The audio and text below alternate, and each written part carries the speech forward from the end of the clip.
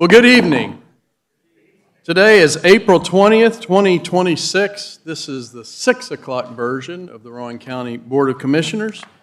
We are grateful to see you here tonight. We hope that you find your evening here with us profitable, as always. And so we're going to begin, as we always begin, with a couple of things. We'll have a Pledge of Allegiance.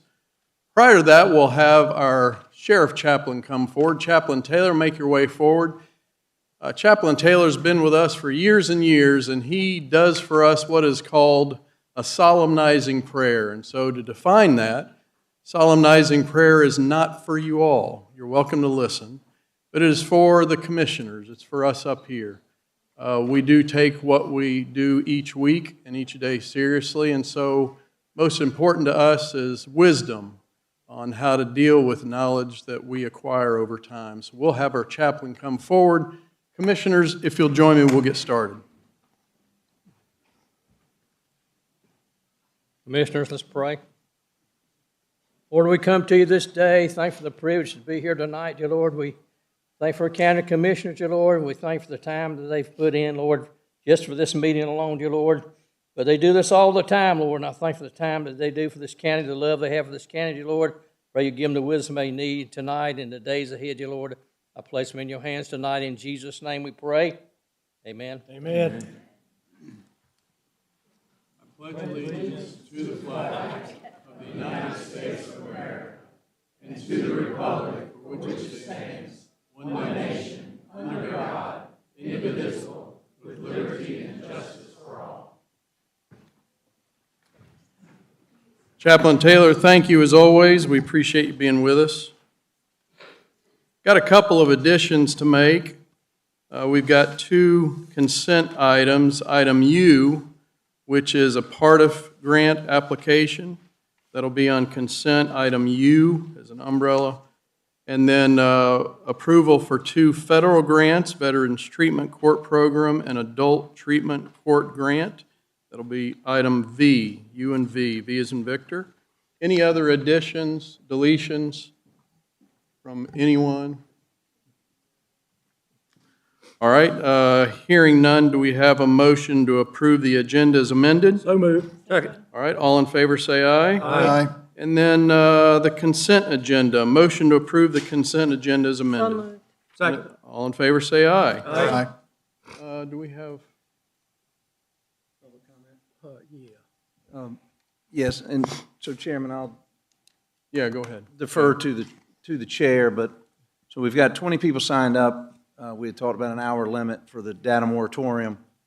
There are 20 people signed up for that, and there are 11 people signed up in public comment to speak, I think, about the data center. And so I'll defer to the chair whether you want to do that under public comment or extend the data center moratorium conversation to include all comments about, data centers in one fell swoop. I just wanted to point that out, that I think 11 of the 13 or 14, so we'd have to entertain a motion to extend public comment too. Yeah, I think what our plan is, anything to do with the data center, we'll do under the data center moratorium contract or issue. If we need to extend that, we're happy to do that, okay? Is that all right? Yeah, so you can see them in that sheet. Yeah, then We'll I'll just- look through here, and folks who want to talk about something otherwise, we'll talk about that, okay?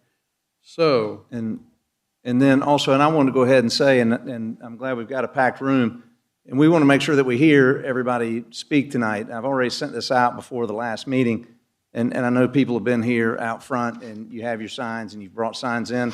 I am just going to ask you, just out of respect for the room and the meeting, to not wave signs. You can keep those on the floor, please.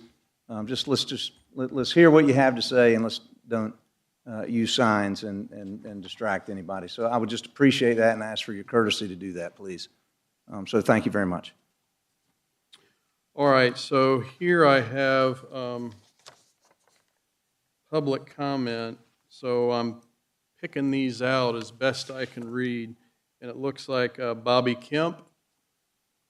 Bobby, I know you were, there you are. So you'll be first for us, Bobby. Bobby, welcome. Come on up. It's good to see you. We are glad you're here.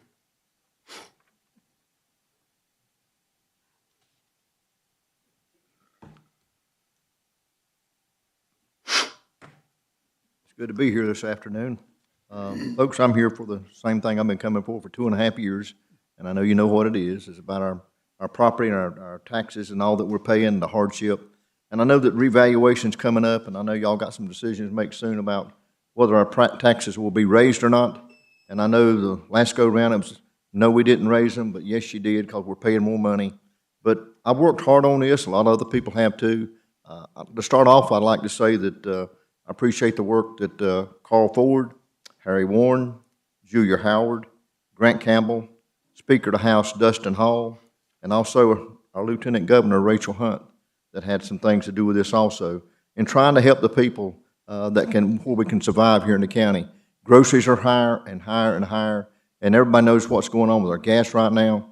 Your seniors, your veterans, your disabled folks, our young people, we don't have the money that a lot of people have to pay our debts, pay our bills.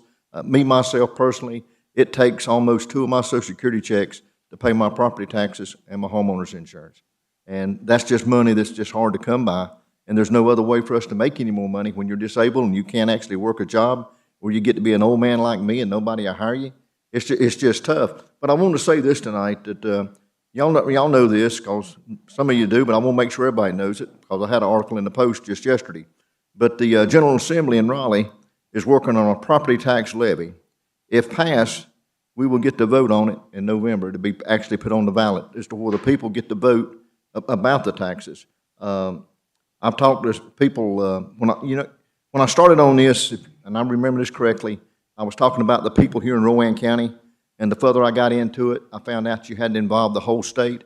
I've talked to people in other states, not other states, but in other counties here in North Carolina. Last week I had an opportunity to talk to a man in Burgall County, and he was actually a commissioner. And they're facing some of the same problems there that we have here. And they actually they said that what they have done is actually broke the law, and they're working on that. But they froze their evaluations until they got some things worked out, because it was going to be such a hardship on the people. I know that it takes money to run the county, but also it takes the other people here in the county. We've got to have money to pay our bills and to live with too, and it's causing such a hardship. So I came tonight to ask you not to raise our taxes again, whether through property valuation or anything else, because we cannot afford it. There's got to be other means that the county can come up with some things. Maybe we need to sell some things off. I don't know. Maybe we need to look at some programs we got now and see where the money's going and do some research on it, because we are actually struggling. I've talked to people, and I've heard from people, especially when I've had that ad come out in the paper yesterday. I've had a lot of people contacting me, wanting to know what they can do. I encouraged everybody to come here and speak. That's the only help that we know we can get here in our county. But outside of that, I'm tickled at what's going on in Raleigh and what our representatives there is doing. Mr. Chairman, you had told me one night here that the only way change would come would be through them. And I put my time in, I put my homework in, and my desire is to help the people here in Rowan County. Oh, I thought that was somebody's hearing aid. I'm sorry. I think that's your 3 minutes. Yeah, that's your That's the 3-minute warning? Yeah. I never should have told you to put that clock up. I know. Bobby, thank you. Appreciate y'all listening. Yeah, it's good to see you. All right, let's see here. It looks like the next non-data center, Mark Ortiz, on the war on us or the U.S., or maybe both. Mark, welcome. It's good to see you again. Thank you. Good to be here. I appreciate the opportunity. What, 3 minutes already? That was quick. Got to speak quicker, Mark. Yeah, I need to. They told me I needed to talk faster, but I think this I think this is new, so we're trying. I think I can read the sign here. All right, we're very sorry. All right. I'm going to talk later about the moratorium.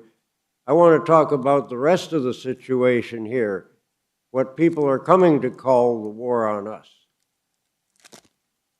Very great man, George Carlin, said, "You don't have leaders, you have owners." That's right.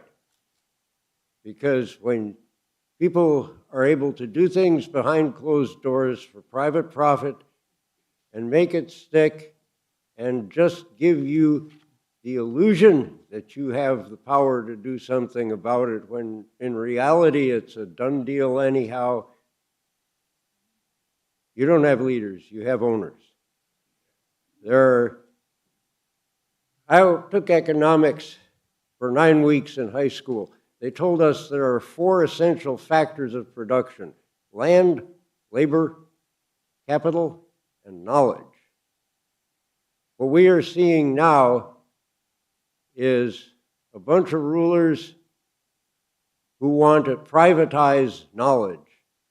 Make your expertise that gives you the bargaining power in the world to make your way in the world, make it something you rent rather than own. Boy, they told us you will own nothing and you will be happy. Maybe dumb and happy. That's what this is a part of. The austerity that we're seeing. Everything getting cut. Everything going up. No money for anything except endless war. That's a war on all of us. Even those of us who aren't human. It's a war on living things to make us replaceable. We need to fight this. We don't have a choice.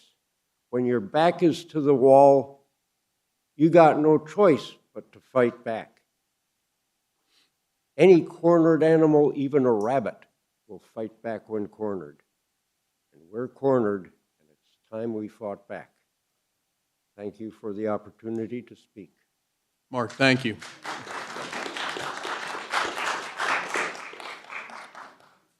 All right, let's see if there's anybody else.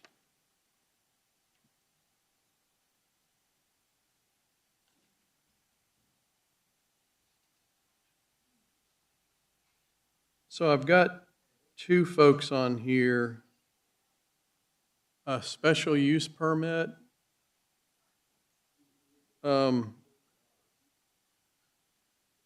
Simona Cantrell and Mike Elam, is that for something? It is not a data center, it is a animal care facility. It was 4th on the agenda. I think we filled out on the documentation. All right, so we'll get back to you then? Okay, thank you.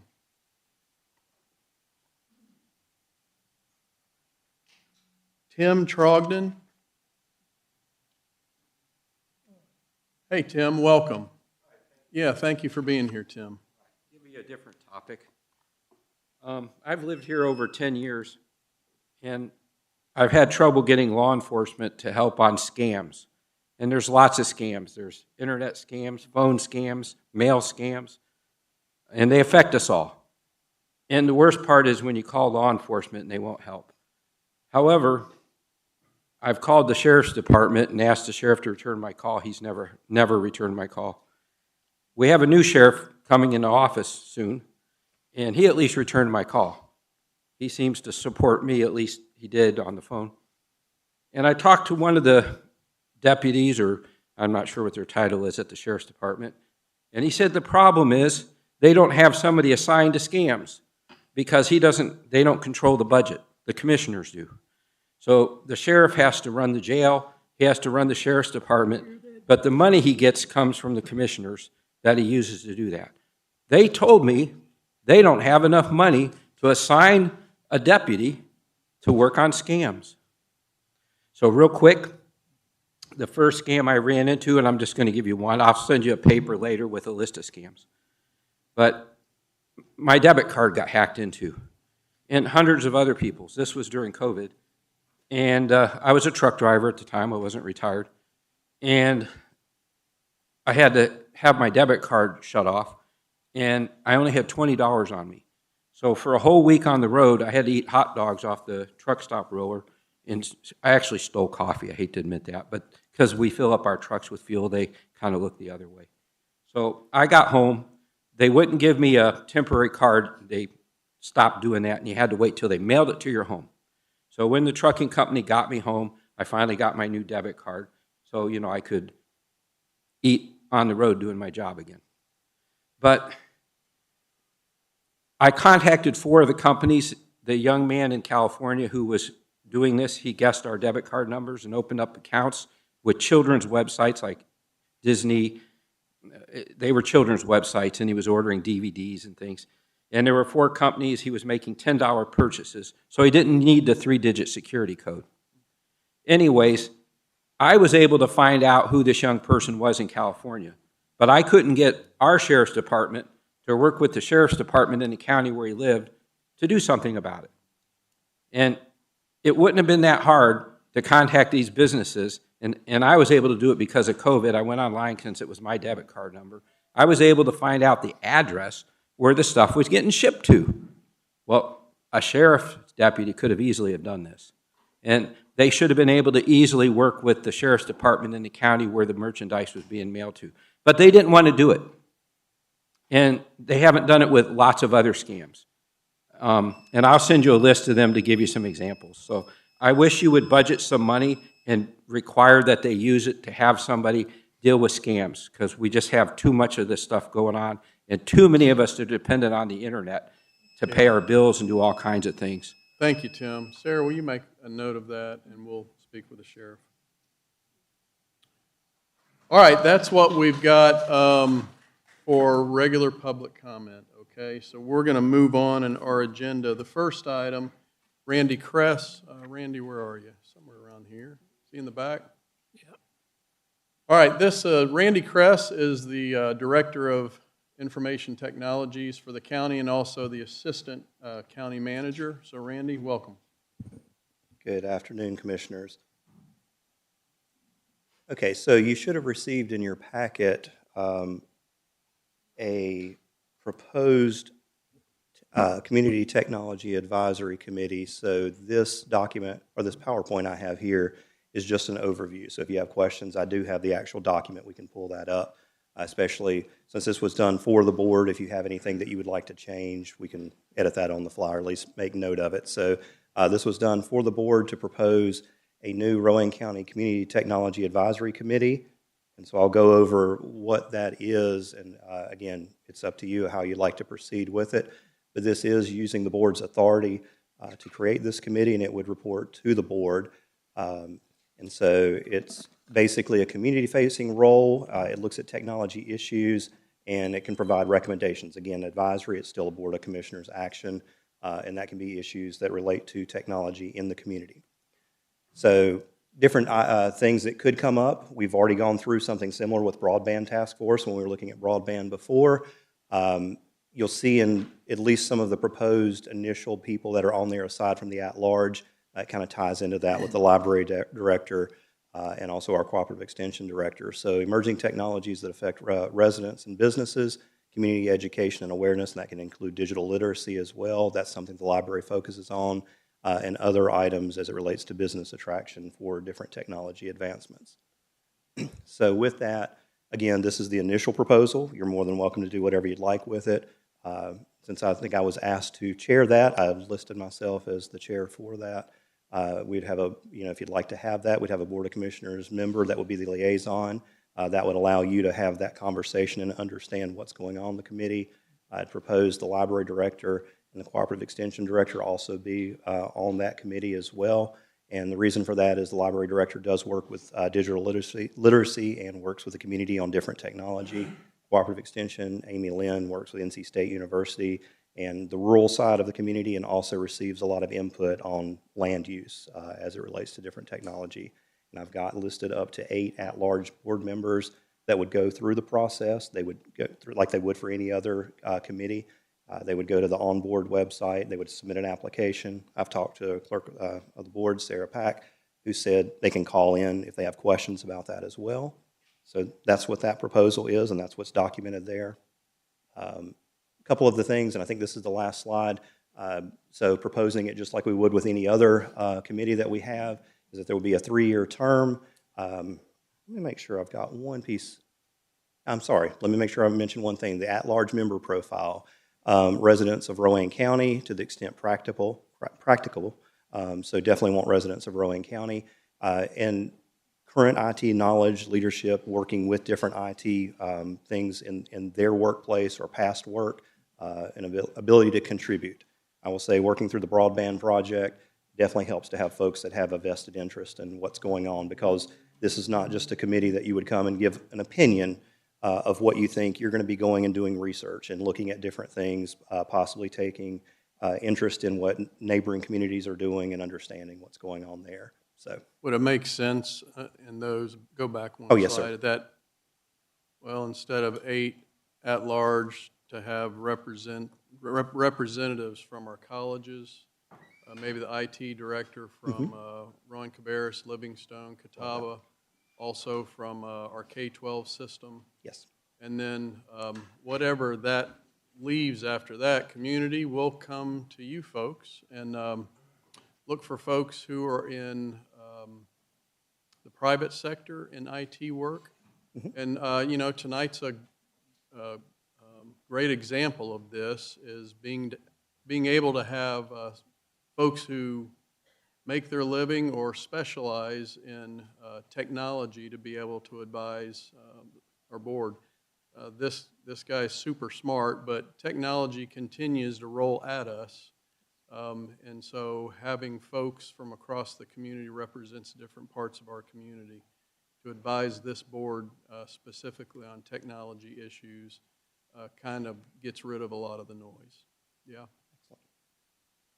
And so the last slide on that would be the 3-year term.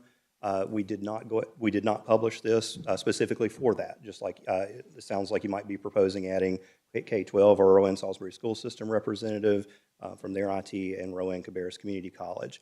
So with that would probably leave you to still possibly up to 8 or at least 6. And so we'll make that reflected in what's available for the onboard.rowancounty.nc.gov. And of course, that'll be published as well. So with that, are there any other questions that you have?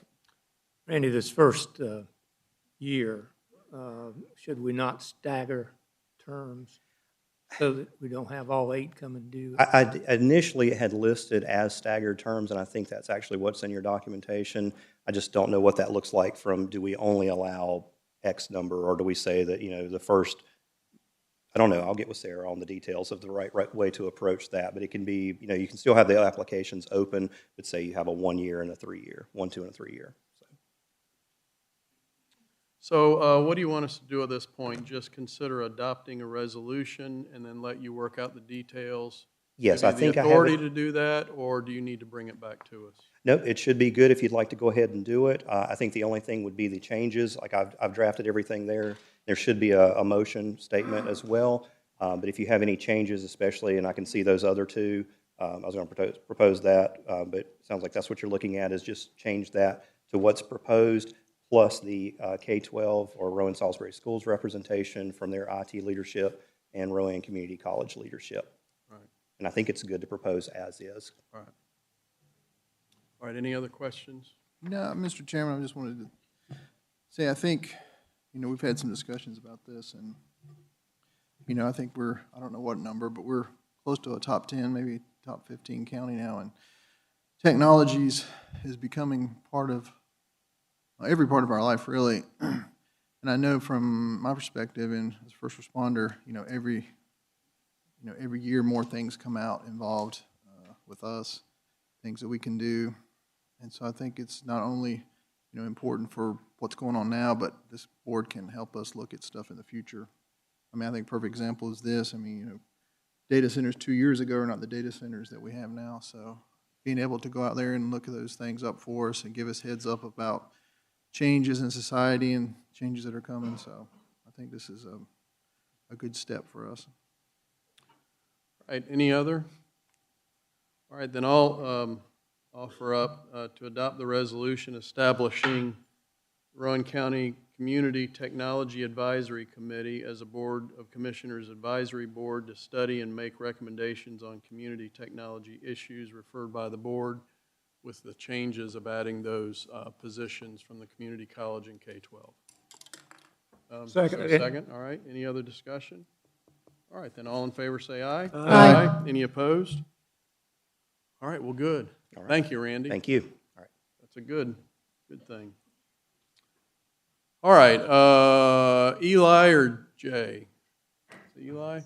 So Eli Harden is, we're lucky to have him. He is our Assistant county attorney.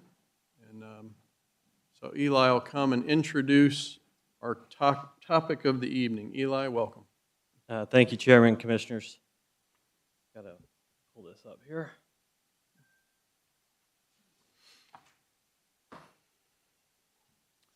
All right, at the board's direction, I worked with Jay, County Attorney, and planning staff to put together a proposed one-year data center moratorium. You've got draft text in your packet and was on the agenda. Put together just a sort of a quick presentation here to hit the highlights. I'm happy to answer any questions the board has, and then obviously we'll open it for public comment. Our statutory authority for data center moratorium, any moratorium, comes from 160D 107, which is the planning statutes. Data centers as defined in this moratorium, worked pretty extensively with Shane and Ed on this one in planning. We've defined that as one or more buildings housing a group of networked computer servers, typically used by organizations for remote storage, processing, or distribution of digital data. And then that's included currently in our zoning ordinance in the SIC 73 business services categorization, more specifically computer processing, computer-related services. So it's currently in the zoning ordinance, but it's not, data center itself is not defined. So, one impetus for moratorium. Reasons for the moratorium, just quick highlights. Board recognizes, county recognizes that data center development is increasing at a rapid rate. These are popping up across the state, across the country. Technology is changing, as Commissioner Caskey just highlighted, as are the needs for this technology. County recognizes there are economic benefits to data center development, potentially offsetting property taxes and subsidizing what citizens have to contribute to fund local government. County also recognizes there's concern among citizens regarding the ever-evolving nature of data centers, potential impacts, data centers on quality of life, et cetera. So the goal would be to develop an ordinance that would permit data center development, but in order to subsidize property taxes, provide other economic benefits, but also address and alleviate, true potential concerns that citizens have. The scope of this moratorium itself, if you all choose to enact this tonight, it would prohibit the issuance of any permit within the county zoning jurisdiction, so that excludes any municipality zoning jurisdiction or their ETJ. This cannot apply to those. And that would include zoning, building, demolition permits, and it would also include the receiving of submittals for soil erosion sedimentation plans. It would also prohibit the rezoning of any property for use as a data center, again, within the county's zoning jurisdiction. The moratorium timeline, so starting tonight, if you all pass this, running through no later than August 31st, Board of Commissioners, Planning Board, county staff would be instructed to study benefits and potential harms of data centers, as well as restrictions that have been placed on data centers in other municipalities in North Carolina and across the country. No later than August 31st, planning staff would begin preparing proposed revisions to the zoning ordinance or determining whether or not revisions are not needed. No later than January 25th, 2027, the planning board would be required to conduct a courtesy hearing on any proposed changes to the zoning ordinance, and then, as they do with all planning matters, make a recommendation to the Board of Commissioners. And then April 19th, 2027, one day before expiration of the moratorium, the Board of Commissioners, no later than that, so the board could do it sooner, would be required to hold a public hearing on any proposed changes and vote whether or not to enact those changes. Opportunities for public participation outlined in the ordinance from April 20th tonight through August 31st, the board will be required to hold one public hearing at a 6 o'clock meeting to allow interested parties to voice desires, concerns, opinions on what they want these zoning ordinances changes to be. Board would also be required to have one public presentation at a 6 o'clock meeting from either a data center developer or industry expert on potential benefits of data centers and how they mitigate harms that citizens, the board, others are concerned about. So that's... Yes, sir. All right, go on to your next point. Okay, I'm happy to stop at any point. No. And then that answers my question. Okay. Planning board would be required to hold a courtesy hearing, which is similar to a public hearing before this board. Citizens would be able to come, and at this point you would have the proposed revisions that the planning board is considering. Public could speak on those proposed revisions once they've actually seen them. And then lastly, once the planning board has had their hearing, made a recommendation to this board would need to hold another public hearing, and the public would have the opportunity to come speak again before the board enacts those changes or not. Exemptions under this moratorium and any moratorium, North Carolina statutes lay out, and North Carolina common law lay out what you can apply a moratorium to.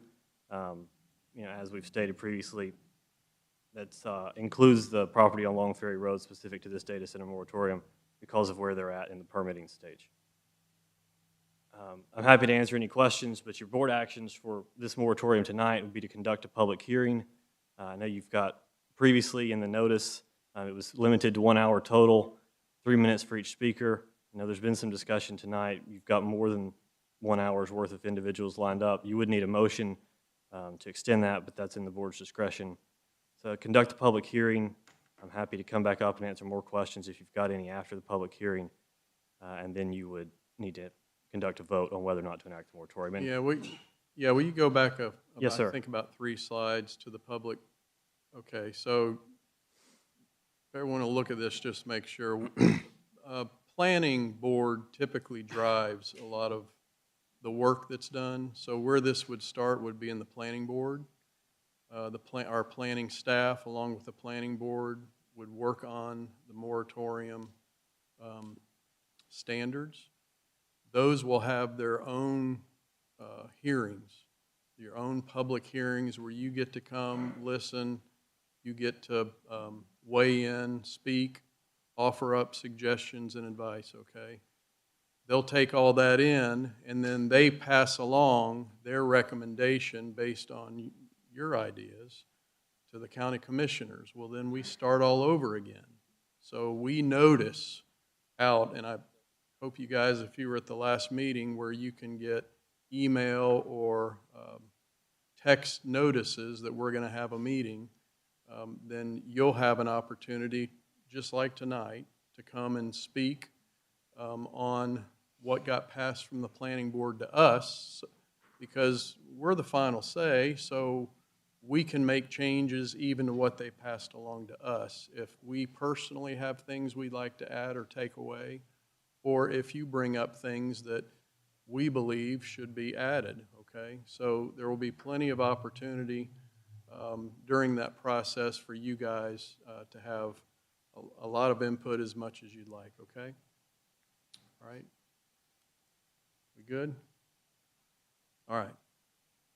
Don't go anywhere. I'm going to go to the back because I don't see Go an to the empty back. seat, but I'm available.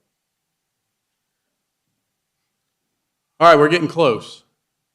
All right, I've got some things that I want to kind of lay some foundation before we get started, kind of answer some questions that maybe you have, and then we're going to turn it over to you probably for as long as we need to, okay? So I do want to offer sincere thanks for you all being here tonight. We know that there are strong emotions in this room, and we want to respectfully acknowledge that up front. So whether people support data centers or whether they don't and are deeply concerned about them, everyone here shares the same goal, which is to protect Rowan County. We also want to acknowledge something very important. For many residents, this became real only when job site activity began.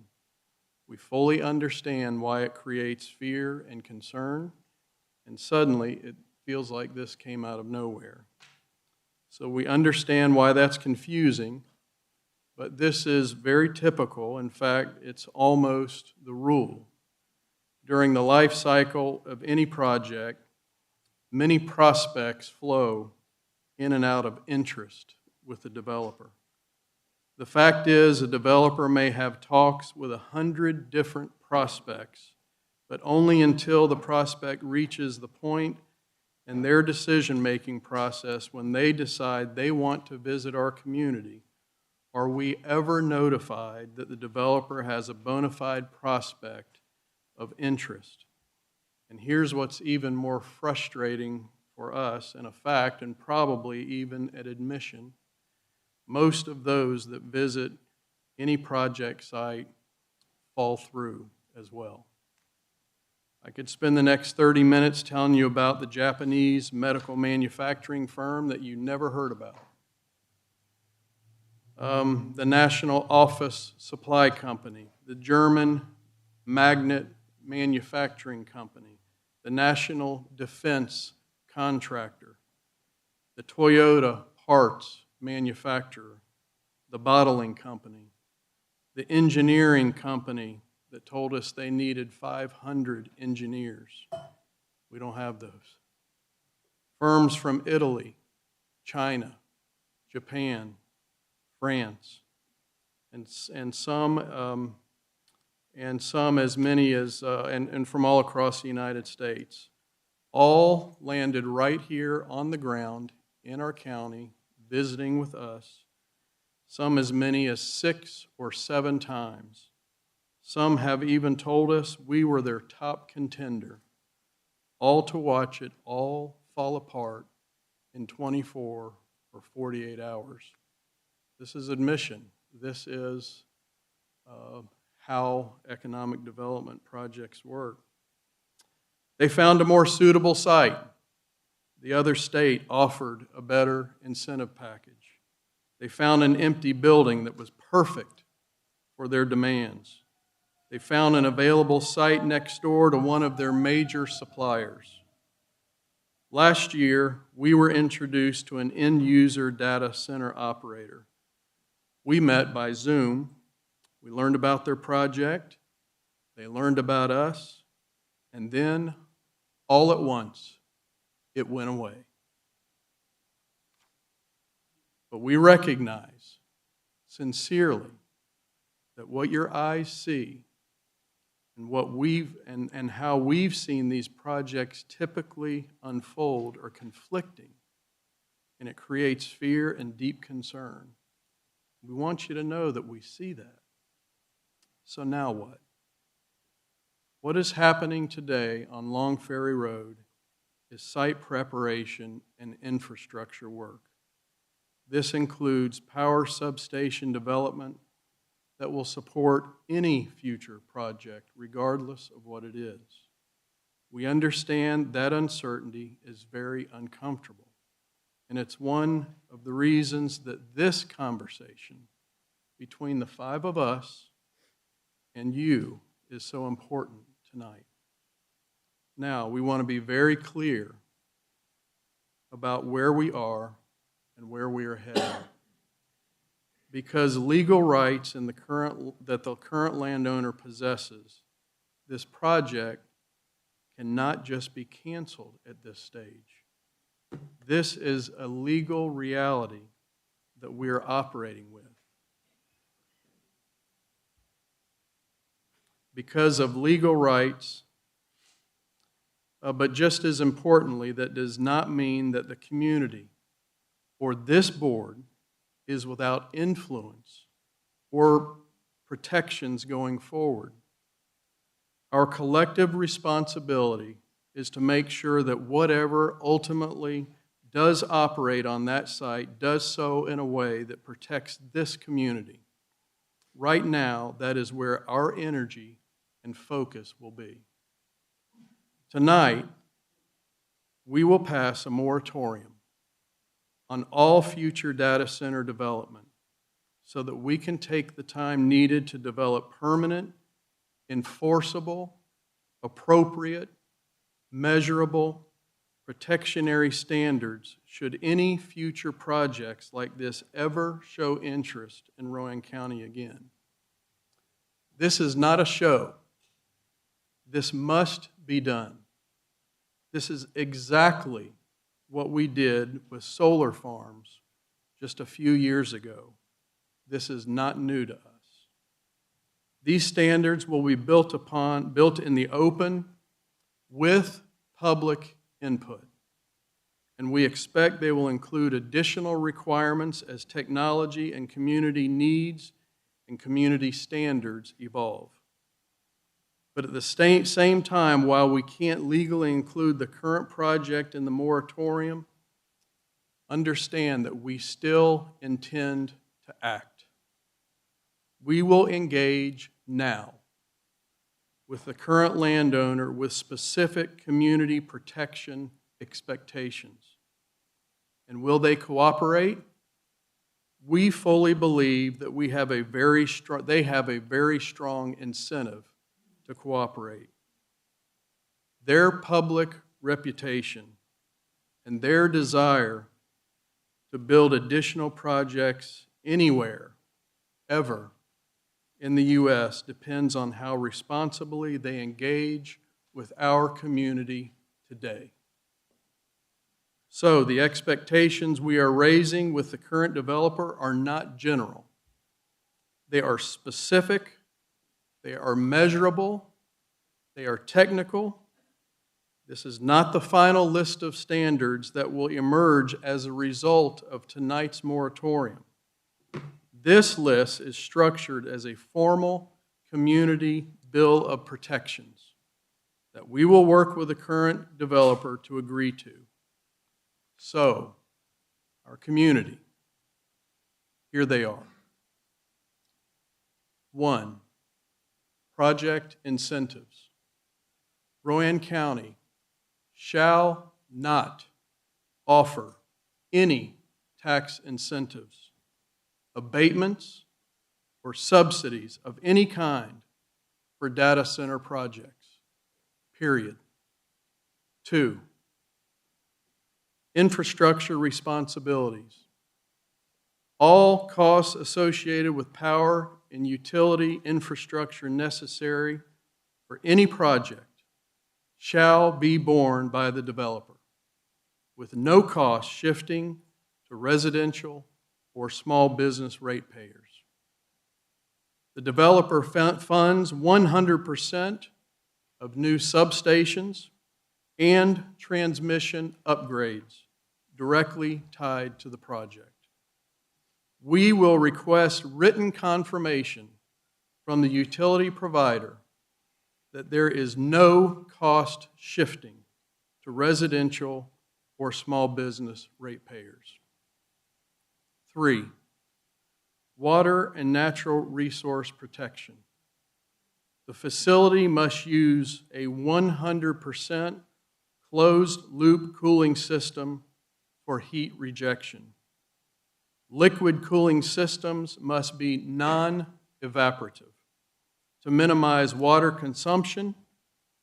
Local wells and/or on-site streams may not be used as water sources for operation, period.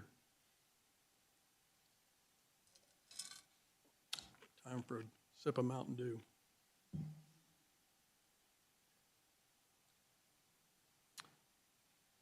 As a side note, the company that we spoke with last year, you may have read in the news, why does closed loop matter? One of the biggest concerns is use of natural resources. If you read in the paper this weekend, you will see that Salisbury Rowan Utilities provided a will serve notice to the former company of up to 5.7 million gallons per day. That was actually a surprise to us. What we had seen was less than half of that.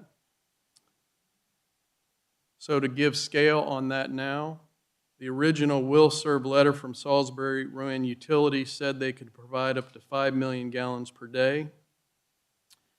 We were told that a closed-loop system would reduce that demand to 15,000 to 20,000 gallons a day, only for bathrooms and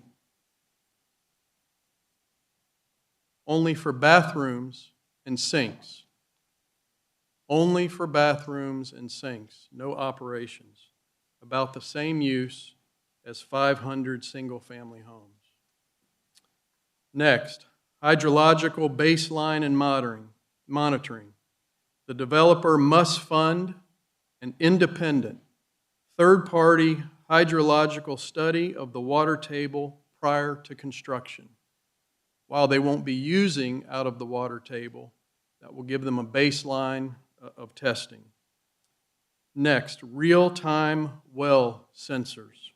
Installation of monitoring wells on all 4 cardinal directions of the property line with independent third-party data shared publicly via online dashboard to track water level and quality. To avoid any type of maintenance discharge during system maintenance or repair, we mandate containment curbing where any water stays in a tray and zero discharge infrastructure, which means the facility must have an on-site storage tank to hold any water removed from the loop so it can never enter our sewers and streams. 4, acoustical and vibration control. We will pursue what's referred to as an ambient plus standard. The facility shall not generate noise levels that exceed the pre-development ambient noise level by more than 3 decibels above the pre-construction ambient noise level at the property line of any residential dwelling.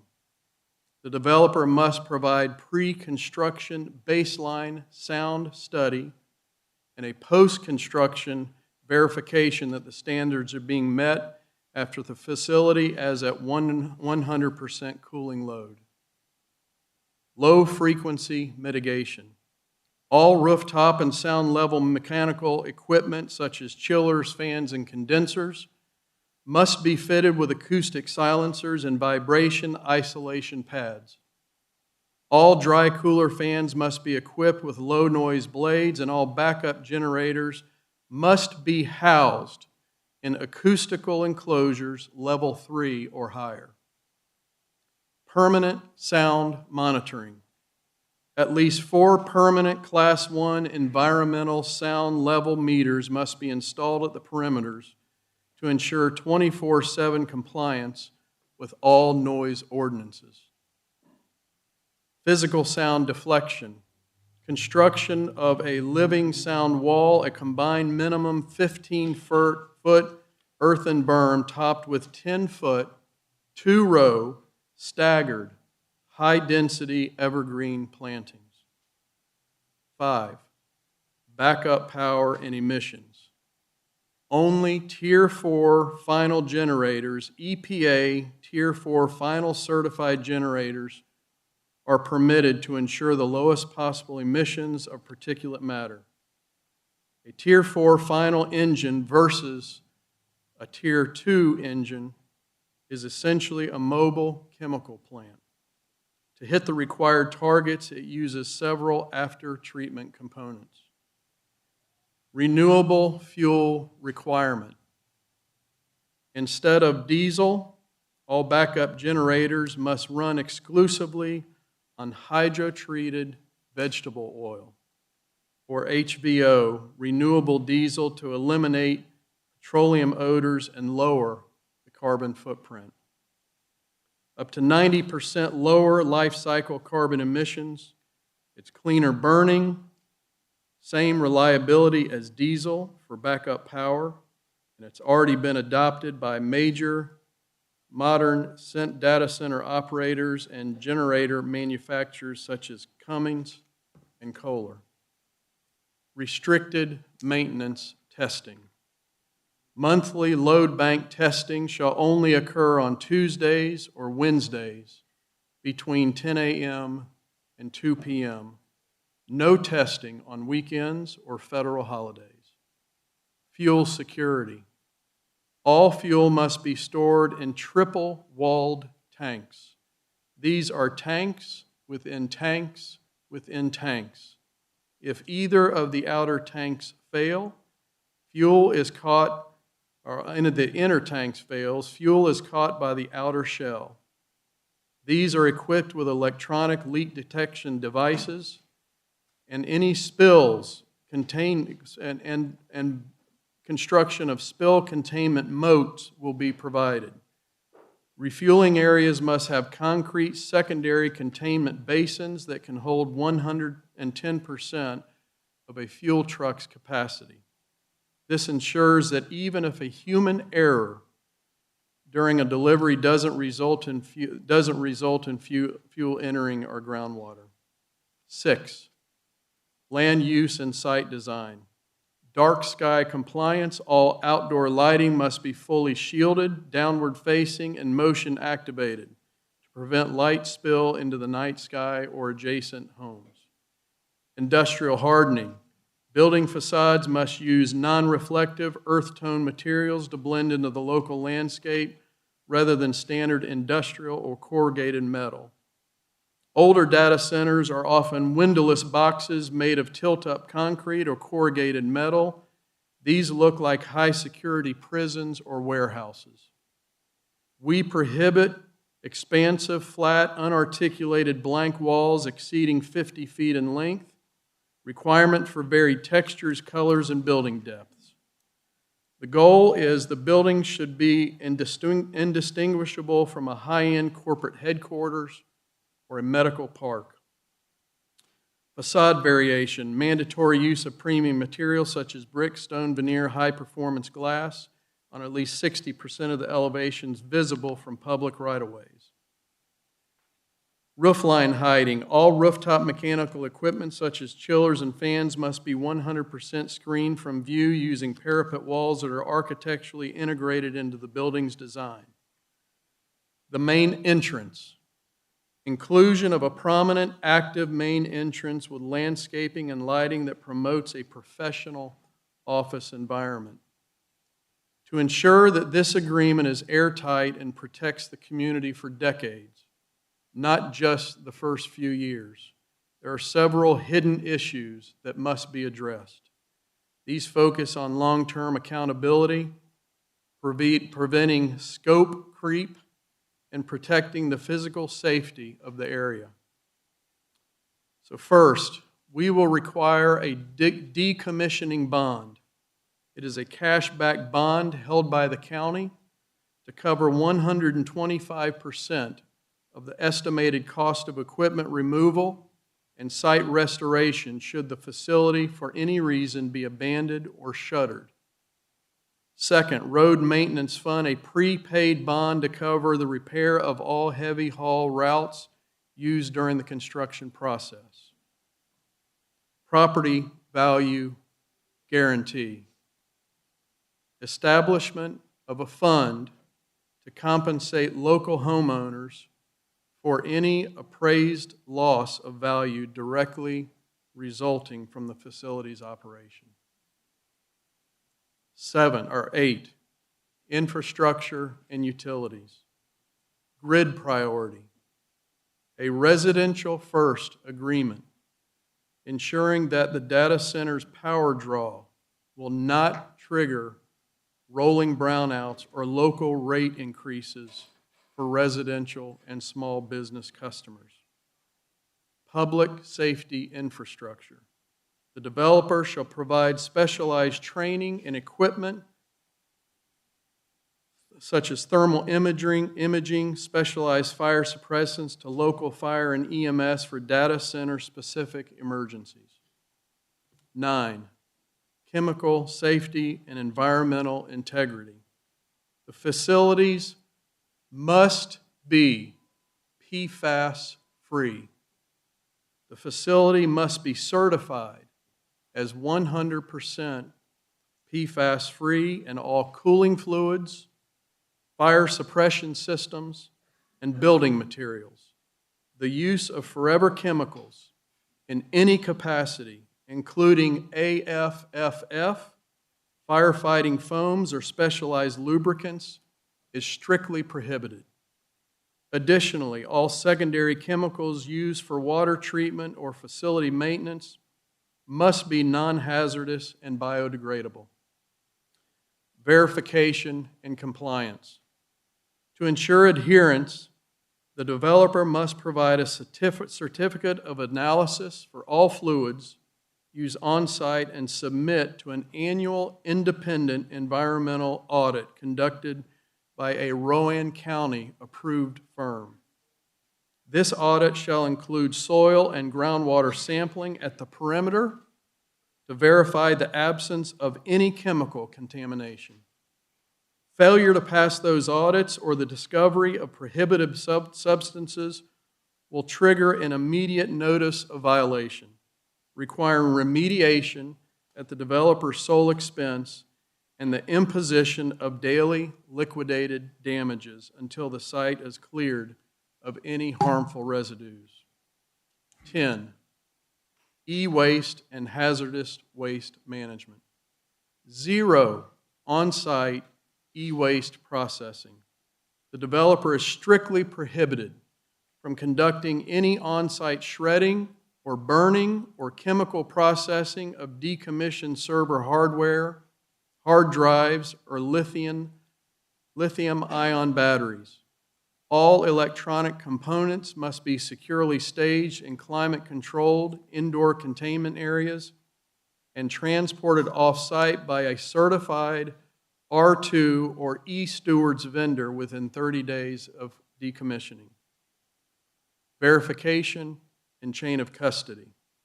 The developer must maintain a transparent waste manifest ledger, documenting the volume of e-waste removed and the final destination of all hazardous materials.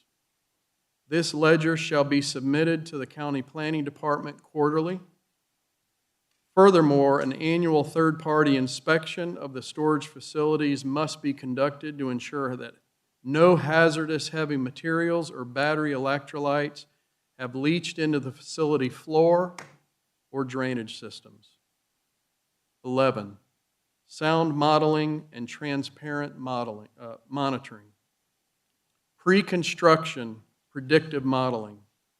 Prior to the issuance of any building permits, the developer must submit a comprehensive 3D acoustic propagation model conducted by an independent, board-certified acoustical engineer. This model must account for local topography, atmospheric conditions such as temperature inversions and wind direction, and the cumulative drone of all mechanical equipment at full load. The study must demonstrate that the facility will remain in compliance with the ambient plus 3 decibel limit at all neighboring residential property lines under worst-case scenarios. Monthly compliance testing. The developer shall fund mandatory monthly sound audits performed by a third-party firm during peak operation hours. These audits must include spectral analysis to ensure no high-pitched tonal spikes or low-frequency vibrations are impacting residents. Public transportation, public transparency portal. All data from the monthly audits, along with real-time feeds, all data from the monthly audits, along with real-time feeds from permanent perimeter noise sensors, must be uploaded to a dedicated public website managed by the county or an independent third party. This portal must include an automated alert system that notifies local officials and the public within 24 hours of any decibel exceedance, including a written explanation of the cause and the corrective actions taken. 11, public accountability and transparency portal. To ensure ongoing compliance and community trust, the developer must fund and maintain a public accountability portal. This website shall be managed by a neutral third party and updated in real time or monthly, where noted, with the following data sets. 1, environmental and chemical reporting, a live chemical inventory of all fluids on site. 2, an incident log documenting any on-site emergencies, fuel spills, or equipment failures, including the response time and remediation steps taken. 3, acoustic and resource metrics, real-time feeds from perimeter noise sensors, and the results of the monthly sound audits. 4, a running meter of total water usage in gallons per month to verify closed-loop compliance and efficiency. 5, economic and labor contributions, an annual report of total property and utility taxes paid to the county and city. A current employee count categorized by permanent full-time roles versus temporary contractors to track local job creation promises. Enforcement tracking, a public record of any notice of violations issued by the county and proof of the subsequent fines paid or mechanical fixes implemented. Local workforce and education partnerships. To ensure the project provides genuine economic mobility for local residents, the developer must enter into a formal community benefits agreements that prioritizes local labor and education. Higher education pipeline. The developer shall establish a formal partnership with Rowan Cabarrus Community College, Livingstone College, and Catawba College to develop a data center operations curriculum. This must include grant funding, financial support for specialized equipment, labs, and faculty training at all institutions, an internship program, a minimum of 5 paid internships annually for students enrolled in information technology, HVAC, or electrical engineering programs, a Rowan First hiring mandate. The developer must demonstrate a documented good faith effort to prioritize local employment through the following tiers. The construction phase, at least 25% of the construction workforce and subcontractors, if available, must be headquartered or reside within Rowan County. The operational phase, a commitment to a local first interview policy where qualified Rowan County residents are granted priority interview status for all permanent technician, security, and facility management roles. Job fairs and transparency. The developer shall host at least 2 local job fairs specifically for Rowan County residents prior to the facility's opening. And reporting, the good faith effort shall be measured and reported quarterly on Public Accountability Portal, detailing the percentage of total payroll paid to residents with a Rowan County zip code. Critical remaining protections. 1, anti-expansion and capacity caps. Any requested increase in power draw or building footprint must trigger a new public hearing and complete reevaluation of the environmental impact. Fire and safety lithium-ion storage. The developer must provide a hazmat response plan specifically for lithium-ion battery fires. They must also fund specialized training and equipment such as specialized cooling blankets or high-volume monitors for Rowan County fire departments, as standard firefighting tactics are often ineffective against battery fires. Successors and assigns clause. A legally binding clause stating that all conditions and demands such as noise limits, hiring mandates, and bonds are attached to the land. If a developer sells the facility to another company, the new owner is legally forced to honor every single demand in this list. Traffic and lighting during construction, the demand no haul zones, restricted construction traffic from using narrow residential cut-through streets, strict limits on portable light towers to ensure they don't shine into residential windows during overnight security shifts.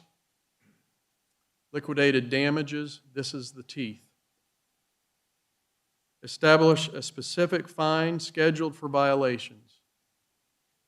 $10,000 per day for noise exceedances, $50,000 per day for unauthorized water use.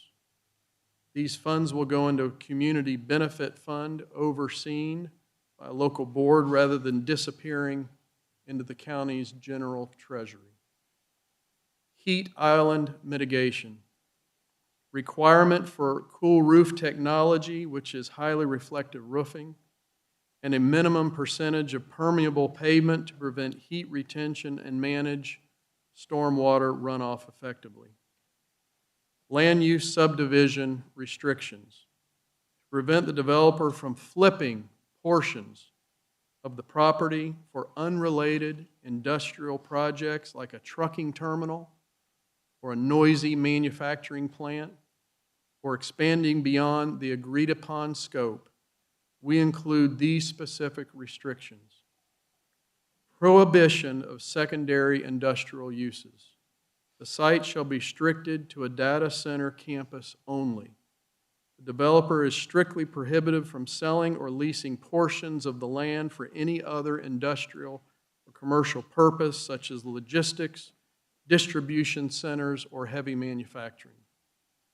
Anti-subdivision clause. This property shall not be subdivided into smaller parcels for the purpose of selling land to third-party developers. This ensures the primary developer remains the sole point of accountability for the entire acreage and prevents patchwork of different companies operating under different standards on the same site.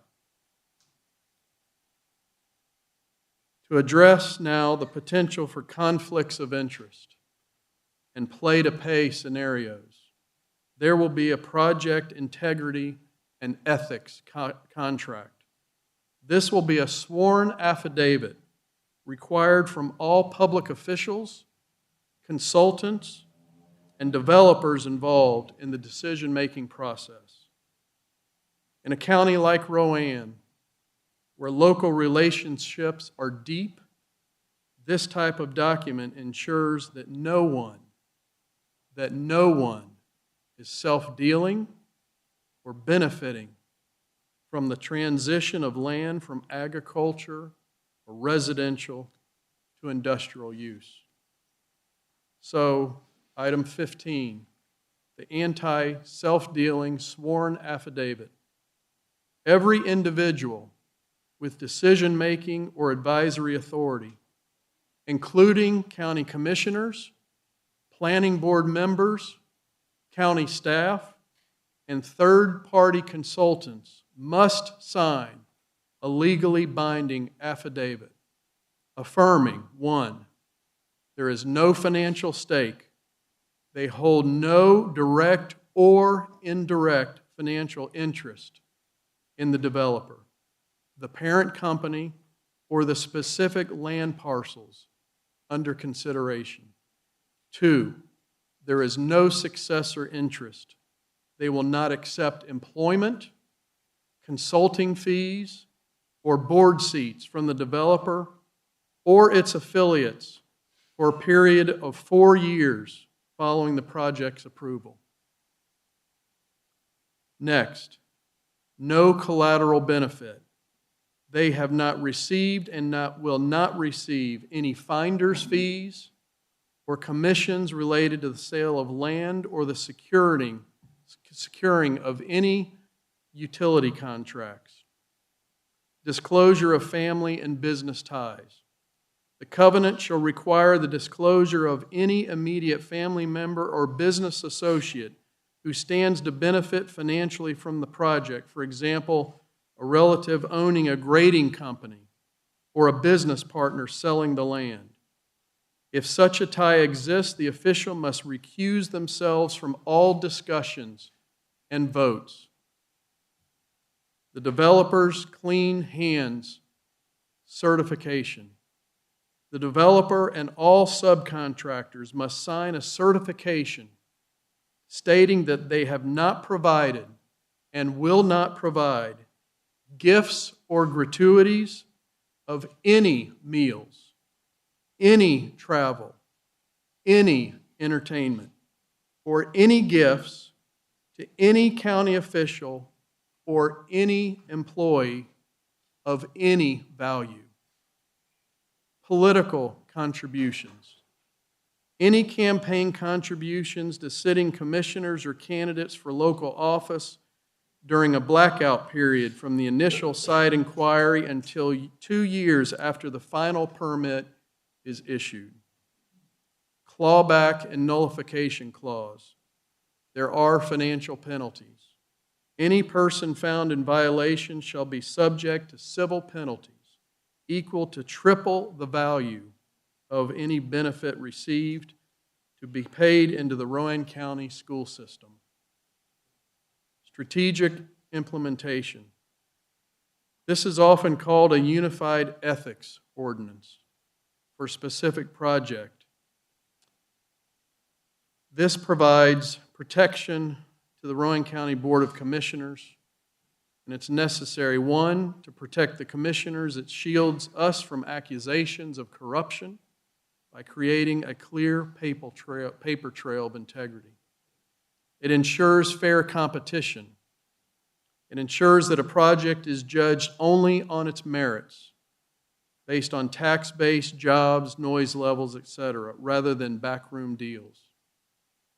It builds community trust. It demonstrates that the concerned residents are being heard and that the process is transparent. So below is a formal conflict of interest and project integrity disclosure form. This is designed to be a standard requirement for every individual involved in any economic development project going forward, for the developers and their lobbyists, to the county officials and technical consultants. The sworn affidavit of non-interest. Any person with a role in the evaluation, advocacy, or approval of this project must sign a sworn affidavit affirming the following. There is no direct financial interest. The undersigned holds no ownership, stock, or financial stake in the developer, its parent corporation, or any subsidiary involved in the project. The undersigned does not own, has no interest in any land within a 2-mile radius of the project site, nor will they benefit from the sale or lease of adjacent parcels for secondary development. The undersigned must disclose any business partnership, past or present, within 5 years with the developer or its legal representatives. I'm getting close. To prevent the promise of future kickbacks by employment, there's a post-employment ban. All elected officials and senior county staff involved in this project are strictly prohibited from accepting employment, consulting contracts, or board positions with the developer or its affiliates for a period of 5 years following the final vote. Successor liability. This ban applies regardless of whether the project is approved or denied, ensuring the decision-making process remains untainted by the prospect of personal financial gain. Gift and contribution blackout. We have a zero-value policy. No official employee of Rowan County shall accept any gift, meal, travel, or entertainment from the developer or its agents, regardless of value. Vendor and subcontractor transparency. Disclosure of all lobbyists. The developer must provide a full list of all community liaisons, lobbyists, and consultants hired to advocate for the project, including their fee structures. Independent consultant verification. Any third-party experts hired by Rowan County, such as acoustics specialists, hydrologists, must certify that they are not currently under contract with the developer or any other project in North Carolina. Enforcement and clawback penalties. There are civil damages, which I mentioned before, which are 3 times the value of the financial benefit of the gift received. Those funds will go directly to the Rowan County school system. And lastly, the integrity tracker.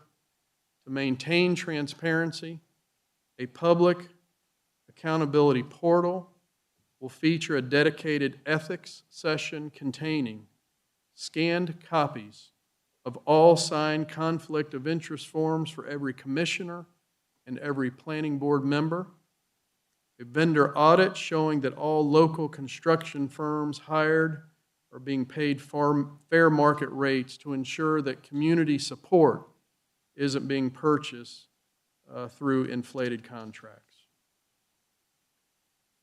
And those are just a few. Now,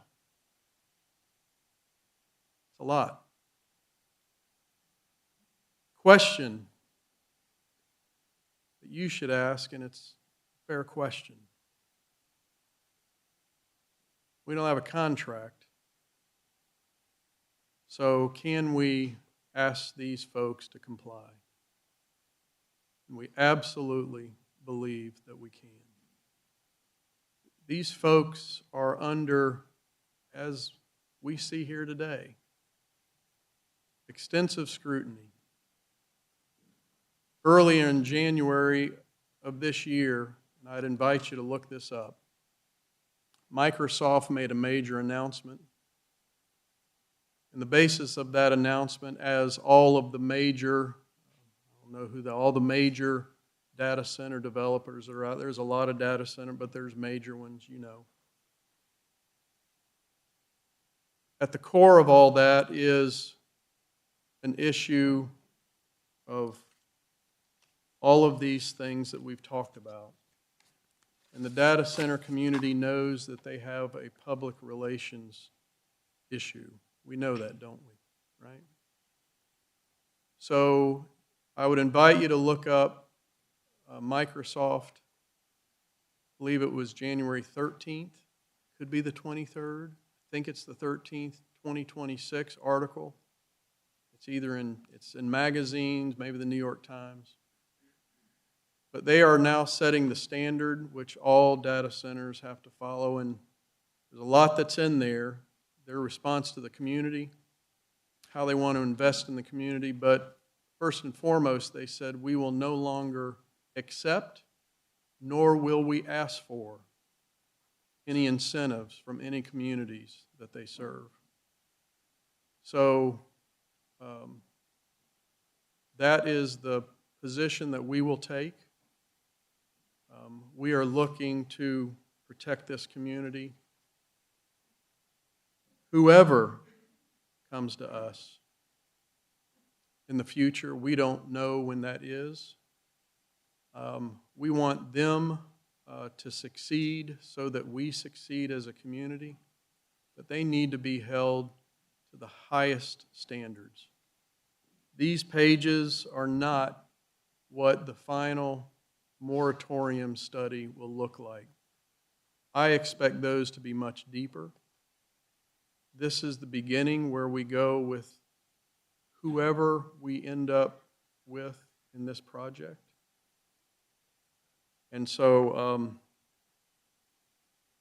want to hear from you. We want to hear from you. We are here. We sincerely want to hear what you have to say tonight. We'll all be taking notes. We will all be listening. And so let's begin. Mr. Chairman, it might be good at this point to, if the board's inclined, to extend the previously noticed 1 hour hearing time. Well, I didn't know I was included. We can keep track of it and let you know. Well, I thought the 1 hour was for you guys. I wouldn't take 58 minutes and leave you with 2. So we will be generous and we will be kind and respectful. And you know what I'm excited about tonight, and then I'm done. Social media is the devil.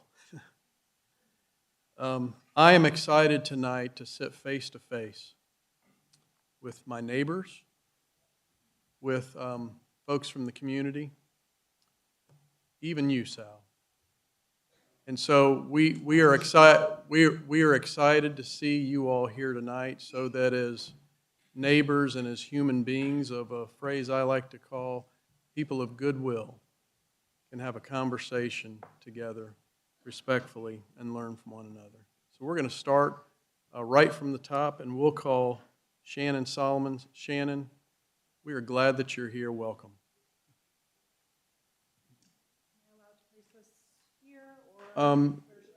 You can give it to our board clerk. Thank you very much.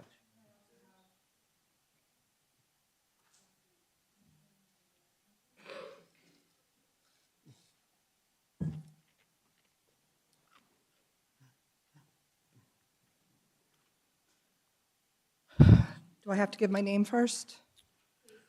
Shannon Solomon. I am a resident of Rowan County. I am 2 miles from the Long Ferry project.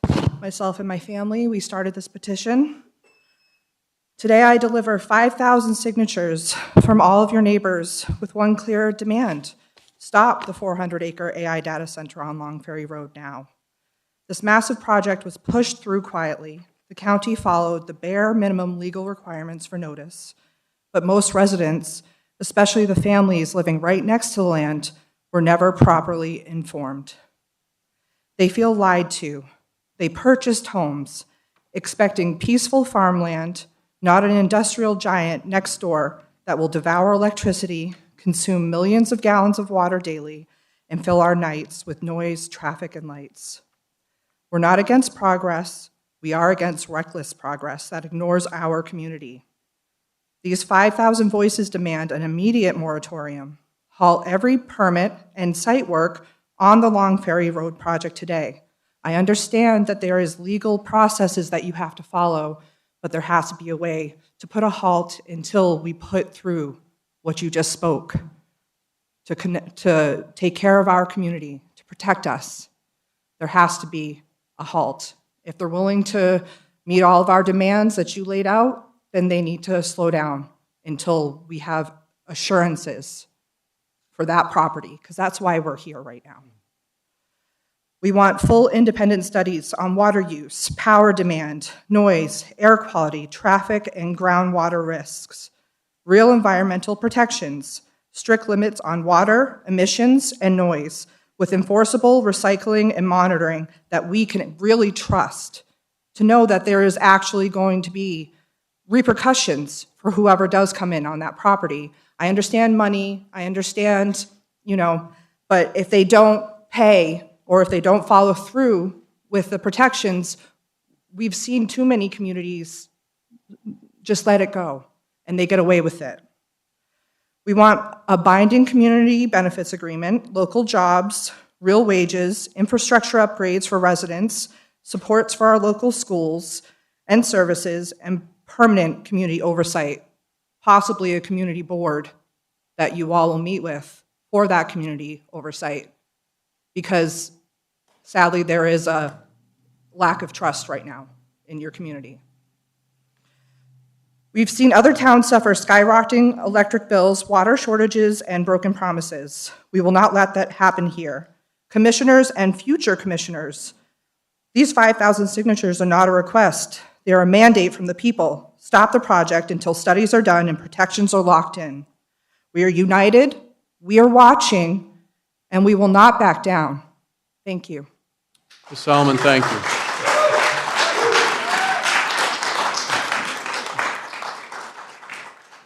All right, next, Sal. Sal, welcome.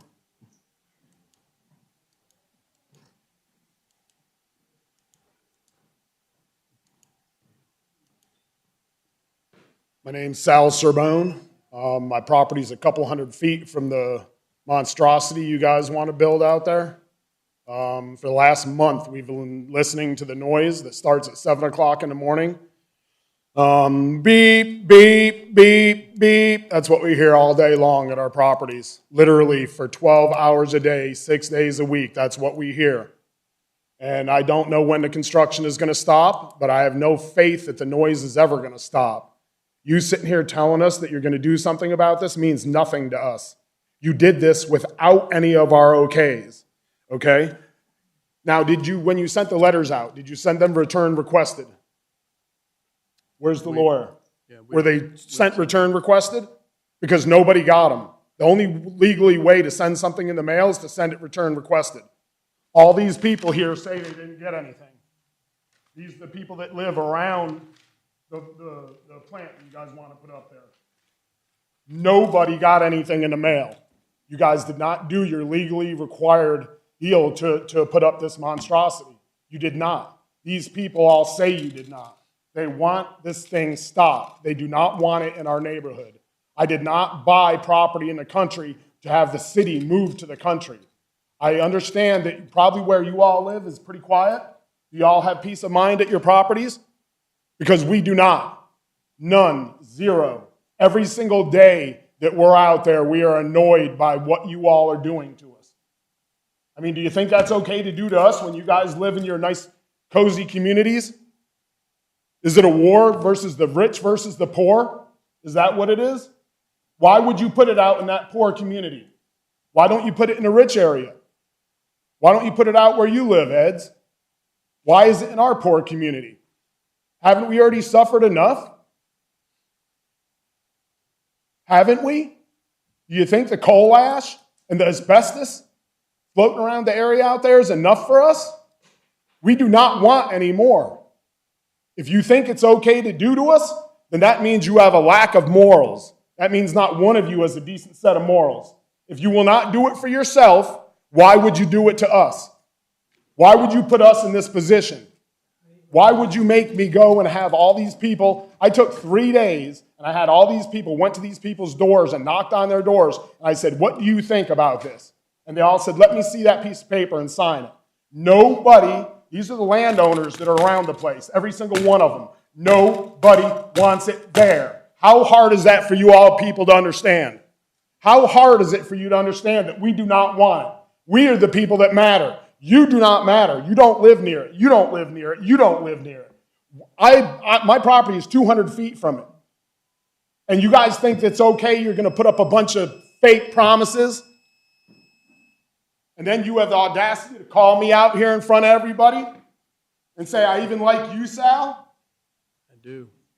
No, you don't. If I could tell all these people what the conversations you and I have had before, they would understand that you don't.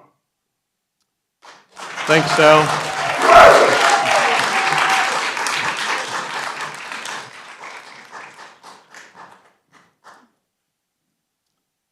All right, next, Charles Solomon. Charles, welcome. We are glad that you're here.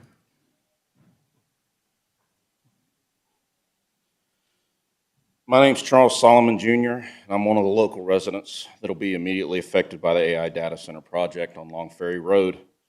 Aside from the environmental and health dangers other community members have pointed out, there are very different but just as devastating consequences. Every day, AI displaces workers at an alarming rate. In the last couple of months, tens of thousands of jobs have been lost due to AI. Job replacement risks by industry are as follows. Manufacturing, 58%. Transportation, 50%. Customer service, 45%. Retail, 40%. Finance, 30%. Education, 30%. Legal, 25%. And healthcare, 20%. All said and done, an AI data center the size of the one in the works for Long Ferry Road has the potential of replacing tens of millions of American workers in the next 5 to 10 years.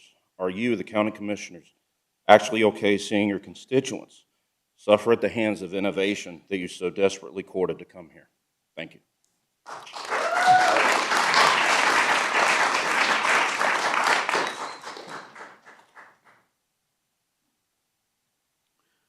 Charles, thank you. Laura Fitzgerald. Laura, welcome. We're glad you're here. Thank you for coming. My name is Laura Fitzgerald, and I'm speaking tonight not out of anger, but out of deep concern for this community.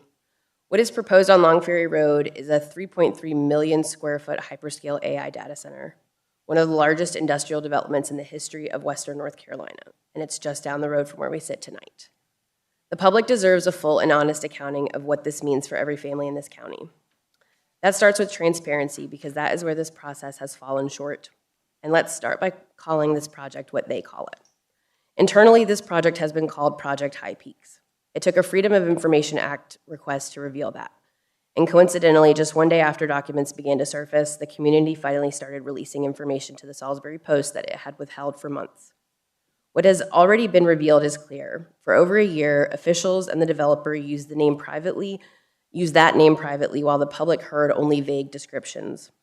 A closed-door summit in July 2025 under the same code name brought together county and city leadership with Red Rock Development and Duke Energy without public awareness or input. And the impact is significant. Another fact only recently coming to light is that the developer is now requesting 5.6 million gallons of water per day drawn from the Yadkin. On the energy side, Duke Power is moving forward with an 850 megawatt gas peaker plant at Buck Station, a higher polluting facility built to serve data center demand. At the same time, electric bills are already up 22%. Another 15% hike is pending. And what is the community being offered in return? The only public benefit so far is property tax revenue, unquantified and unenforceable. Incentives remain hidden, and the FOIA records indicate those incentives will be handled through separate agreements out of the view of the public. One of the biggest failings of this project is the lack of meaningful job creation. It is expected to only produce around 100 permanent jobs. It's also worth noting that the proposed one-year data center moratorium framed as a public safety pause specifically exempts this project. In practice, that function seems less like a moratorium and more like a non-compete. It freezes every other potential data center in the county for a year, just long enough for this one to finish its build-out and lock in the tenants. So here's a picture of what the public is left with. Nearly 6 million gallons of our river water gone every single day. An 18% potential hike on our electric bills. New industrial pollution layered onto a site still recovering from coal ash contamination. Owners who live in other states profiting from the exploitation of Rowan County's natural resources, while our property values, air, and quality of life bear the cost. And the benefits continue to remain ambiguous. The cost falls on the people of Rowan, the profits leave the state. But the people of Rowan County deserve two things before Project High Peaks moves another inch forward. Number one, a binding community benefits agreement, which I think was just discussed. And number two, a true moratorium. Thank you. Laura, thank you. Pleasure seeing you. Scott Huffman. Scott, good to see you. Welcome.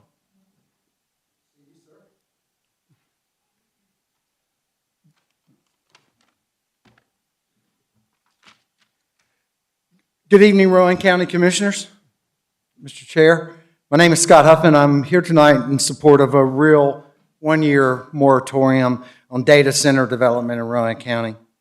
The people behind me are here because they want their voices heard. They are here because they are worried. They have every right to be. And let's be honest, it's very telling that the proposed moratorium does not really include Long Ferry Road. If this board truly is considering a moratorium, a pause, then the very project that brought everyone behind me and outside here tonight should not get a free pass. Don't say you can't pause the Long Ferry, because you can. You just said this board has the final say earlier tonight. And Rowan County would not be alone. Other communities in North Carolina have recognized this. Chatham County, Boone, Apex, Kings Mountain are taking a serious pause. They understand these projects are too big to rush and too important to approve without giving the public time to be heard. We're already feeling hotter than normal conditions in April, with temperatures in the upper 80s and the lower 90s, and more 80-degree days are ahead of us. That means families are heading into air-conditioned season earlier, and those power bills are going to hit harder and sooner. Seniors on fixed incomes are going to feel that pain. Working class families are going to feel that pain. The people are already choosing between groceries, medicine, and the light bill are going to be that pain first. And this is why we need real leadership. Real leadership does not go before a utility commission and support a 15.8 rate hike increase like you did, Mr. Chair. Duke Energy, while families are struggling. Real leadership stands up for the people paying the bill. Real leadership fights for seniors on fixed income and for working class folks who are carrying this county every single day. We keep hearing that this project will grow the local tax base. That sounds good in a press release, but too often when the giveaways, infrastructure demands, utility costs add up, local communities like ours are going to be the ones holding the bag. And let's be honest about something else. If they can afford $174 million from land, then they can afford to pay for the infrastructure their project requires. Rowan County taxpayers should not be left footing the bill while our schools, our children, teachers, roads, and working families are pushed to the back of the line. If the money is there to buy the land, then the money is there to pay the true cost on the project. So tonight, I'm asking you, the county commissioners, to support a real moratorium, not a selective one, not one with a free pass for Long Ferry Road, a real moratorium that gives this community time to organize, ask questions, seek answers, protect our water, our power bills, and our quality of life. Because if Long Ferry Road is excluded, this is not a pause for the people, it's a green light for the project. Thank you. Scott, thank you. Christian Stuffer.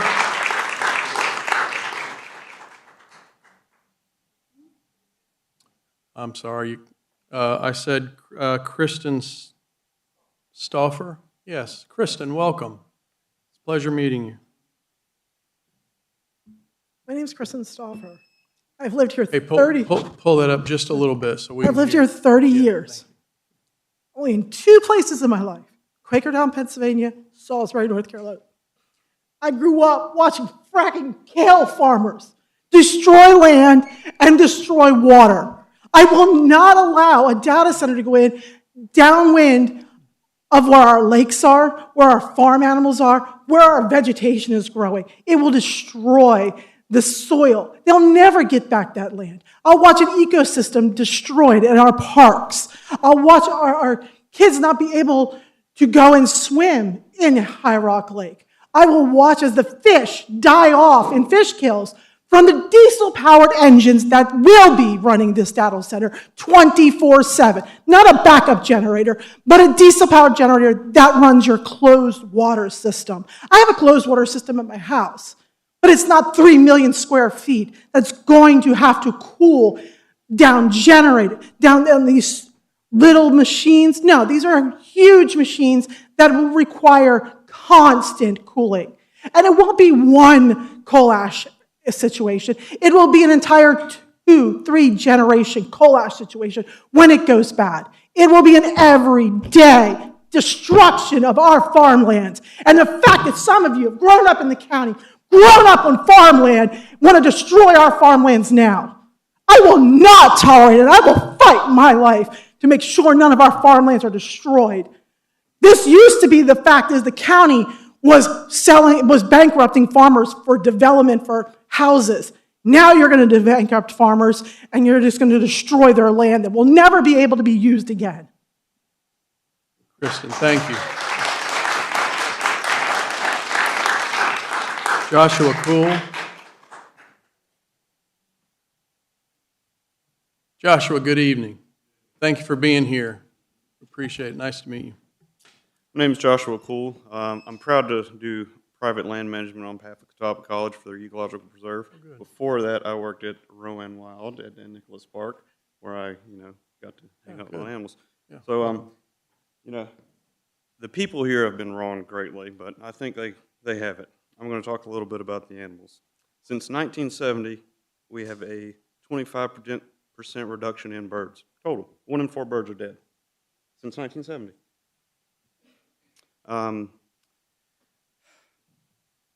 Birds, when we hear them singing, they're looking for mates. These noisy data centers, can you hear a bird song when you're standing next to a gas lawnmower? No. These birds aren't going to be able to hear each other. They're not going to be able to communicate. The same will apply for frogs. And do you know anything about box turtles? Box turtles can store the reproductive material they receive from a male for upwards of 4, 5, 6 years. They're doing this because they're choosing a specific time and temperature so that they can get their populations in balance. They understand where their female-male populations in the area are at. The way they adjust for this is they lay their eggs at a certain depth and they cover it with a certain amount of substrate. And they adjust that in the nest so they'll have 5 males. They do this. They do this, very intentionally. This heat island that will be generated from a data center, you're wiping out every single turtle around. They can't keep up with that. I mean, if you won't do something good for the people here, maybe you would like your children, your grandchildren to know what a box turtle looks like. It's one of the greatest creatures we have in this state. If you want to kill thousands, feel free. I don't understand why a moratorium is being bandied about and then excluding the one that was hidden from the public, pushed through, and now you're saying, well, this one's fine. It won't be fine for those animals. It won't be fine for that soil. She's right, you can't recover from that.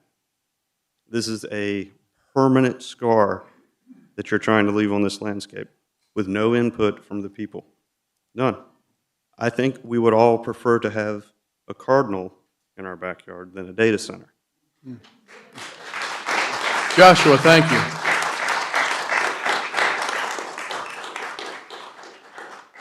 Leslie? Leslie, good evening. Thank you for coming. Pull that down just a little so we can hear you real well, okay? Thank you. My name is Leslie Parker. I'm a part of the Poe family. The Poe family lives primarily less than a half a mile from this structure that you plan to build. I'm 72 years old, and this is the only home that we have ever owned. We own property there that is residential, and we do have some open acreage. And also, I have cousins that live adjacent in single-family homes, and all kinds of my relatives live there, uncles, aunts. And we are very much concerned about this development. I'm a biologist by training, and I know that there are going to be repercussions to this development. You have a very nice list of requirements that you're going to hold these people to, the end users, but those kind of things fall apart all the time. And the people that are left there are the ones that will have to suffer. And we just hope, my family hopes that you'll consider a moratorium on the Long Ferry development. Thank you.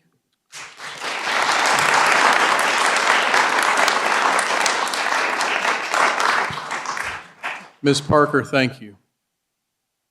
Carolyn Malone. Carolyn, welcome. We're glad you're here. Thank you for coming. First and foremost, I'd like to thank each and every one of you for giving me this opportunity to speak. I also want to remind each of you that you're seated here because the residents of Rowan County elected you and put trust in you to do the right thing. And as it was mentioned before, hasn't this community suffered enough with the coal ash pond? And we still don't know the long-term repercussions on that. And now a data center. What I find most disturbing is that when Red Rock developers purchased Carlton farmland, we were all well informed. I believe there was like 165 mailings that went out in addition to public meetings. I went to those meetings. We had diagrams, maps of all the proposed warehouses, the road expansion, and especially even showing, because where I live on Kern-Carlton Road, they were putting a secondary road because my property, the back end of it, adjoins where this data center is being built. But on the flip side, unbeknownst to any of us, no matter what rules you supposedly followed, no one received that letter or notification on this new zoning. When I went online, I found that the letters went out to 36 residents, the ones that had property adjoining, which included me, and the letter merely stated that Red Rock was requesting an amendment. Nowhere did it say we're going to be looking at a data center.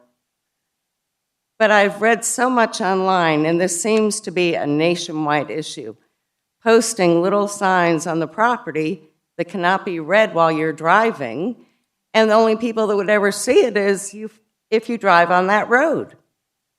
And the other claim that we're saying as well, this was all done very secretively, without any public knowledge. I mean, otherwise, if we're so well informed, why are we all here? You're making decisions that are affecting our lives, our community, our health, not to mention the environment. And where are the independent environmental studies, the sound studies? I hope you read up on local Rowan, we don't even have enough firefighters to man a truck. So what's going to happen if there's a fire at that data center? You know, the only benefit that I can see at this point was lining pockets when the deal was made. It takes thousands of employees to construct this data center, but but after that, they're long gone. It only takes 10 employees to run it. And they use massive amounts of water, and there's a lot of arguments about the closed system. I don't want to go into all that. And they heat the air in the ground up to a 6-mile radius. They use enough electricity that would provide 1 million residential customers. And ironically, Duke Power, just a couple of years ago when it was cold, did a rolling blackout. We had no power for 6 hours on Christmas Eve day. Carolyn, thank you. Okay. Thank you very much. Thank you.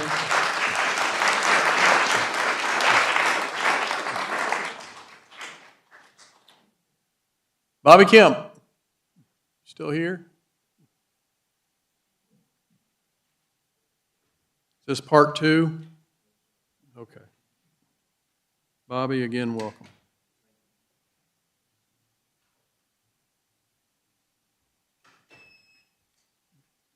I just want to say I don't know a whole lot about data centers. I have looked up a lot about them. But first of all, I want to say that just being honest with you folks, it seems like this thing's been a secret for some time. I think the people deserve honesty and upfront. But in looking at this whole situation, and some of you folks know that I've been through 2 different types of stage 4 cancer. And the research I've done on this, not only does data centers can cause cancer, it can cause hearing problems, heart problems, all different kind of problems. I would ask, what kind of guarantee do we have on that we don't wind up a bunch of health problems?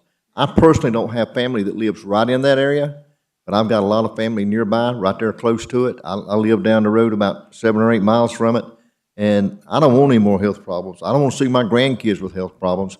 This is a thing that right now that you're looking at, and you know, to me, the cheapest thing in the world is words. You can say whatever you want, do whatever you want, but if you don't have something to back it up, where do we stand at? If this thing goes forward and down the road, here we've got a lot of kids that are sick, a lot of pregnancies that are aborted, and people are dying from this. One of the researchers I looked up said that by the year 2030, across the United States, there'll be over 1,300 people die because of data centers. It didn't specify what all it was. I know what it said it could cause, and like I say, I would like to see some more time spent on this and some more thought put into it and some more research done about these health problems. One person for the data centers say this thing, the ones against the data centers say that thing, but what is the truth? I would like to have the truth. I appreciate you letting me come back in and say these things, but I want to leave this with you. 2 things I want to leave with you. The first thing I want to say to you, what is one life worth? What is one life worth? And y'all know that I'm a Christian. I go to church. I teach a Sunday school class. I love the Lord. I got saved in 1981. I've been saved for 45 years. And there's a verse over in the book of John, and here's what it says. Him that knoweth to do good and doeth it not, it is sin. Bobby, thank you very much. Rick Mahaley. Rick, it's good to see you. Thank you for coming.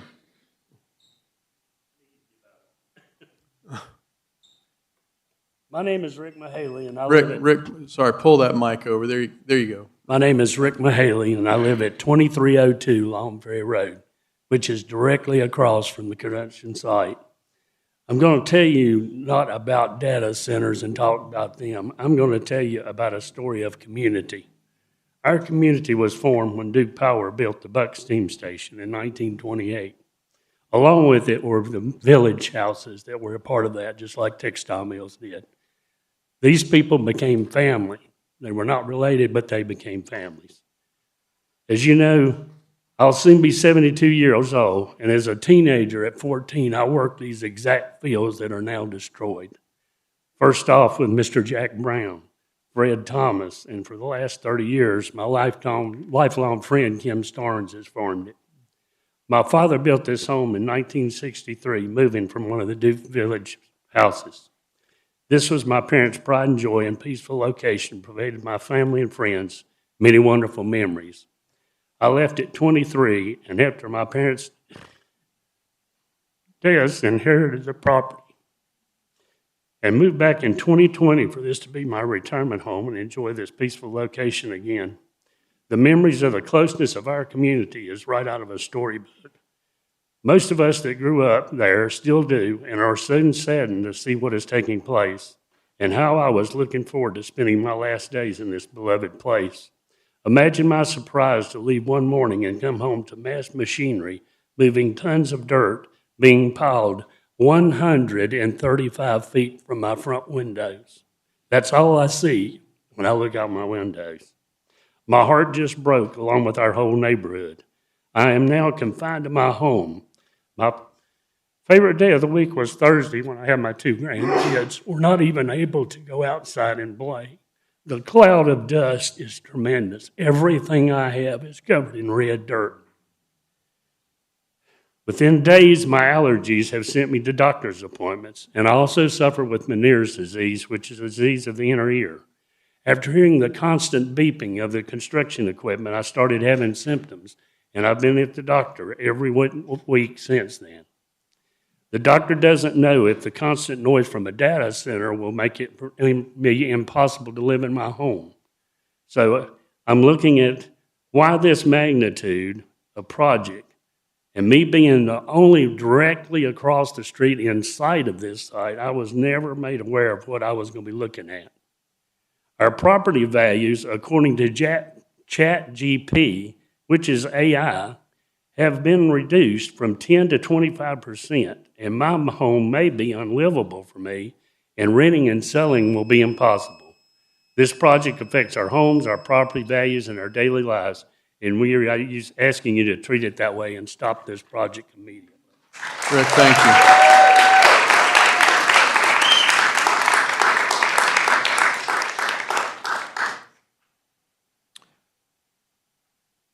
Henry Womble.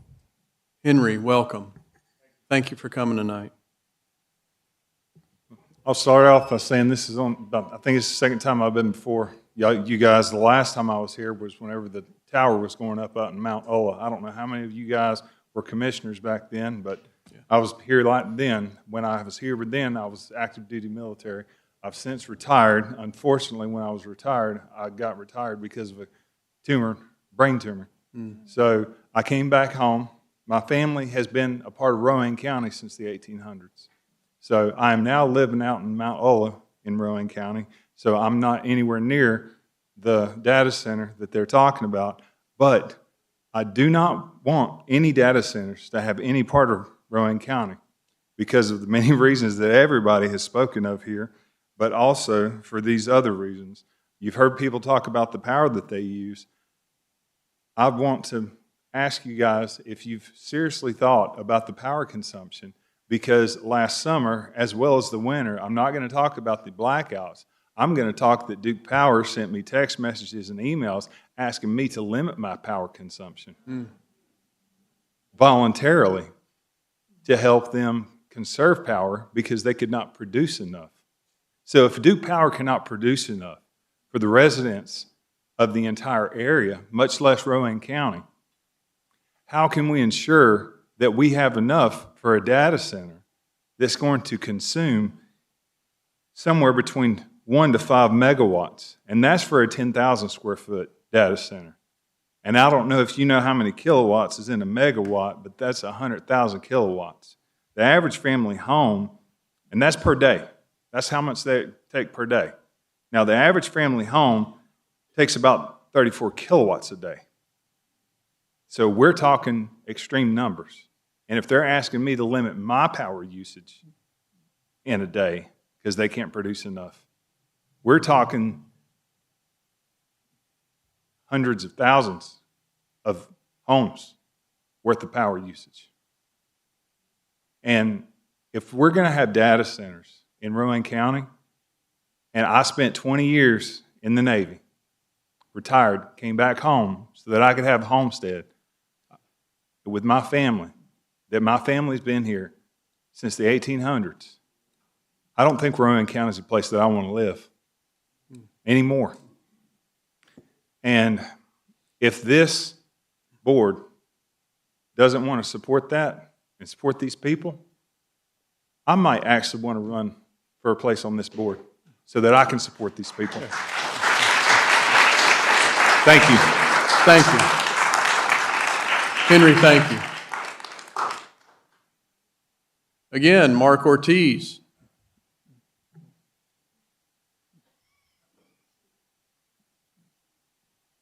Welcome again, Mark. Thank you.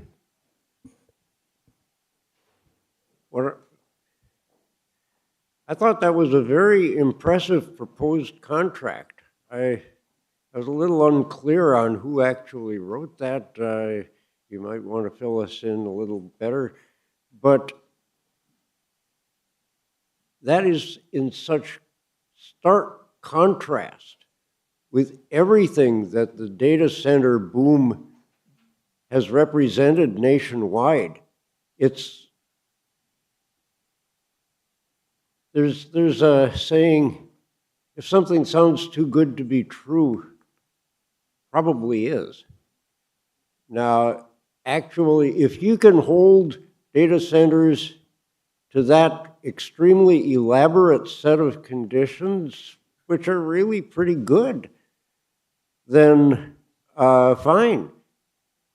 But this is in such total contrast to everything that's been going on around data centers in this country. They aren't quiet. They aren't clean. They aren't pretty. If we could have something like that, well, okay, maybe. But what's getting me is so many things just don't match. I've seen different site plans for this thing, and they change like oil on the water. And we don't even know, this is not a finalized design, obviously. We're seeing layouts and artists' conceptions, and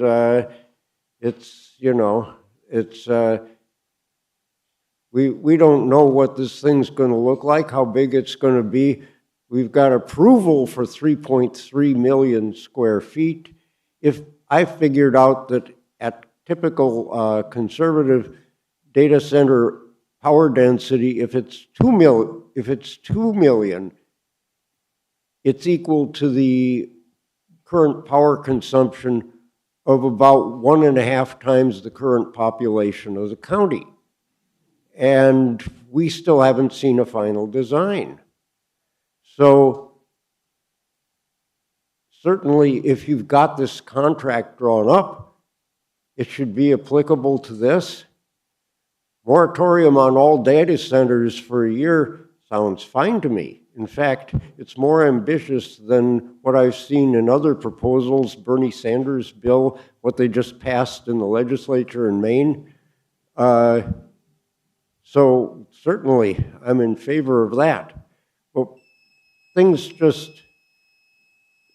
keep changing. It's like a hall of mirrors. Thank you. Thank you, Mark.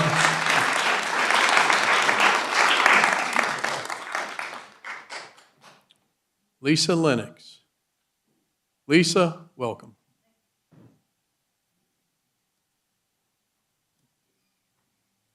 Good evening, Chairman and members of the board. My name is Lisa Lennox. I just want to voice my support for the moratorium, my opposition to the data centers. I thought your plan was well developed, well thought out, but sort of after the fact. And I hope and pray that it can be applied to Long Ferry. If they will adhere to the requirements that you listed, I'm with Mark, very impressive. I think that's something we could live with. But you need to really reinforce do what it takes to make sure that they will comply to these things that you've set forth on the moratorium and to apply to Long Ferry as well. A lot of people are counting on you. Thank you.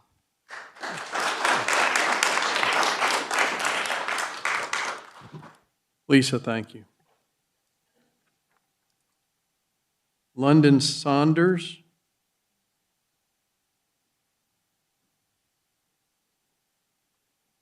London, we're glad you're here. Thank you for being here. Hello, I'm London Saunders. I want to point out data just from the other data centers that have been built across the country, particularly in Michigan, Virginia, and Nebraska over the past several years. These newer data centers are for generative AI, have been using exponential more computing power than, computing power, which requires exponentially larger sums of water and energy, which is approximately 5 million gallons of water and 100 megawatts of power per day. To put all of this into perspective, 100 megawatts of energy is enough to produce 100,000 average American homes. This is water and energy that would be going to the Rowan community, but it would instead be diverted to unwanted and unnecessary data center. It's a disproportionate amount of consumption for the size, and it will put a strain on Rowan community, contaminating and depleting our water supply, which has been documented in the affected communities in Michigan, Virginia, Nebraska, and lead to higher energy costs, which are taken from our wallets. We've seen that these have driven away the local communities from their homes. They've decimated local economies and created ghost towns, modern ghost towns. And when there's no local economy there's no money within the people, there's no money to be spent. The economy can't go anywhere.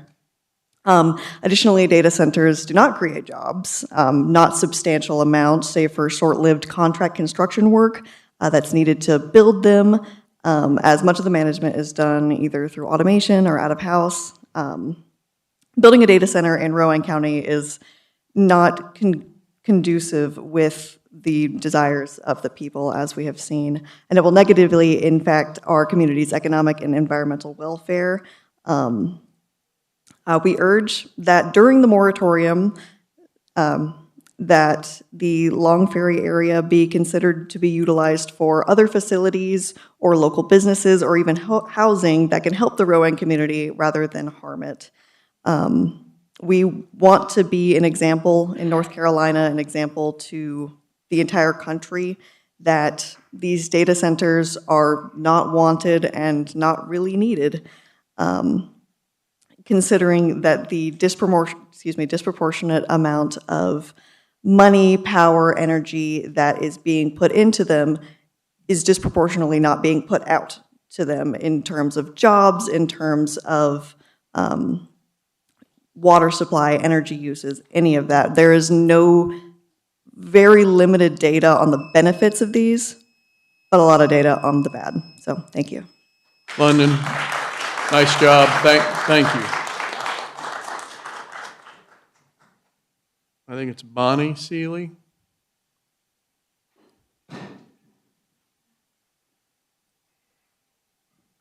Bonnie, we're glad you're here. Welcome. Thank you for coming. Other than the circumstances of us being here, we are not happy we are here. We do not want this data center here. We've heard all your plans and what you want to hold this place to, but what about the road going in? Long Ferry Road, the intersection, Chewy's intersection, all of these intersections have no street lights. They have no caution lights. They have stop signs, yes, but they're not effective. There was a really bad wreck the other night, last Saturday night. Lady got hit on a motorcycle. Yeah, that intersection is my driveway. Why aren't there plans to build up the road before any of these infrastructures go in? That is a big concern. Big concern. Because all these people want to get to work just like everybody else in this room does.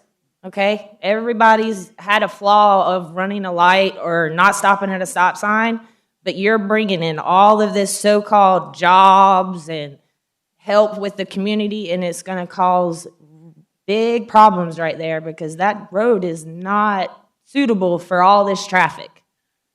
There's little, I don't know what they're called, but they put them on the roads to count how many people drive back and forth.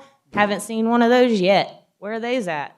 Aren't y'all supposed to monitor who comes in and out, how many people come in and out? Where's that study at? Because it's not been done or it's not been publicized to us. But for the people that live on that road right now, it's very, very dangerous, and it's just going to keep getting worse if y'all don't put something on that road, some kind of lighting. Every other intersection has it, but 79 and 81 doesn't. 79 is just as much as this problem is as 81 is. That needs to be fixed before any of this got even brought up. I'm done.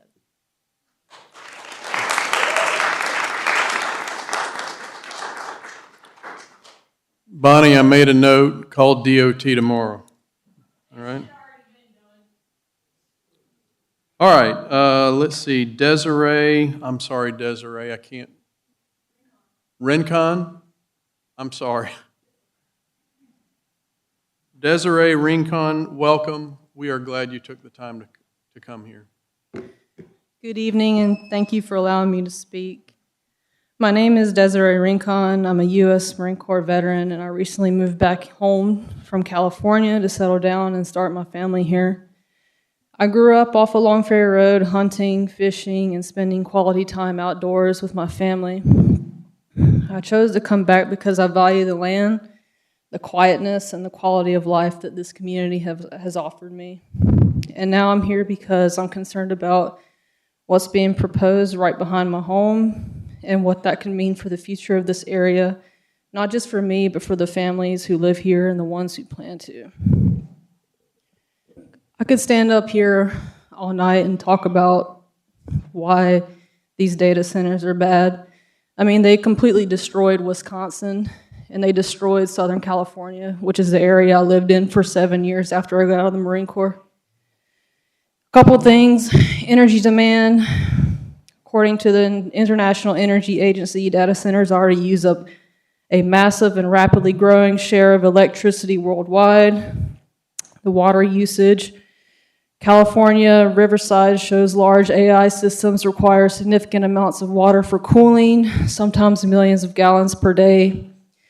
And this raises serious concerns about long-term sustainability and completion of residential water needs. Third is health and environmental impact. The U.S. Environmental Protection Agency links emissions from diesel generators to respiratory and cardiovascular health risks. Fourth is community impact. Data centers use a large amount of land, power, and water, but create relatively few to no permanent jobs.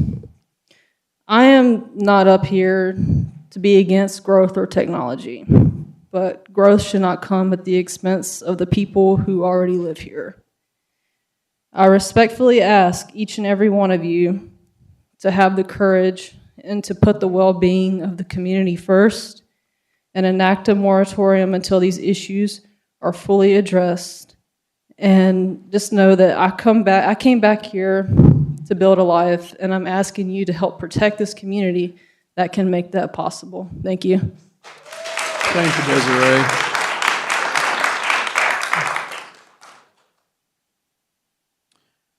All right, is it Tianka?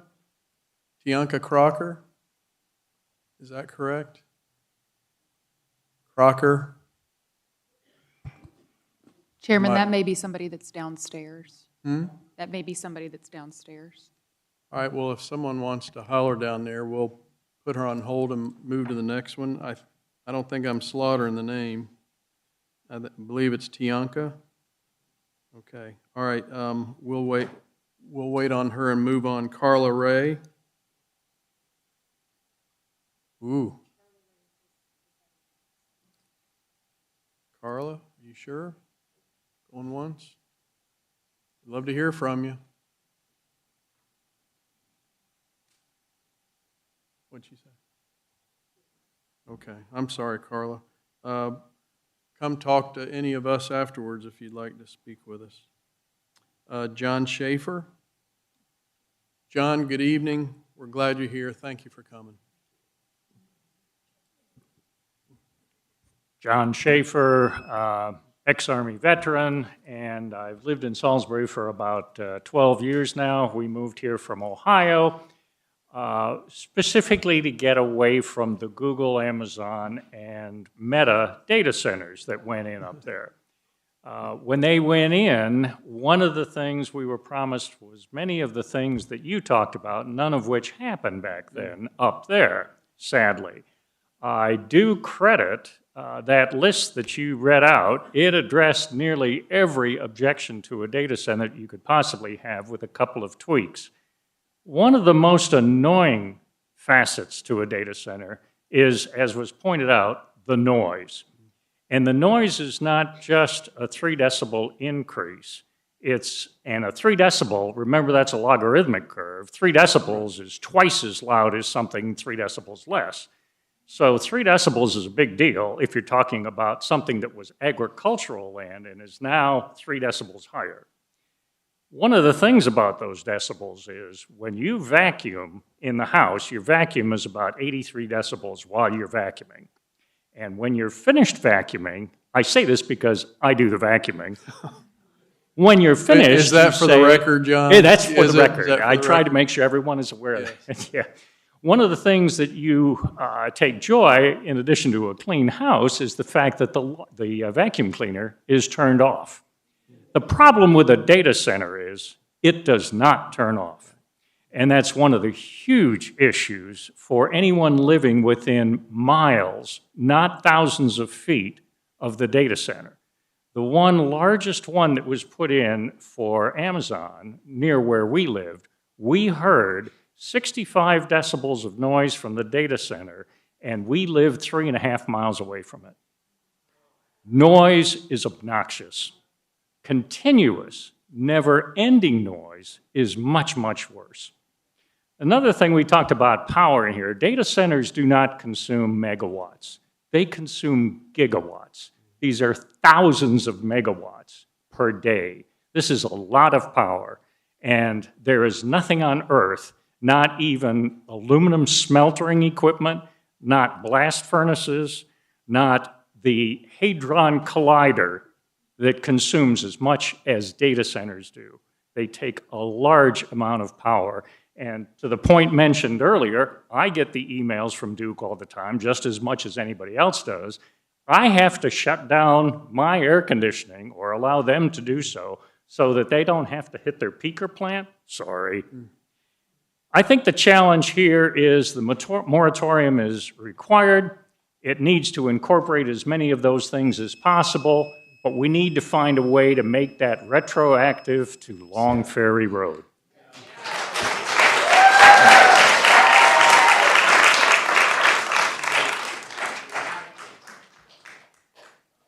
John, good to see you, and thank you very much. All right, we got another page. Where are we now on time? Hey, 52 minutes. Well, even if we go over, we'll be fine. All right, Sylvia Butler. Sylvia, welcome. It's good to see you tonight. Thank you for coming. My name is Sylvia Butler. I live less than a mile from the data center that's going to be on the Long Ferry Road. What's your address, Sylvia? It's 425 Grant Road. 425? Yeah, and Grant Road. Grant? Yes. Okay. As the crow flies, it's less than a mile. We bought our farm 50 years ago. It was part of a family farm. There have been 5 generations on that same property. The 2 things I'm really concerned about are the property value. I was a teacher. Teachers don't make a lot of money. It was very hard to pay for all that. Then also, I think our tax value should go down because it is definitely going to decrease the value of our property. The second thing I'm concerned about is the noise. I'm an elderly woman. My hearing is going bad. I was an elementary teacher, and I had to take several courses on hearing impaired because I had students who were hearing impaired. One of the worst things that can happen to a hearing impaired person is to have background noise. And I understand it's not loud background noise, but a low decimal, and they will not be able to understand the words that you're saying. I'm afraid I won't be able to go out in my yard and hear my children talk. I'm afraid that if you don't hear very well, you lose your cognitive abilities. As a teacher, I understand you have to be stimulated by words to keep your cognitive ability. And I'm very concerned that this is going to be against the Americans with Disability Acts. You can't fix it so hearing impaired people cannot hear. That's against the law. And I wish they would certainly stop that data center because it will ruin my whole life if I can't hear and if I can't sell my property if I need to go into a nursing home. All right, Sylvia. Sylvia, thank you very much.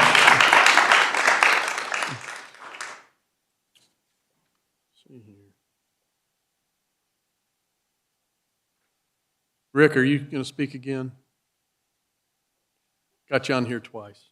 Maybe it's your twin brother. That's okay. And Joshua's already spoken. Henry Womble's spoken. How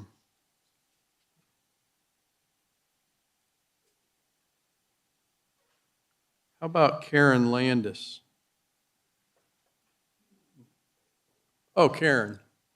Yes, welcome. Yeah, can you help her? Yeah, with a handheld. Karen, you're the only the second person I know who spells Karen with a C, and the other is my sister. Huh? Good Karen. Yes, a good Karen, yeah. My sister's with Maybe a C not to as you well. all, but I've been sitting over there, and I don't know about anybody else sitting over there. There's a hum from your air conditioning, heating system, whatever. I missed a lot of what people were saying, and that's a really small hum. I, too, taught deaf children. I know what ambient noise does. So I also noticed that somebody's left, a couple of people got up, and y'all look kind of bored. I understand. You don't like hearing this. Let's talk about closed-loop systems as not being infallible. When something goes wrong with a closed-loop system, and I've done a little research on this, things go wrong. What can go wrong? Let's talk toxic sludge. You talked about they'd have catch basins for the toxic sludge. Yeah, right. It's going to bleed out, and they have to bleed the system periodically. Why? Because the closed-loop system reuses the water, and it just can't keep continuing like that. So those pans that you suggested, the millions and millions and millions and millions and millions of gallons of water, it's going to overflow those pans, and it's going to go out into our land, into our aquifers, into our water system, into our 100-year lake that is running out of water. That is not a good thing. Toxic sludge, bleeding, and flushing. It's a system. All the plants do it. This one will. And what do they bleed? Forever chemicals. You talked about that. The biocides, the corrosion inhibitors, these are awful. They will kill everything in their way, including the birds that we love to listen to. It's just, it can't go on like that. Then you talked about the shifts of cost. You know, will the cost shift back to other people? When you guys are all gone and you are out of here, where is it going to go? They're going to find new commissioners and new people who will say, those people don't care. We do care. So that's something to think about. I think that what you really need to look about is, I could repeat everything these folks said, but that bores me too, because you heard it. I want to say something that Judge Judy said all the time. Judge Judy always said, if you see a teenager and their lips are moving, they're lying. Yeah. She was right. I was a teacher. They were lying. Except my students didn't use their lips, they used their hands. And if I saw their hands flapping, they were lying. Unfortunately, I feel that way about politicians, commissioners, and anybody else who doesn't live where we live, or does.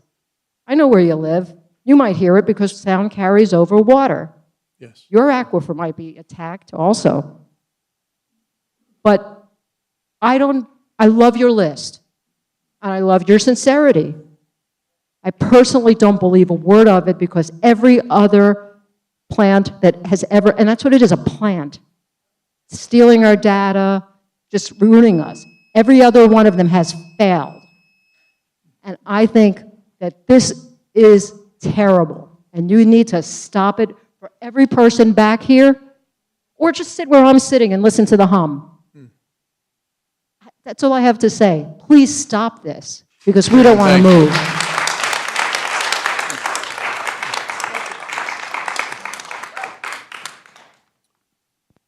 All right, that's the last on my list. So is there anyone else who didn't get to speak, except for people on the front row? Is there? I'm kidding.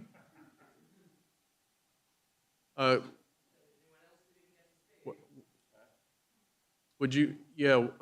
Would you come up here and put your name on this? And we'd be happy to hear from you, sir.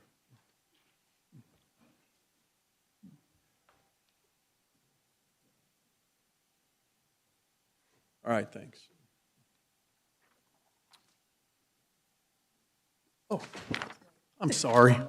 Yeah, I'm sorry. My name is Dean Stein. Dean, welcome. Thank you for coming. Thank you. I just wanted to speak to you guys just directly. I agree with those who complimented you on your due diligence on that list. The only thing that concerns me about it is I've been involved in many contracts, and as sure as there are contracts, there's contract negotiations. Mm-hmm. And so while you have all these things in the contract, and so many of them, it's easy to negotiate certain points away, and that's scary, but it is the nature of a contract. But I did want to bring that out. But I just wanted to ask you guys, I know government is where people put their faith in officials they feel will speak for them, so they vote for them, and then those people become elected officials who serve the people, their constituents, the people that put them in power. And you've been hearing what all these people are saying and all their concerns. And the truth is while comprehensive as that list is, I have the question about before that Long Ferry data center was approved, where was that list before? How much due diligence had actually been done to address these concerns before saying yes to that data center? And that's a scary thing. I mean, I think you can agree if after approving one, you come up with all these reasons to maybe not have another one or to make sure another one falls in line. Why wasn't that done prior to approving this? And so based on that, maybe just in retrospect, saying, you know what, guys, we should have done this before. It's great we're doing it now, but we should have done this before. Will you guys listen to what everyone's saying? I mean, do you really care what they're saying? Is this not just a formality, but it's real?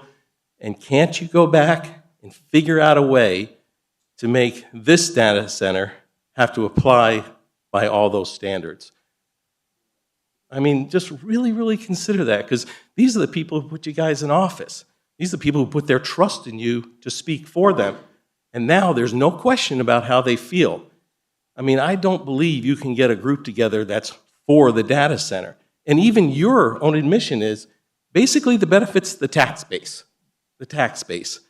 But these are the people. And I hate hearing the OSHA mandated beep, beep, beep. I can't imagine what that would be like for 12 hours a day. I mean, can you? I think a good exercise is go home and YouTube the OSHA beep. Yeah. And put it on your TVs. And I'm not really being funny. Yeah. Put it on your TVs on YouTube for 12 hours. And then you'll experience what these people are experiencing. And then say to yourself, I mean, your wives or your husbands will tell you to shut the darn thing off before you can get through 12 hours. But then, there it is. But I just ask you, really consider what they're saying. Please, really consider it.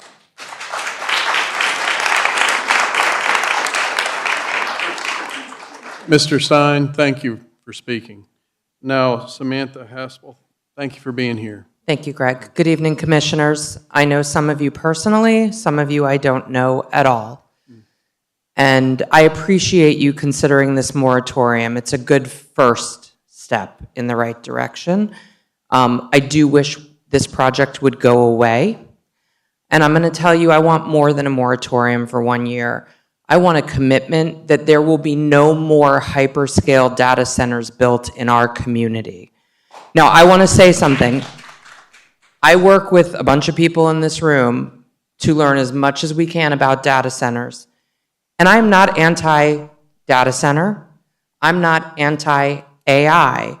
But I am concerned about the fact that, one, a lot of these hyperscale data centers are in fact being used by companies like ChatGPT that is currently in agreement and in contract with Department of Defense to do surveillance on our communities and to build weapons, AI weapons that will operate without human intervention.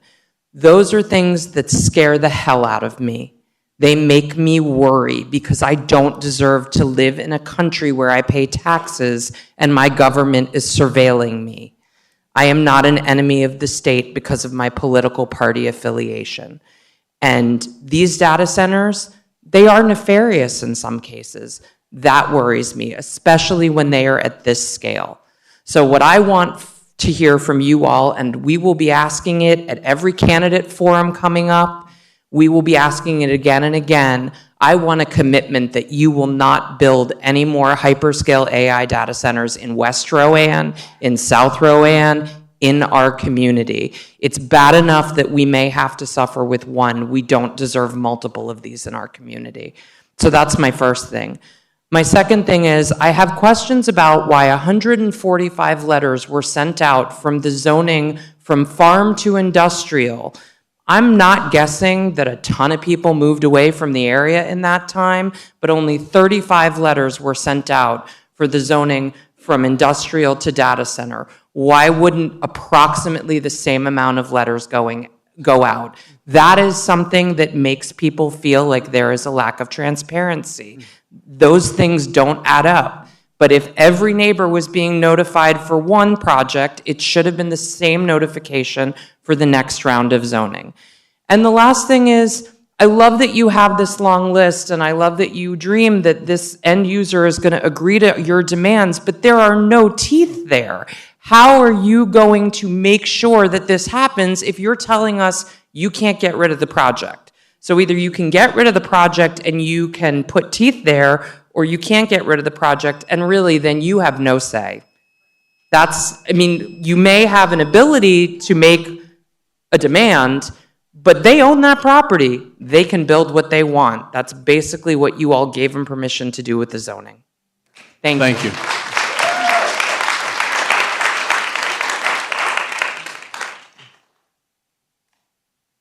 Okay, we made it now.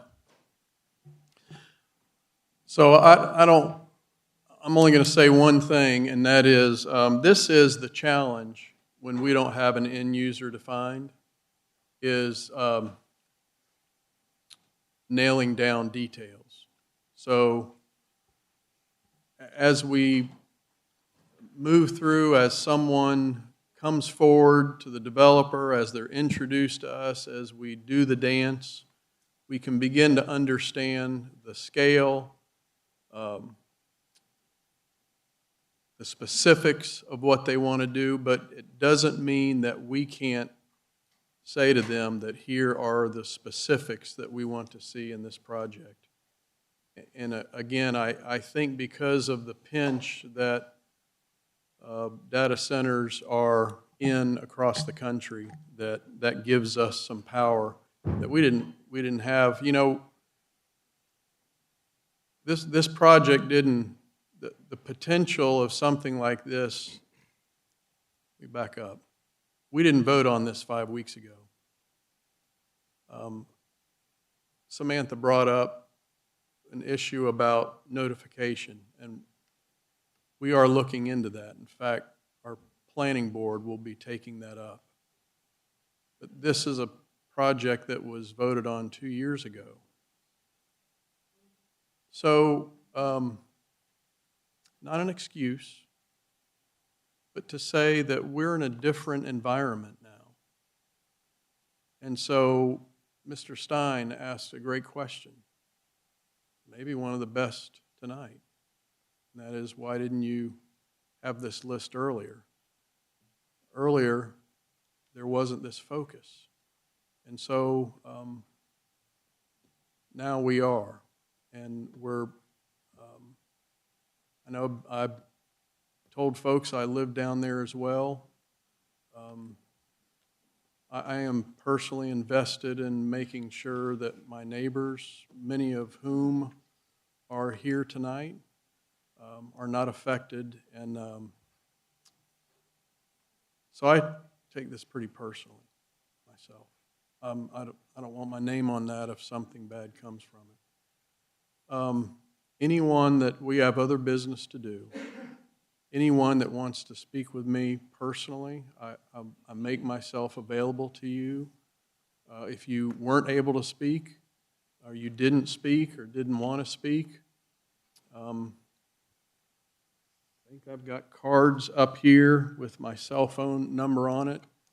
I'm willing to meet with 500 people to speak with you and find out what's on your mind, because we want to hear it. And so you guys were great tonight. You're very respectful, and I just want to say thank you. This, you can imagine from our side, this has been terrifying. So we're not through it yet. I don't know if we have our EDC director here, and I'm not going to ask him to say anything. I think we're years away from something materializing, because the time that it takes to do a substation is not a short time. I'm not a developer. I'm certainly not a data center developer. I don't know what order things. I built a house. I know that the foundation goes in first, and they're building the house, and at some point I get a transformer out front that our house is hooked into. So I know that in my house, before the power got there, they were building off of generators and whatnot. I don't know if that's the same for data centers. It would seem to me that they would need to have substations on the ground. There's high-tension power lines on the property. It doesn't mean there's power on the ground. So, again, I don't know what order, but I would think they have to have substations, and that is a long-term process, I think. So I wish I had the experience to tell you that if we had an identified end user right now, how long in the current state of construction it would take before they would ever pour the first foundation. And I can't tell you that. Maybe it's something that we can ask or we can study and find out. But I make myself available. I always do. And please feel free to grab a card or call me. I'm happy to meet with you anywhere at any time. So, we've got more work to do. I don't expect you all to stay and power through the rest of our meeting. In fact, if we'd like to take a 5-minute, we need to, we're going to close the public hearing, and you may want to stay for we're going to have a vote. So, Commissioner, yes, or Chairman Eds, one point to note, because we don't have perfect attendance on the board, this will require a second reading. Correct. So if the board is inclined to enact this moratorium, I would ask that their motion be to extend all of the dates in the moratorium by 2 weeks, so that it will not take effect until that second reading. Can't take effect tonight anyways without perfect attendance. Correct. So if we don't have perfect attendance, then we actually just, I think it goes on consent. Yeah, state statute and county ordinance require perfect attendance for you to pass an ordinance tonight. If you don't have perfect attendance, you've only got 4 out of 5 board members, then it has to go. I believe only 4 commissioners are present for this meeting. We'll check. Yeah, we'll check. But just for, public information, so you're required to have a second reading. Basically, the board will vote again on the same ordinance because there wasn't perfect attendance tonight. The earliest you could do that is at the next meeting, which is May 4th, 2 weeks out. Customarily, those are done on consent agenda. Public hearing is not required for that second reading. So my request would be, because of the way it's drafted to take effect tonight, April 20th. That's a legal impossibility now. You could make a motion to push all the dates out 2 weeks. That would extend it, still be a 1-year moratorium, 1 year from May 4th meeting. Oh, okay.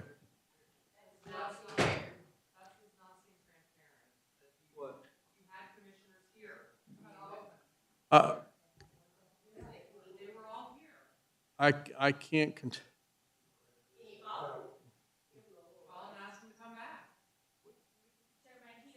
Oh.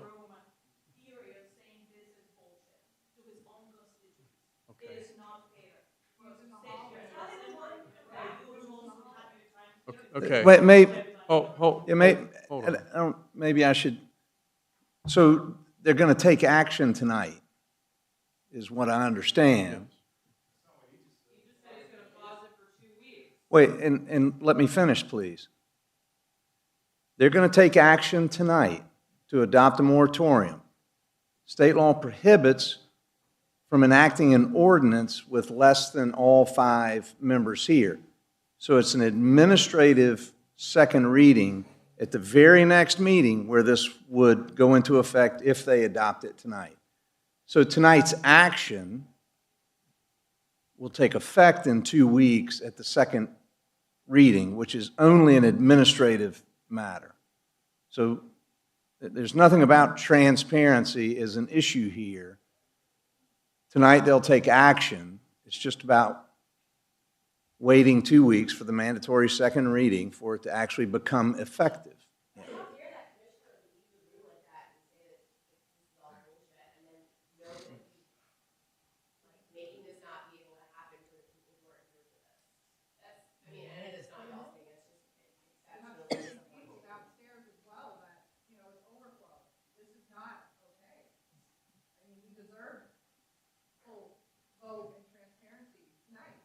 This is not a transparency issue.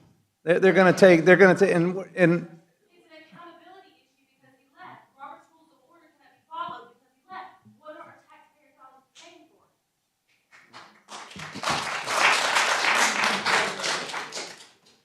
We're held to account to a 3-minute speaking rule. We're held to account to follow all the rules in here. But then the commissioners that we vote in to represent us can get up and leave. You can't hold him accountable. How are you going to hold the data center accountable?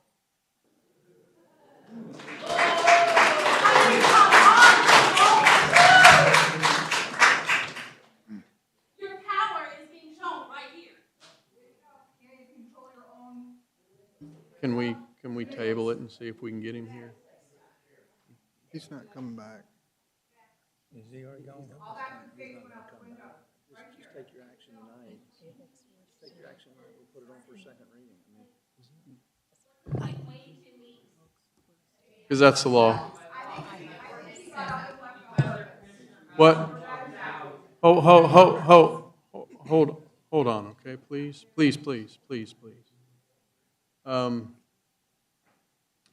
Can I have someone that would like to be a spokesperson come to the microphone?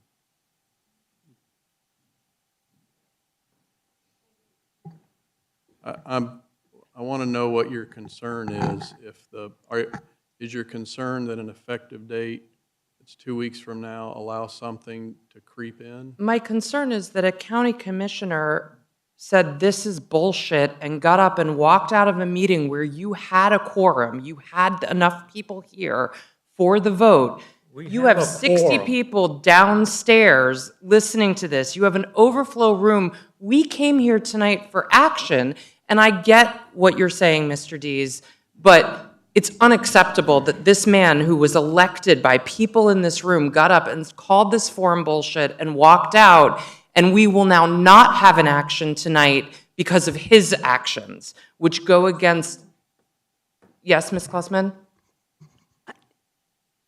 I'm I'm just going to repeat what the chairman said, is that in our attorney, we do have a quorum up here.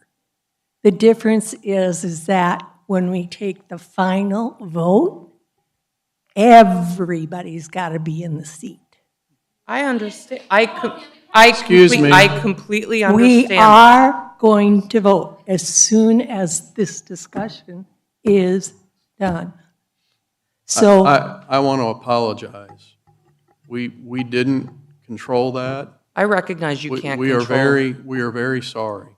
But again, Mr. Eds, with respect, I think the concern of the people behind me is that you're saying we are going to put pressure on a data center and put teeth and put regulations, and your own commissioner walked out of the room on a night that is incredibly important to the people in this room and to you all as a board of commissioners.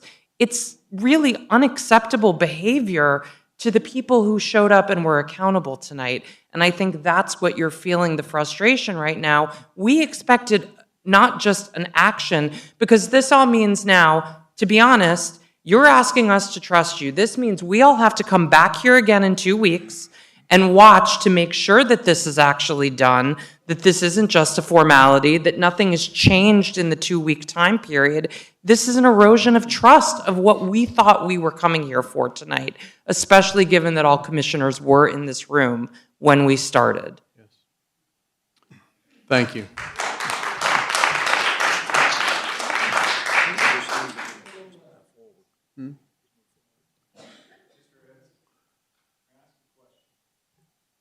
Last question.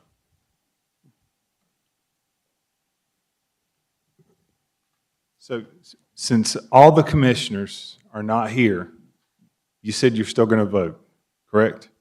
Yes. What does the vote tonight do if you still have to vote when all commissioners are here? What's the difference between the two votes? Eli, would you speak into the mic, please? Yeah, it's just an operation of state law that if a board of commissioners, it applies to other boards as well, city council, et cetera, if you don't have perfect attendance, you have to pass the same ordinance in its exact form twice. That's something the legislature has had on the books for decades, my understanding. The mechanics of it is, in a few minutes when we're done, we would ask to pass the moratorium as presented. We would vote unanimously to do that. At our next meeting, we're not going to do a hand raise vote again. It would go on our consent agenda, and it's passed. You heard us tonight say, have a motion to pass the consent agenda. That's where it would go. It would not be relitigated. It wouldn't be voted on again. It is in the consent agenda, but we don't bring it back up to change it. Its form does not change. It goes on the consent agenda as passed tonight. What about its approval? Do you get a chance to disapprove it whenever it comes back up? Well, I mean, technically, we would not disapprove the entire consent agenda. What we would do is pull it off of the consent agenda, put it back on to what I call it the actionable agenda, if someone wanted to change something. But that's the reason why listen, I get it. The four of us are in a position we didn't expect to be in. But that's why and so we're trying to give the best laid answer. Understood, but I just wanted to kind of put it to where everybody could understand it. We are deeply sorry, and I was just asking for clarification. Yeah. That way, everybody understood the mechanics of it. That way, we all knew exactly what was going to happen, what could happen. Let me ask this question to council. I don't know this answer, and so if we vote 4-0 tonight and it goes on consent, any commissioner can ask to pull it off of consent, can't they? That's correct. Does it have to be seconded to pull off? I mean, Can the majority overrule it being pulled off of consent? Likely not. Here we go. Your practice has historically been that one commissioner can pull a consent agenda to an active agenda as a courtesy to the board.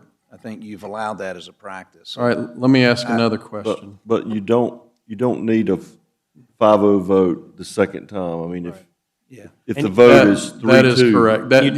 That's a great point. So let's say we pass it 4-0 tonight, and then it would move to the consent agenda 2 weeks from now.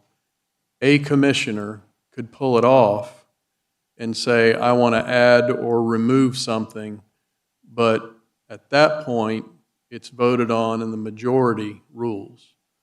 So now, I mean, the possibility is that the majority votes with it being pulled off. I don't know. Let me ask this question, okay? Yes. Does it have to be, my guess is it would have to be 2 weeks from now. We couldn't call a special meeting in 48 hours. That would be a question for the clerk in regards to notice. The statute just gives you, I believe, 100 days to pass it a second time. No, it has, the second, and so it's interesting. The history of this statute is so a group of commissioners cannot add an item to an agenda that has the effect of an ordinance or a local law. So it's designed to protect everyone from a board acting in bad faith. And so what the second reading requirement is that it does have to come up. So if a board member is absent and another group of board members wants to add an ordinance on and consider they want to reduce the number of board members to 4 from 5. Then it just creates the opportunity for the missing board member to be back. And so it's actually designed to prevent bad faith. And so we're seeing it now in an attempt of good faith to just say that, yes, while we're sorry a commissioner got up and left, that's out of our control. But yes, the law just requires this to be on another meeting in the same forum, meaning a regular called meeting. So they couldn't call a special called meeting to take this up a second time. So it has to be on another regularly scheduled board meeting.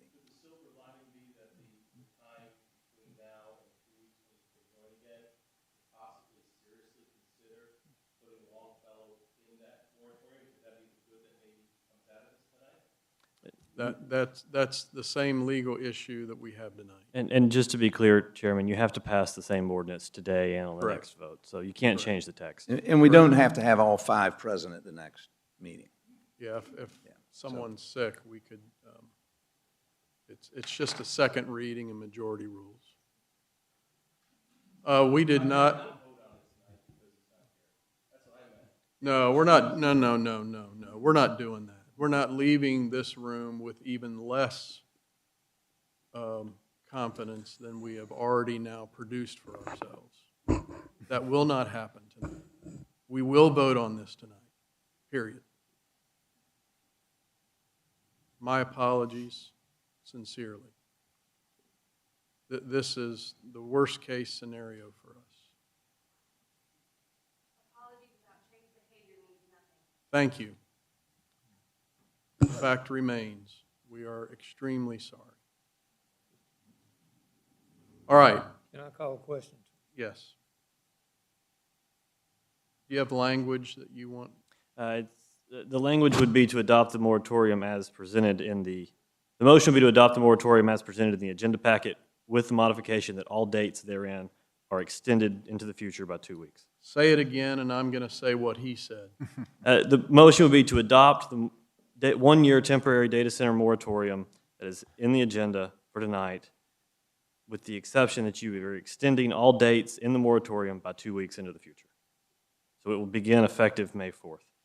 That's the motion I make. Is there discussion? Second. That's a second. Any discussion? All right, all in favor say aye. Aye. Now, let me ask a question. Yes, sir. Because if I'm out there,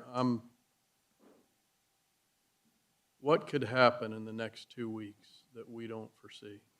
I'm not a speculator, Chairman, but Okay. it'll be passed in 2 weeks, assuming the board maintains their current position. Do we need to make a motion to schedule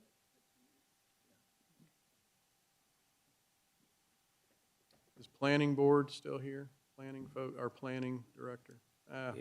Ed's in the corner. You know, I mean, what I've got in my mind is just not at all probably legal. Do it? Do it. I mean, what I'd like to say is that we're not talking, we're going to lock the doors for the next 2 weeks and send our planning department on vacation for 2 weeks and not accept any phone calls. I mean, you understand what I'm saying? Jay, is there anything that we can do to shut something down for 2 weeks? I mean, it is shut down. I know. I mean, well, you know, the board can't do anything in the next 2 weeks to alter that this will be on the agenda in 2 weeks. No. There's nothing that you guys can do to change that. I know we can't. Could someone walk into planning department and file an application between now?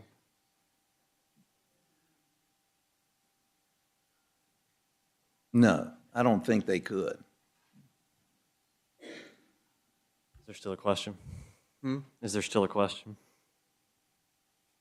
I'm trying to come up with anything I can come up with to put teeth in this. All right.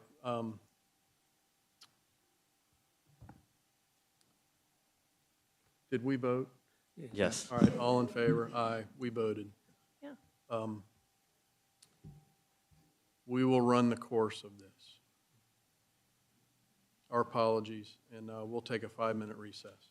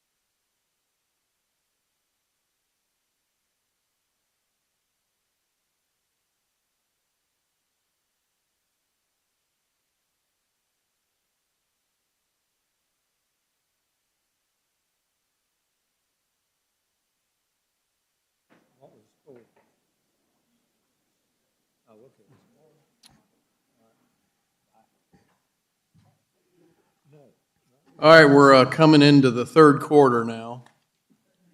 Just had halftime. If you're hanging in there, thank you.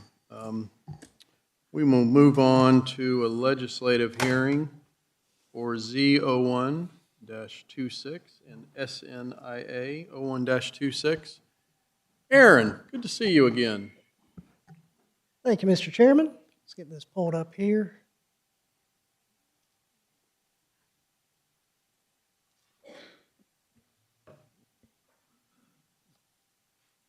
All right.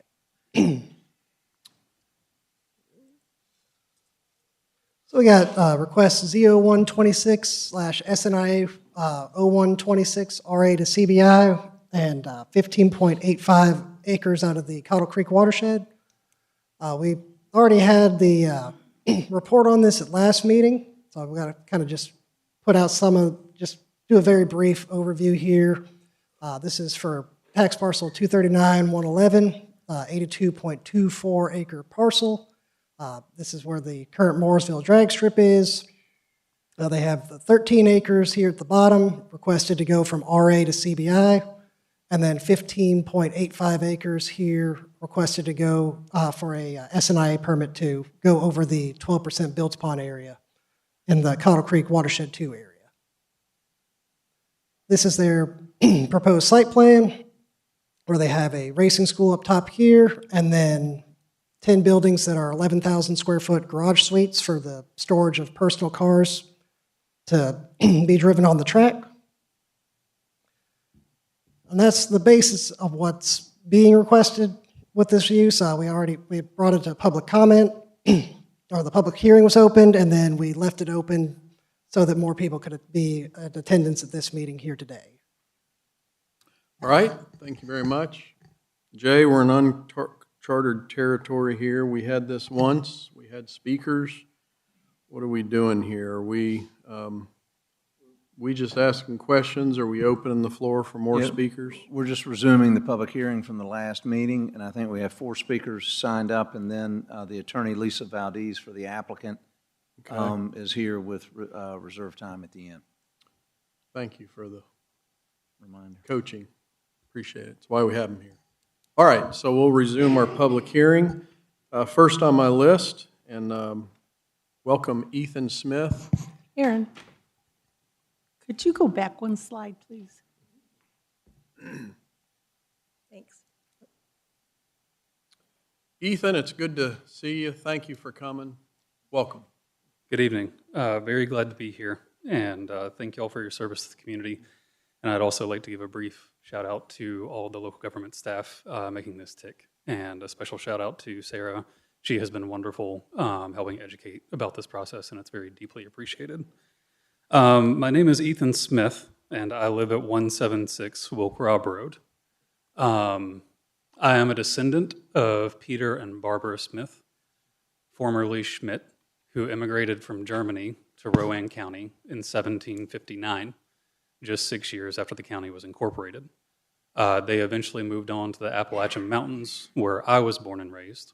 And then love brought me back to where my family initially settled. And I married into the Wilkinson and Robinson families, after whom Wilkinson Road is named. Their roots on that road go back at least 80 years.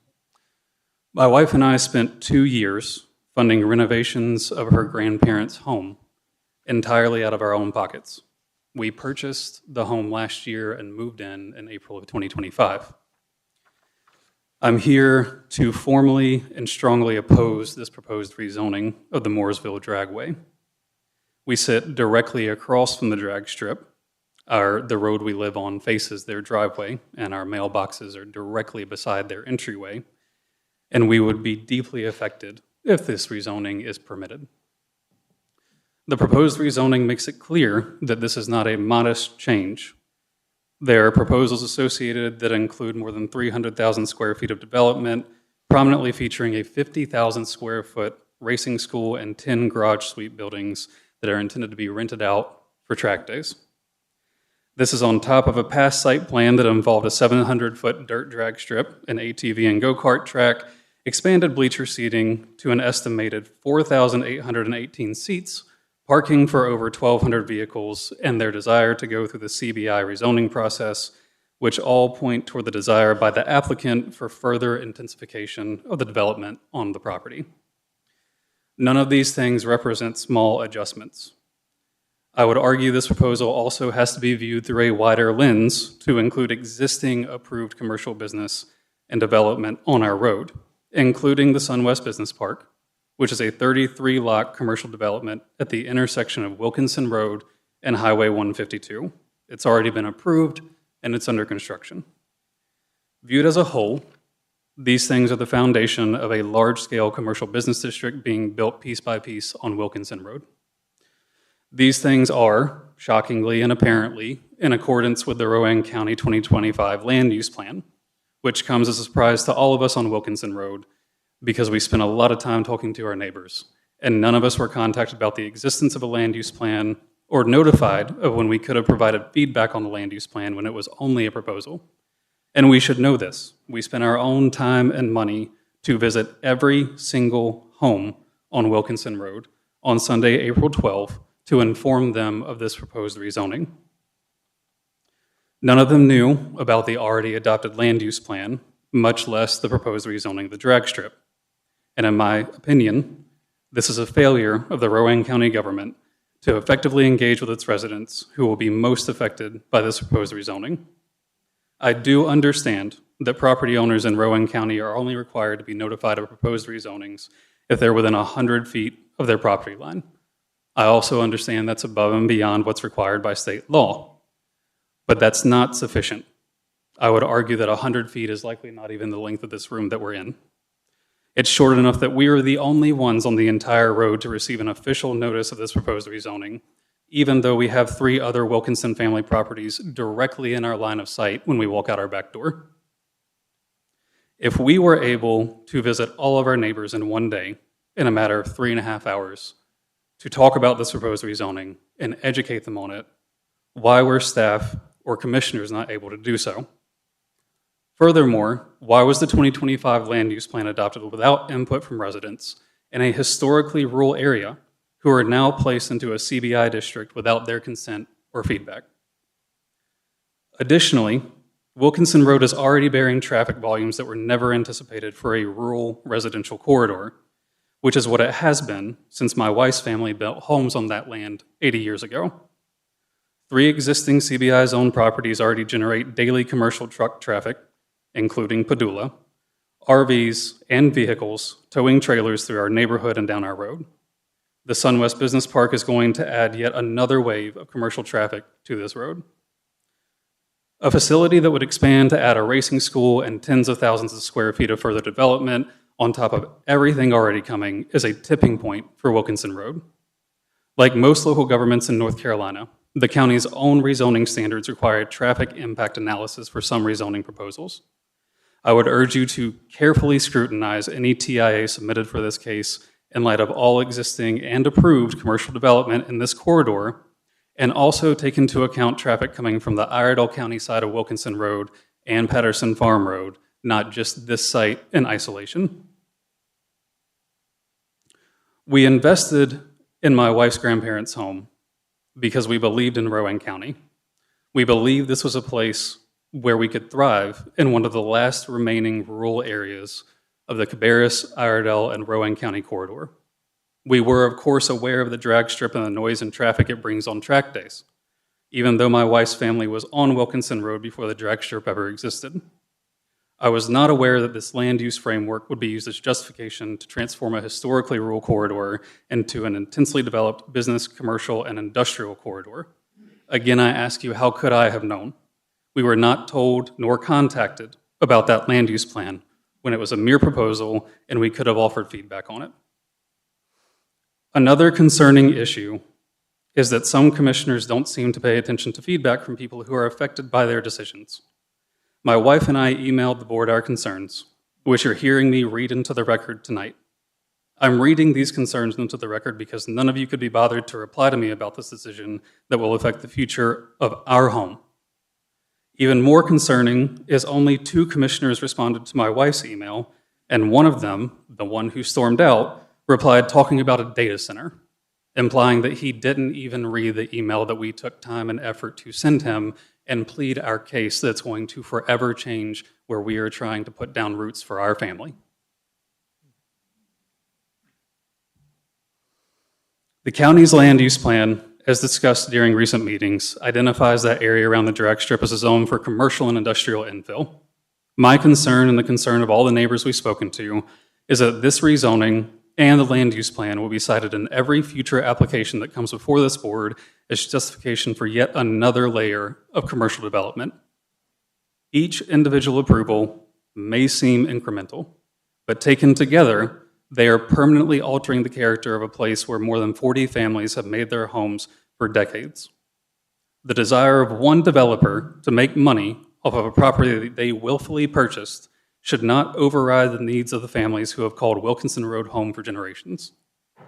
I'm also compelled to note that the owner of the drag strip does not even live in Rowan County. He lives in Cornelius, which has already been completely overrun by extremely dense development. He will not be affected by intensifying the development near our home and will not have to deal with the negative consequences he seems so bent on forcing upon us. If he wants intense development, let me be the first to recommend he stays in Cornelius. There's plenty of it there and nobody seems happy about it.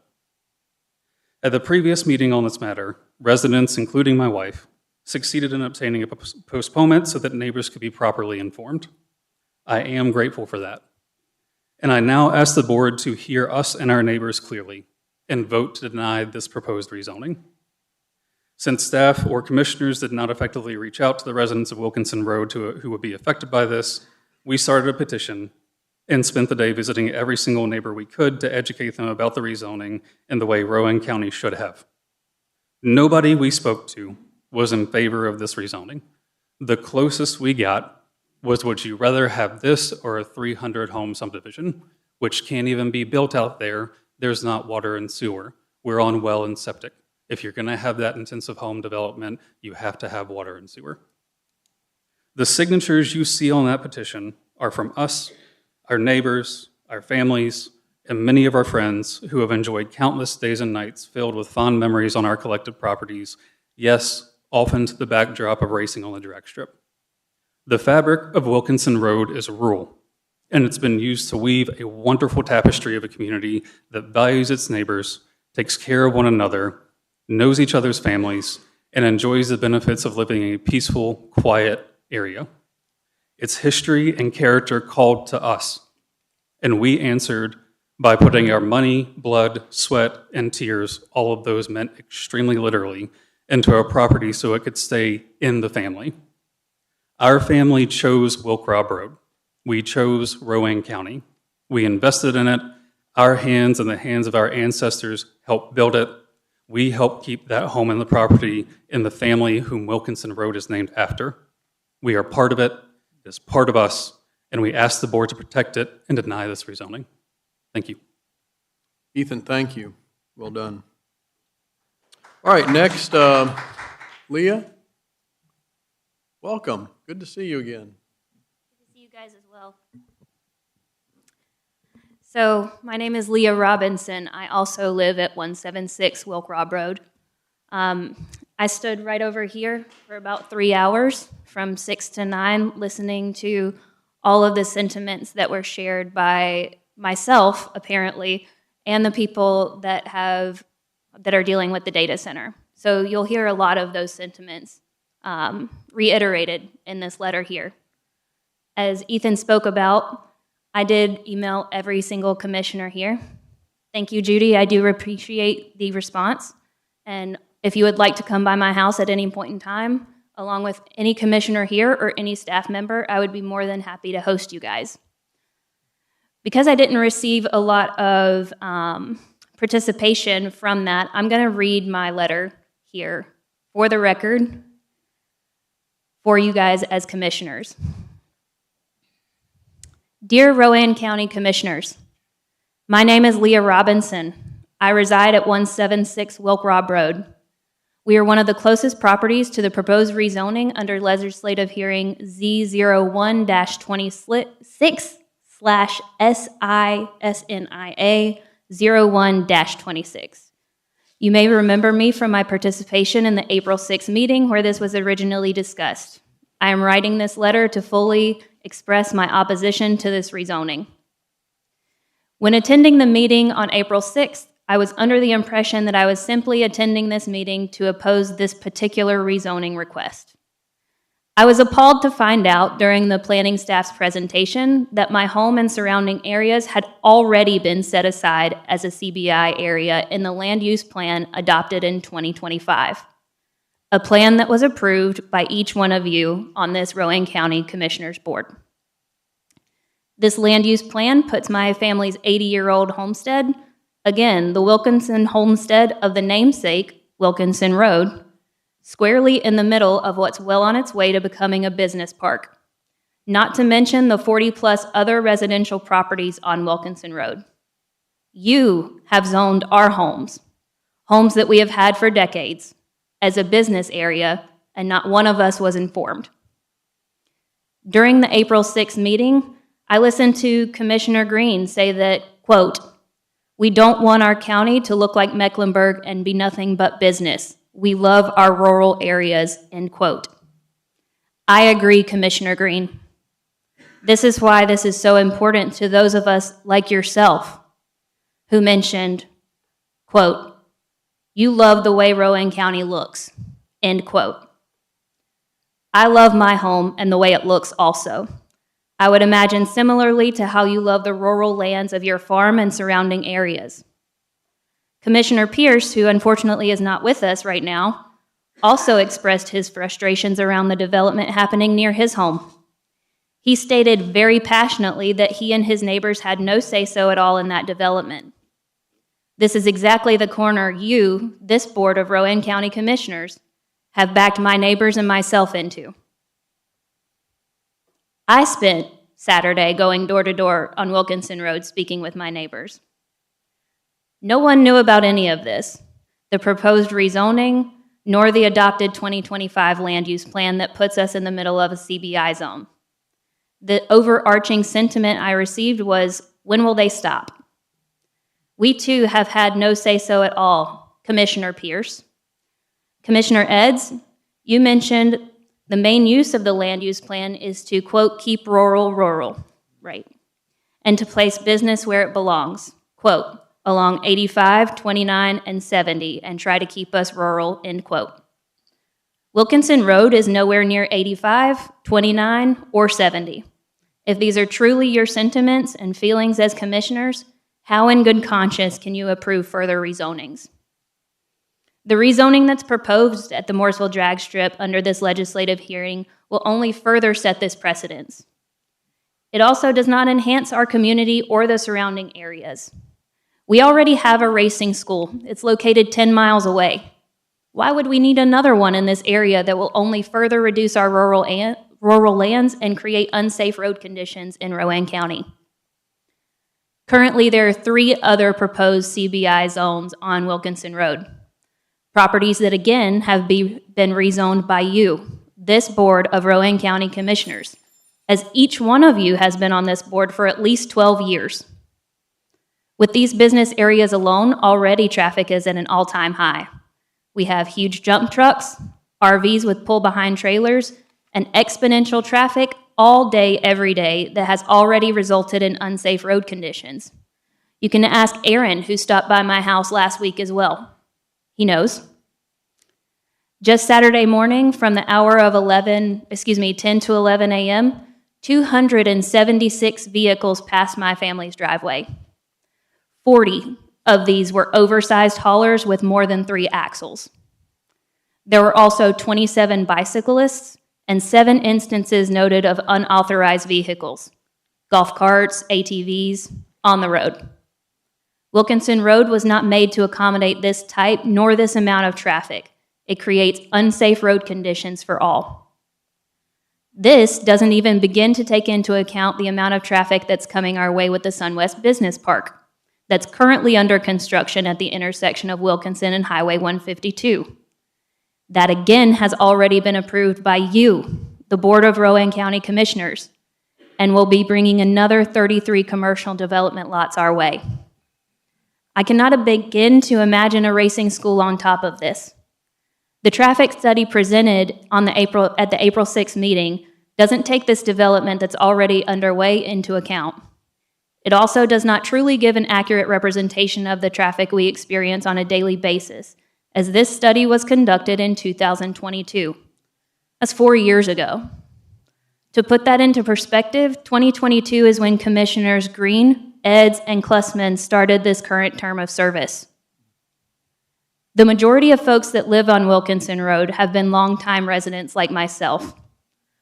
We were here before the bulk of your rezonings and approvals that landed us into this alleged CBI zone.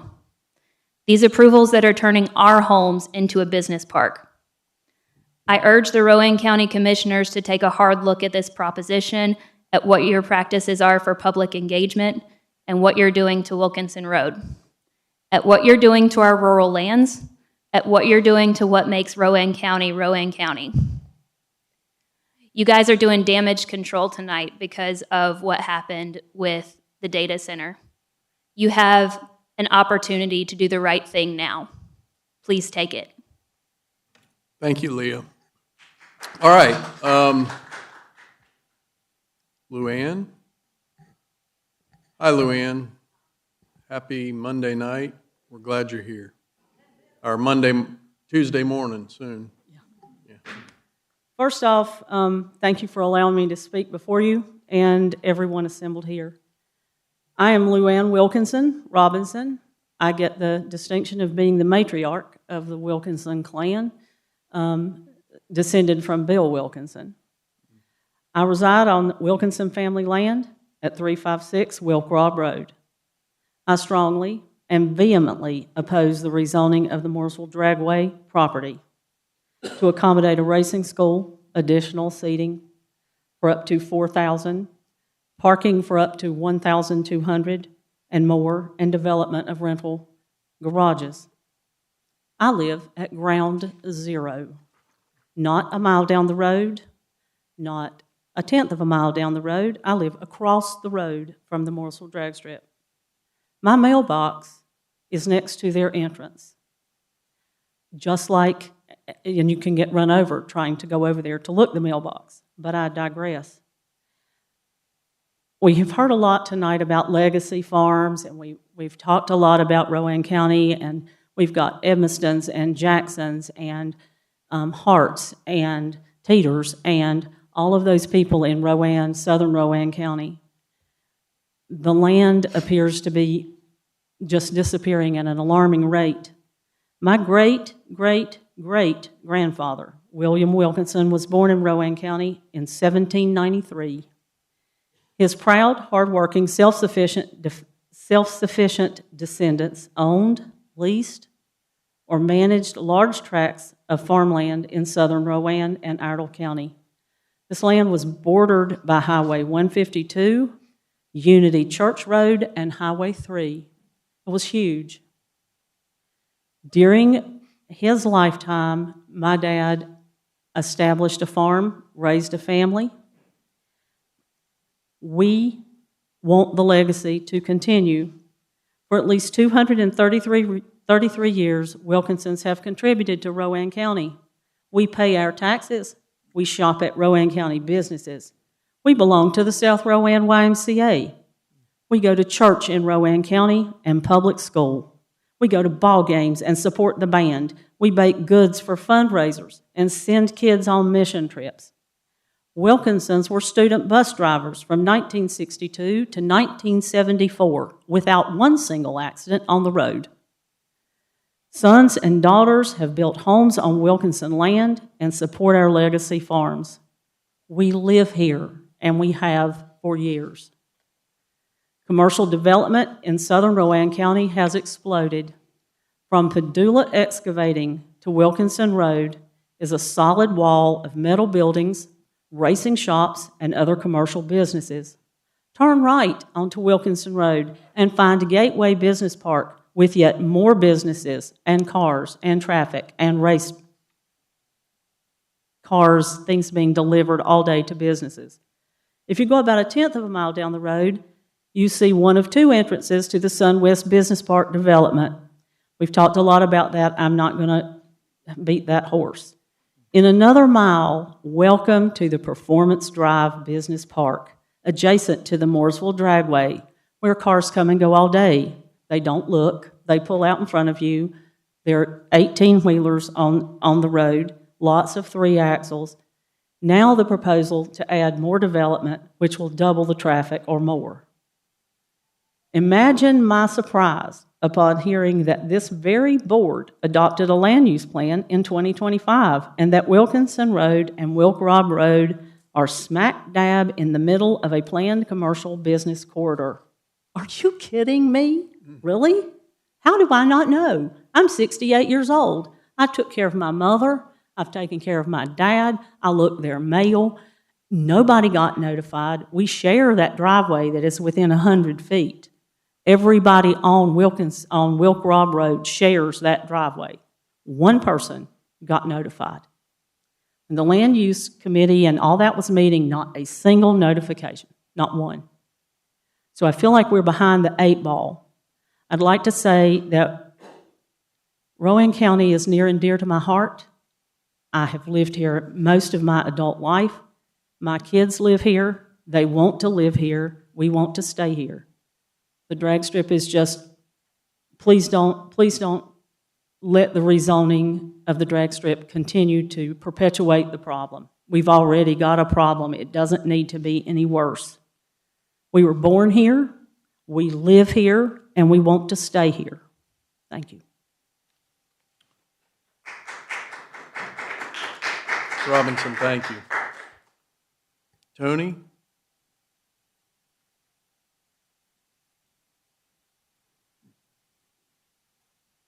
Tony, welcome.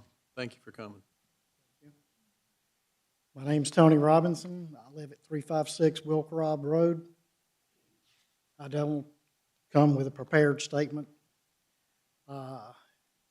First off, I want to say I don't have a beef with the drag strip people. My beef is with the board.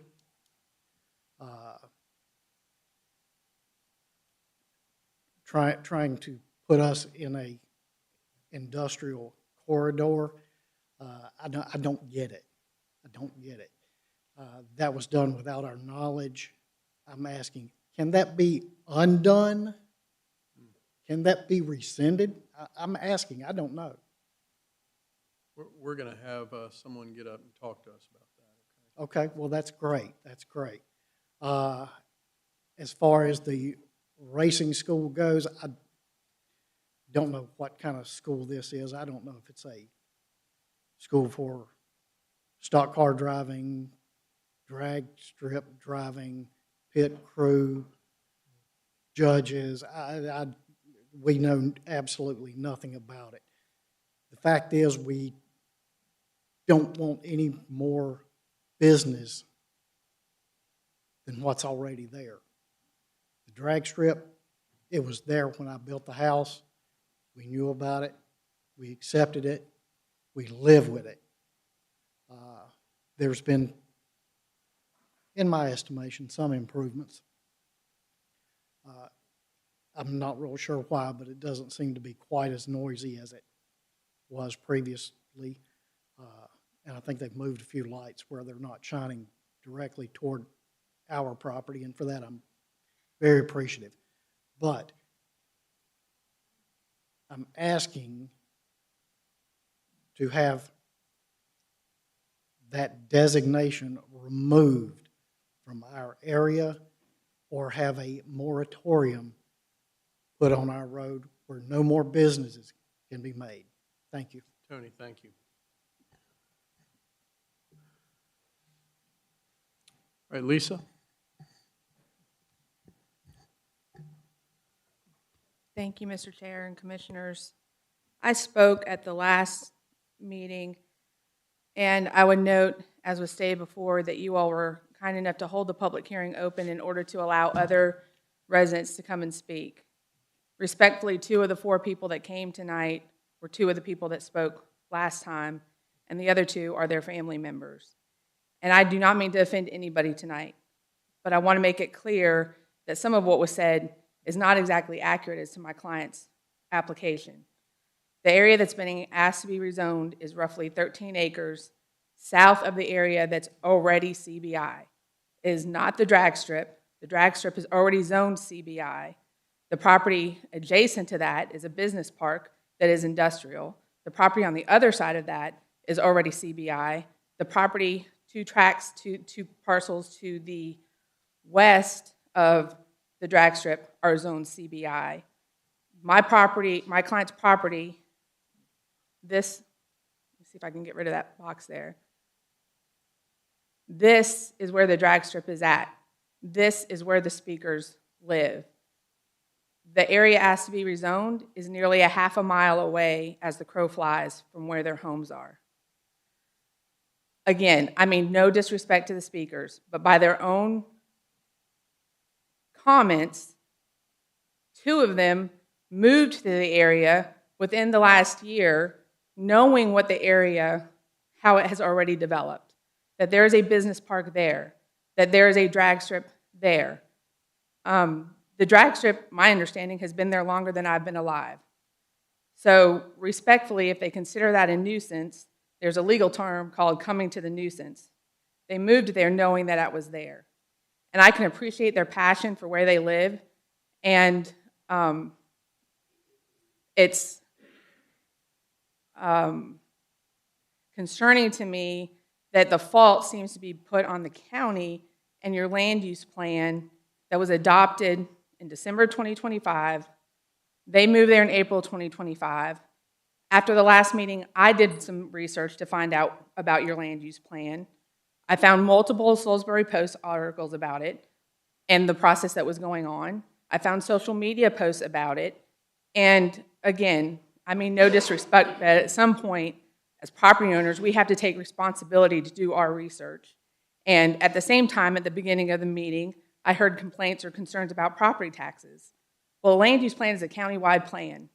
So if you all want to mail notices to every property owner, I would surmise that that's probably several thousands, if not hundreds of dollars, to mail notices to every property owner for every meeting that you had for the land use plan.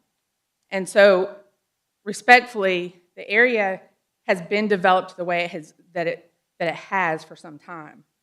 It's the commercial and the industrial is already there. My client's additional 13 acres, a half a mile from where they live, is not going to be as detrimental as though it's not as though there's nothing there that is commercial, and this is the first commercial development there. It's 170,000 square feet total. I don't know where the parking numbers came from, but these are private garage suites that will have storage for private owners who have collectible cars, their own personal cars.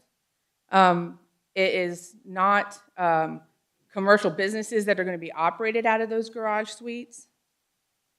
You had Mr. Poplin, he gave such a good presentation last week in last meeting, and his report contains so much, but so much of that seemed to have been lost tonight by the presentations, and I just want to make sure that it's clear what exists there. And the comment was made that my client is willfully purchasing the property knowing that it's rural.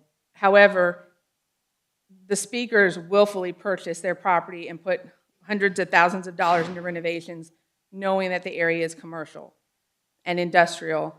And so while I am sympathetic and I appreciate their passion, my client is simply extending or requesting the rezoning of a parcel that's already split zoned. It's 82 acres, and he's asking that 13 acres of that be rezoned from RA to CBI to match the balance of the property. I'm happy to answer any questions. Your planning staff, the report indicates that there is nothing that would cause conflict with your land use plan or with your zoning ordinance. Your planning board recommended approval unanimously, And I would request that you all do the same and approve my client's rezoning request and the watershed designation. Happy to answer any questions that you all have. All right, thank you. Thank you. Shane? Nope. Yeah, we're kind of done. Shane, would you like to come forward? We'll note that. Yeah, thank you.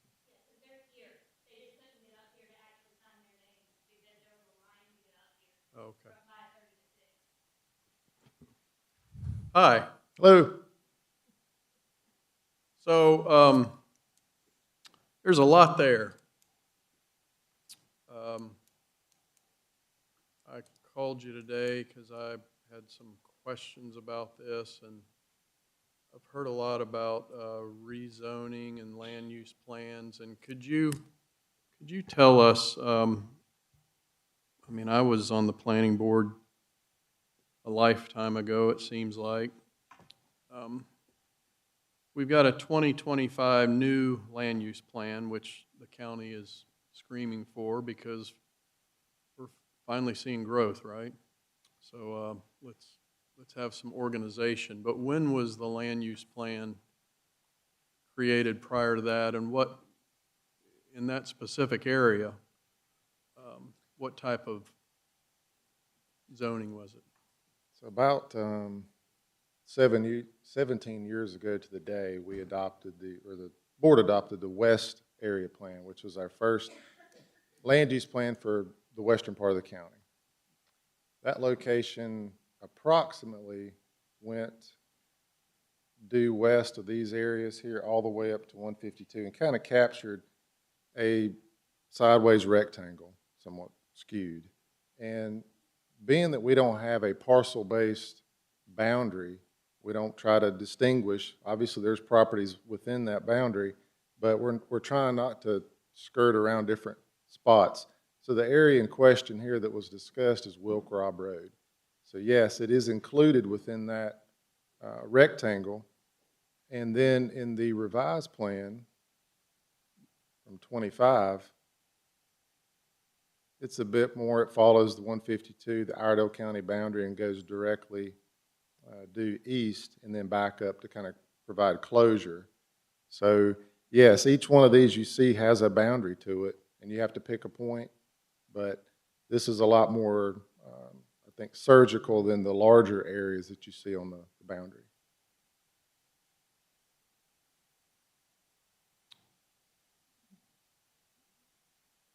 What are they zoned? They're still rural agricultural, though.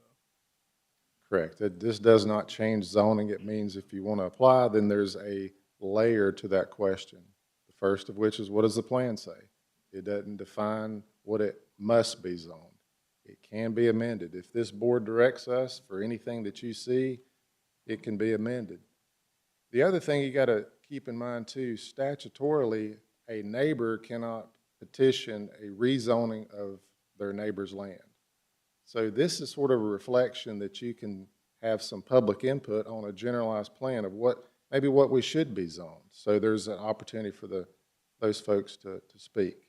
So this means multiple things. Provides that opportunity for property owners, neighbors, citizens, anybody else, the board, to have a 32K view of the boundary of the county. So this was a 2-year process, as I recall. Took a long time, right? Correct. And we're doing that for the whole county. Yes, sir. So could you describe that process from a 20,000-foot level, how it happened? The most recent process would have been, we have the planning board as our steering committee. We reached out and just broadcast different opportunities for notice. One of the things that's much different than 09 in this current version, and we saw from the data center how quickly social media is used to spread information.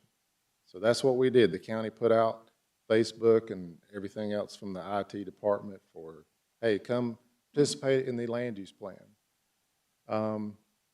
Now, in terms of numbers, we had 4 4 or 5 forums, where it's open house, come in, talk to us, here's the maps, share your input. Probably 3 of Are those. done regionally? Yes, sir. We went to multiple places throughout the county, libraries. We did one at the community center, and several of them were poorly attended. But we did our best to get notice out. Anybody, all of our emails had this tagline for the land use plan to come comment on. It's on the county website. We did have, I want to say, 550 respondents, which was pretty decent for that thing. Oftentimes you have people that are very interested if it's something that impacts them, but oftentimes this is at the bottom of the list. I don't want to tell a whole story, but I think the first time I got involved in anything, I came home one day and found out that this was in 97 or 98. Heard about a land use plan. I had no idea what it was. I don't think we even had, did we have one then? Did we have a county land use plan? Probably speaking of zoning, because it got a lot of people excited in 97. Yeah, we did. Yeah, but it seemed to me like it was a land use plan. And I pulled into my neighborhood one day, and my neighbor was mowing his yard, and I always stopped to say hello to him. And I said, "Hey, what's a land use plan?" He said, "I don't know. I saw that too." So we ended up going to North Rowan at the appointed time. Evidently, we didn't have anything better to do, right? But go to a land use plan meeting. It interested us, and we ended up going to all of them. And the more we went to, the bigger the crowds got. So that was my first interest in. I moved here from Florida. That was my first foray into seeing kind of how the sausage was being made. Yeah, we're having these discussions among the board and also among planning board leadership and with our planning board staff, because I told you all last week that this issue of notification and with the technology we have today, it's hard for us to understand how we miss stuff, but we're creating new noticing systems. And I don't know if you were here, I don't know if it was last meeting that Randy presented that to us about planning departments and zoning and all of that. You can sign up for emails and texts and all that in case you're interested in those type things. So we're trying to figure out every way we can possibly find out to get information out. And we have such a load of information coming at us that I'm afraid that we delete a lot of stuff that we see. I know that I do. So anything else for you to shed information on us? As you pointed out, it's always rhetorical. How big should the signs be? How many letters should go out? All that's fair game to look at. I mean, it's not like we're hiding anything. What is the standard? We can send notice to people within 500 feet if we want to. Obviously, there's a cost to that. There's statutory requirements where, unfortunately, too, and it's nothing against any meeting we have where there's a significant number of citizens there, but a lot of times we have these meetings and nobody shows up. So if we have this robust approach for notice and stuff, then the $500 application fee to the person that applies to have a change that's not really controversial, nobody really cares about it. To cover the Salisbury Post advertisements, usually we're talking $425 and other fees. So if we increase notice and do other things, then it probably would have to go up on the price. Otherwise, we're subsidizing those changes. So, I mean, again, all of that is fair game for discussion. I think we'll be talking about that with our planning board. I spoke with planning board leadership this week already. Well, today's Monday, so today, about that very issue. My understanding will be added to the planning board agenda coming up. last question. We have all these statutes and requirements that state has, the county has its own that usually exceed what the state requires. Do you know how, and you're a young guy, so maybe you don't know. Do you know when these were set in place? Any idea? No, sir, I don't. Okay. All right. To my knowledge, they have not. I don't believe they've changed.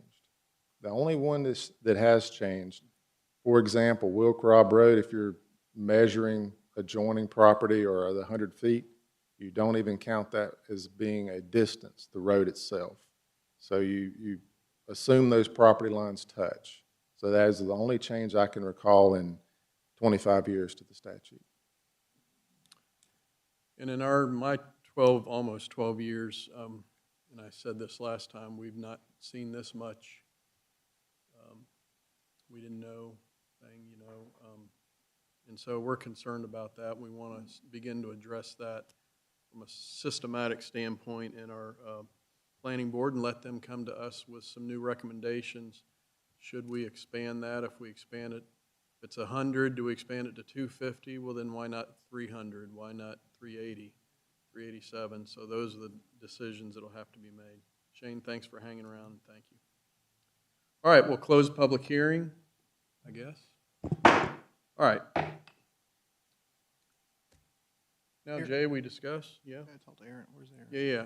Aaron? Yeah. Hey, so Aaron, is this, this purple outline, is that, so that's considered the drag strip property? Yeah, so the purple outline here, that's the extent of the drag strip property. Then the red area is the rezoning boundary, and the blue area is the SNIA boundary. So a lot of that overlaps right here in this cross-section, but a slight bit of it is already zone CBI that they're asking for SNIA over, and a slight bit of this is RA that's not going to be a part of that SNIA request, but they just want to shore up and make it all one zoning district. So who lives in, is this houses here down to the, it'd be on my left, yeah, on the left? So this is just a farm field. There's not any Right. houses on this property. So there's, yeah, but up, yeah, right Talking there. about up here? Right, all that in there, who lives in this? Yeah, that's one property owner who lives out there. Oh, they haven't, did they? I think s- that's did isn't that the former owner? Yeah, he's the former owner of the drag strip. they- Okay. And then is this another house here beside it? This one right here, that is another former owner of the drag strip. Oh, they just sold it to each other? Okay. Yeah. So they live These two there now? properties are, actually all three of these are zoned CBI currently. So does anybody live there, or is it just, Yeah, I do believe he lives there. people do live there? Mhm. Have we heard from them? No, I haven't heard anything from them.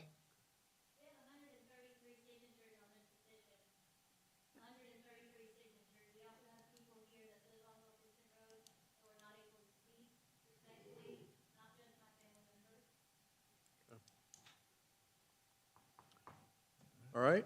Mike, been up there, this is at the top, where the purple is where the drag strip is. Yeah, so this right here is the drag strip. And then way down here is what we're talking about, the rezoning, which from Wilkerson Road down there, it must be, I don't know, Yeah, 2,000, 3,000 feet, something like that. I believe it's around Down here, 2,000 it's feet just of an road. open field right now. What? I think it's around 2,000 feet From the from road, Wilkinson back in here. Well, and I guess the final question I had was, so if this was rezoned, he has nothing left to rezone in the future, or is there more parcels he owns there that he could? So with this rezoning here, that would allow them to do the project that they had proposed with the garage suites. However, any changes to the actual drag strip itself would need to go through another rezoning to do the motorsports complex, which is would put all this in a conditional district zone.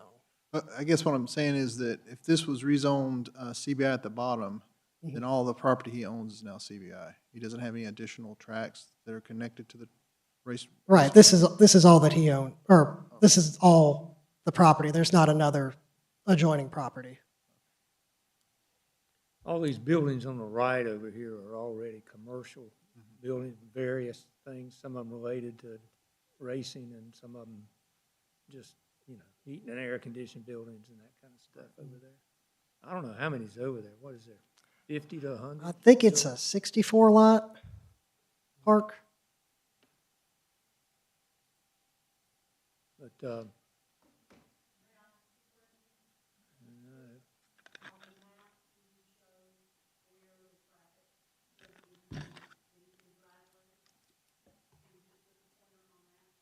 So,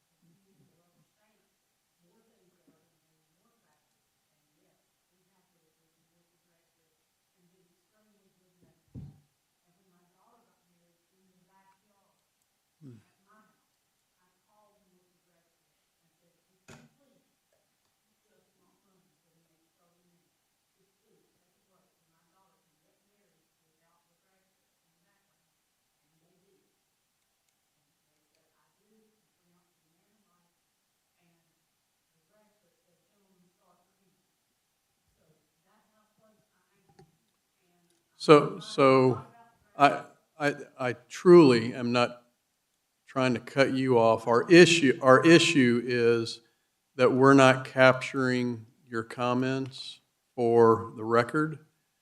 And so I've either got to reopen public comment and get you up here in front of the, so that is it's a real legal challenge for us of capturing comments, okay?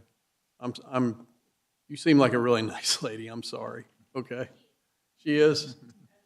Should we take a vote? Everyone thinks she's nice, raise your hand. See, there we go, all right. So, Aaron, do we know anything about the hours of operation for the school or anything like that? I don't have any of that information. The applicant may be able to provide that for you. I think at our last meeting, they just said that there was only going to be like 8 or 9, 10 people in the school.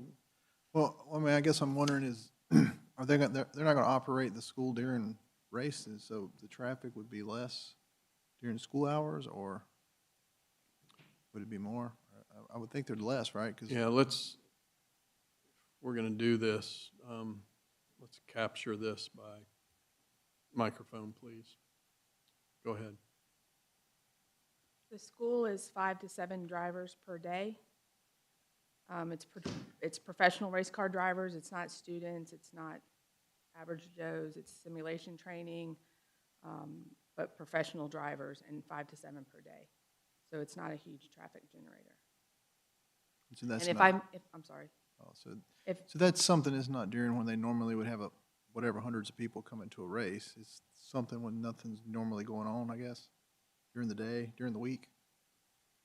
I'm sorry, I could only hear. Oh, I'm sorry. So is it during the day, during the week, when there's During not the day, normally during- races? During the day, during the week. And so you said less than 10 students a day, or 5 to 7 5 to 7 per day. That's in one building, isn't it? And the rest of this is not parking, but some kind of garages. The garage suites. Yeah, what is it, 5 or 6 of them? 12, I believe. I have to look at the plan, I'm sorry.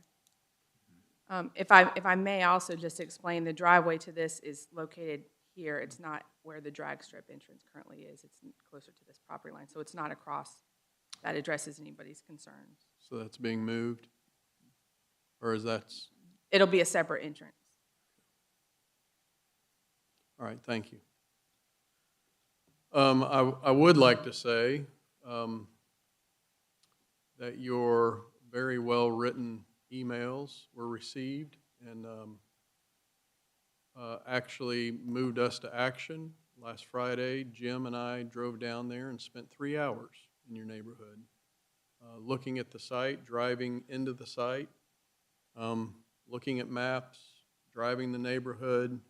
We did all that, so apologies if we didn't, we kind of did more than just responding. I let you know that I had read it and received it, but I took Friday morning, and Jim and I went down there and spent quite a bit of time there, so to get a look at the site, so you know.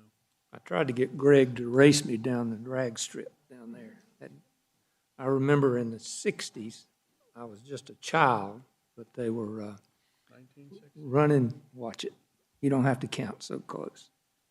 They were running dragsters down there, and that still is the first time I've been down there in 50 years. But yes, we had quite a tour of the place there.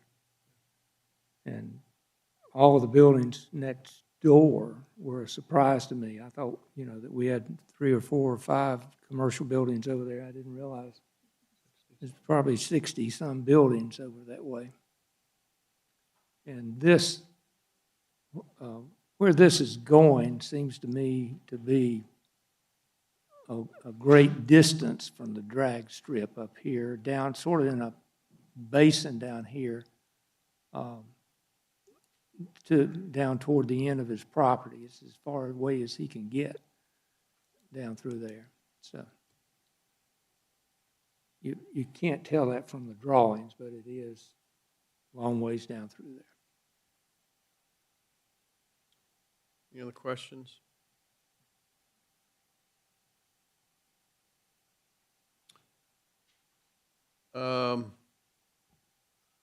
I set up on the road. This is as far away from that road as I could see.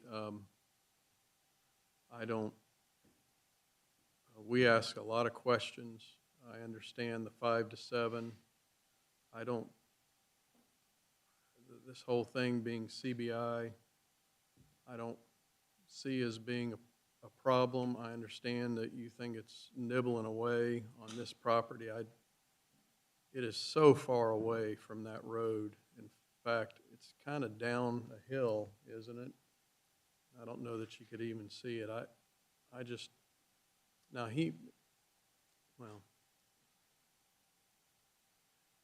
don't have an issue with changing that there because it was so far away. And we sat at the driveway. We, in fact, drove down into the neighborhoods around that, came in from the backside here as well.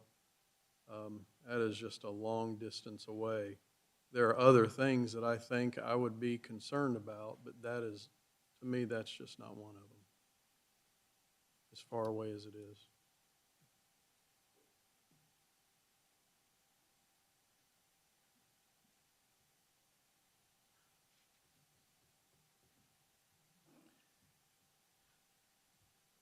Well, I spoke with some folks at the fire department. I guess, I don't know when the new owner took over, but they had said that he seems to be trying to make it a better area over there.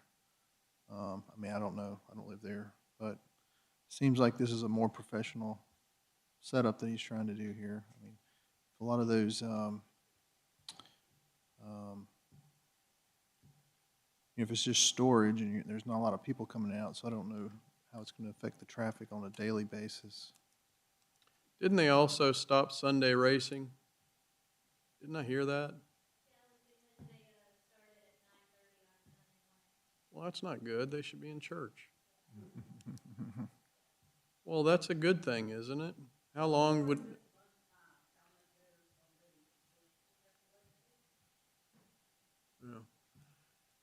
Yeah. This is the this is the part that when we're not, when we're growing, we got trouble. When we're not growing, we got trouble. And balancing is hard.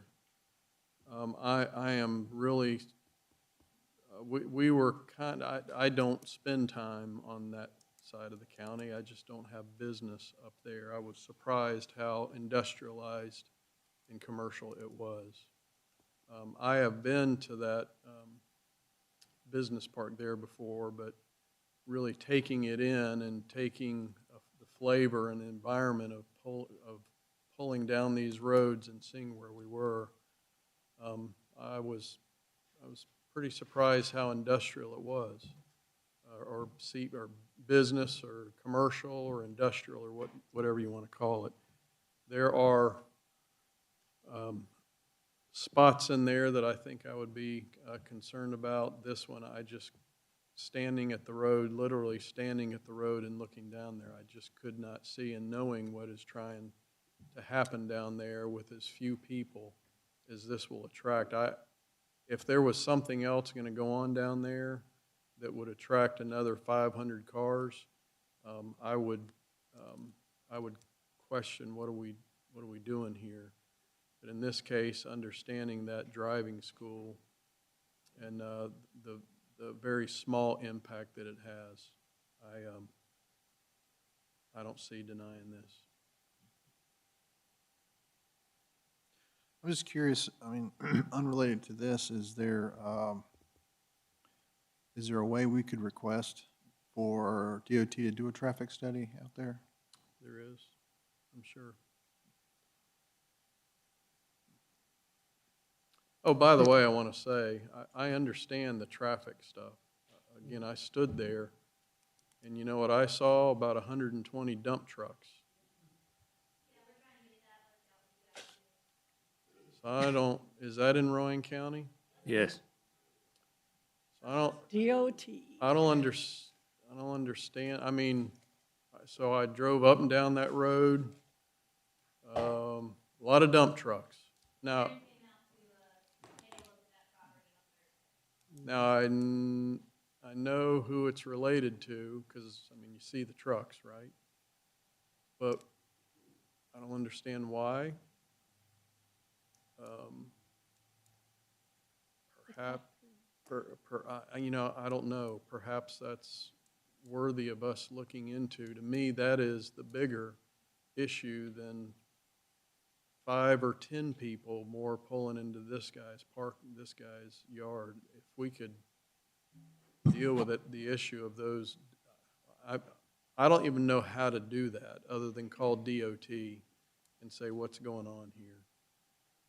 And we will do that. I've already got a note to call DOT tomorrow on something else. So we'll certainly do that. But Aaron? Chairman, after the last meeting, I think that comment came up, and there was a question about that, and yeah, I did reach out to staff, and staff is looking into that issue from. Can you say that again? Yeah. So after the last meeting, that issue with regard to the trucks and the dirt came up. And so I did reach out to staff and ask staff, and I think we've got a couple of different people that are looking at that particular use issue. So we've already started to look at that issue. Anything to add from you? Yeah, we went out there on Thursday last week, and we've gotten in touch. We're gotten in touch with the property owner, trying to figure out exactly what they're doing on that property. The destination point? Yeah, because that is it's this adjoining property right here. So we're still investigating it. We've been trying to get in contact with the property owner, figure out what they're doing with that, and that's just where we are in the process right now. Are they just piling it up back there? Yeah, currently it's just it looks like they're either grading or they're moving a lot of dirt out there, so we're trying to figure out why they're moving. Is it residential or what is it? Just residential? So they're filling in a hole. How long has that been going on? What?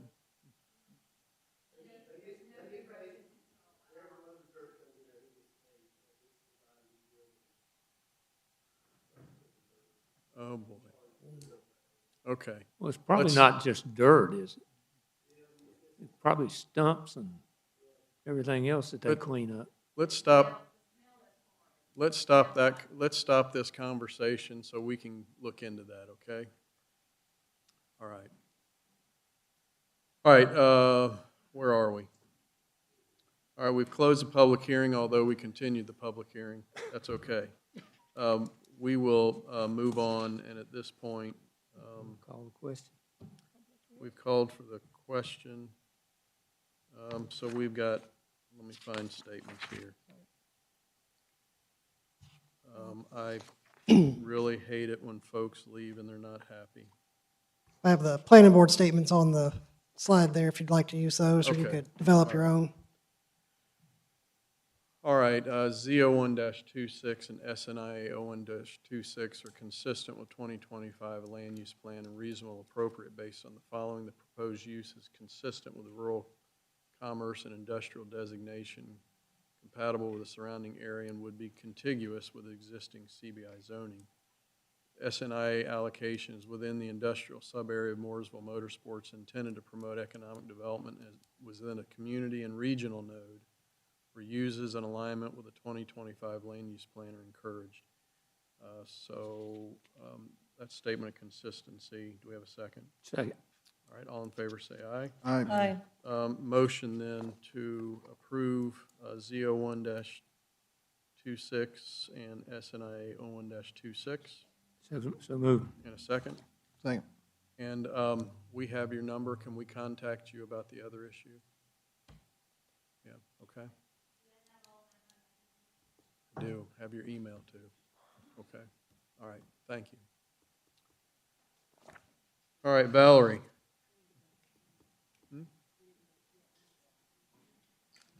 On the approval, need a vote. All in favor, say aye. Aye. Aye. Thank you. Lost my place. I didn't catch it either. Of course, right now, I don't. Man, I hate that.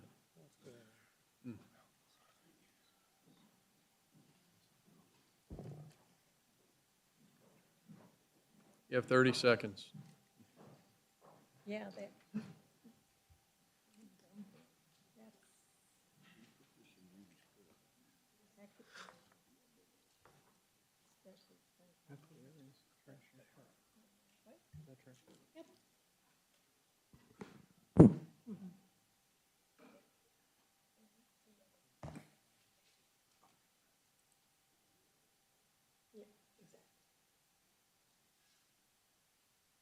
So we had the public hearing for the fare increase, and we pushed the meeting to tonight to continue. Commissioner Pierce came to the Transit Advisory Board meeting, sat down with all the advisory board members, which includes a variety of our senior services members, RVO, Trinity Living Center, and a few others. The fully allocated cost is over $4.25 per mile. So the first mile we drive, we're already at $4.25 or more. Our current rate is sitting at $2 per trip. We had a meeting on the 14th of January to discuss an increase. In that meeting, the discussion was to increase to $4, which is what I brought and presented. After we went back to the advisory board, there was more discussion, and the proposed increase that they suggested and sent a second letter is to go up to $5. We should have minded our own business. That is so that we hopefully will not have to do an increase or come back sooner, just one and done. This does not affect everyone. This is specifically for your rural general public and your trips. So it's door to door, it's shared ride. Anyone that can't make these fares, we do find ways and work back through. So we would spend the next 2 months doing a lot of education and making sure people understand the why behind this. But a lot of our board members explain that people can turn in their fares, receipts from it, and get that offset on their rent if they're fixed income. So there's a lot of factors that go into this. And the $5 per trip does fall in line with the services that are provided by other organizations, like Ruffey Senior Center has a sliding scale for theirs. Now, they transport far less clients, so a sliding scale and knowing the income of their clients is very different than for us. So based on the recommendation of my Transit Advisory Board, I'm going to ask for the $5 per trip increase. And again, this is one large increase. It's an alignment. We're going to spend the next 2 months educating. We will work with any client that reports a hardship. One of the concerns is if we were to go down to something like zero, your Ubers, your Lyfts, your taxis, everything is far more expensive even to make the phone call than $5. This funding goes back to the same program. We are not making a profit on it. All it does is slow down how quickly we're using the funding. So the people that use this ride and pay the $5, it goes right back into the service that they're using. So essentially, it just slows down how quickly we burn through that funding and allows us to serve more people for a longer period of time. And again, we have a partnership, luckily, with Ruffey Senior Center. They've helped us fill in with dialysis. That's another piece of a lot of people are using our 2-day a week for dialysis, but they want the third day. We can't do a third day and afford it. Plus, it's not fair to people that are Tuesday, Thursday, Saturday. We don't run on Saturday.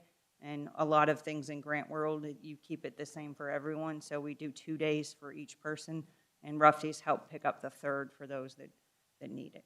So. We leave it at 4. I got a real problem with this. We leave it at 4. What does that do? I mean, I hate that we got involved in it. We've gone now from 4 to 5. You say, well, let's just get it all at once so we don't have to come back. I'd rather go to 4 and then come back. It's absolutely your choice. Whatever you agree to and decide, we will work with. So if it's 0, that's what we will take back and work with. If it stays the same at 2, we'll continue on what we're working with. If it goes to 4, it just, again, slows down how quickly we use up that money and allows us to sign more people up.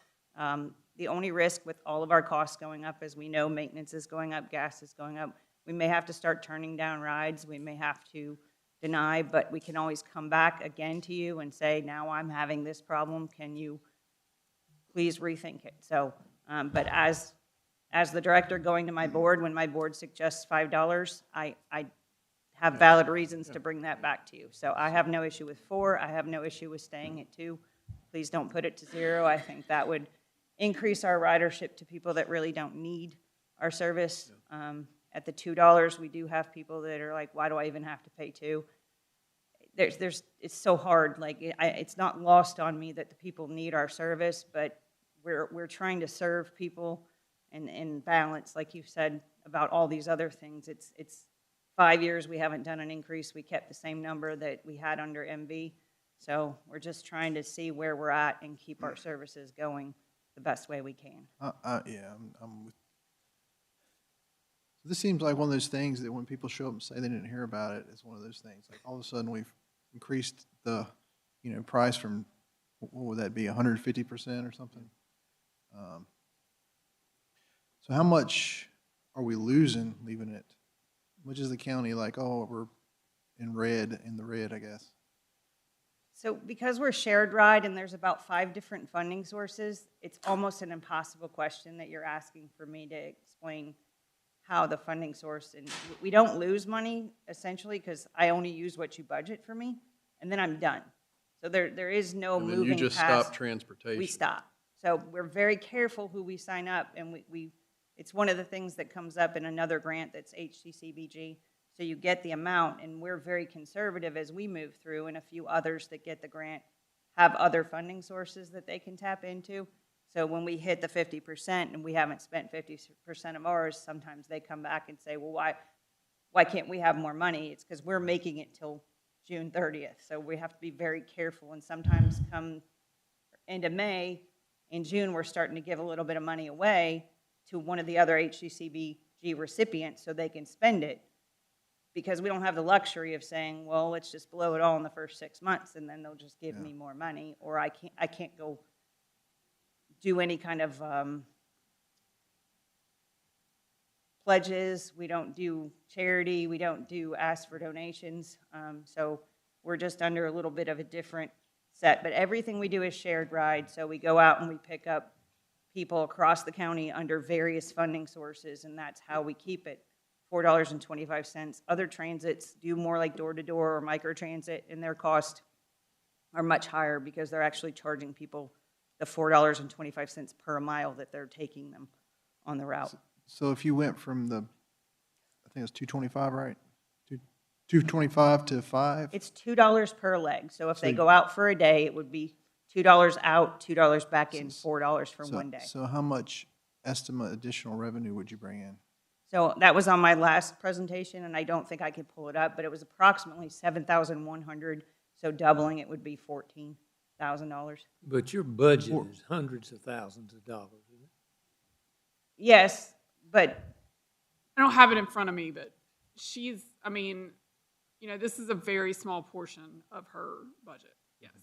So and it's we for don't very understand specific, any of this, except that these are folks that can't afford Uber. They've got health issues, and we know we're helping them. I mean, all of this is medical or life-sustaining. So grocery store, doctor's appointment, dentist, physical therapy, food, that type of thing. So we're talking $14,000, which, I mean, that's not a lot to the county, but that's $2 is a lot to some people. And $14,000 is a lot to Rowan Transit. So we Well, work I'm in sure really Aaron can small find you grant numbers. $14,000 somewhere else. I agree. Leave it at 2 and find 14 grand. Yes, sir. All right. All in favor? Aye. Aye. Thank you for your service.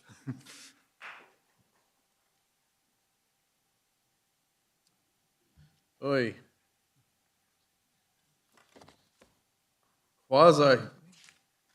Quasi-judicial. This hearing for consideration of SUP 03-26 is now in session. Will focus on an application submitted by Simona Cantrell, is that right? Cantrell? To accommodate a canine training and boarding facility at 1205 Mount Vernon Road.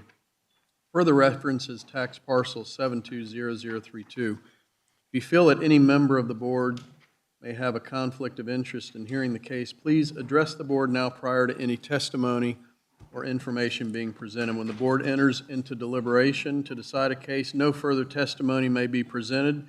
The board will render one of the following 3 decisions. Approve the permit. Go ahead and be swearing in. Approve the permit as requested with additional conditions, continue the request, or deny the request. All parties who plan to testify in this case may come forward and be sworn in. Those who testify must state their name and address at the podium. For the benefit of the board's clerk, all material presented must be given to the clerk and will become part of the record. This board can only accept sworn testimony. No hearsay evidence is admissible. And Aaron Poplin will present the case for the county.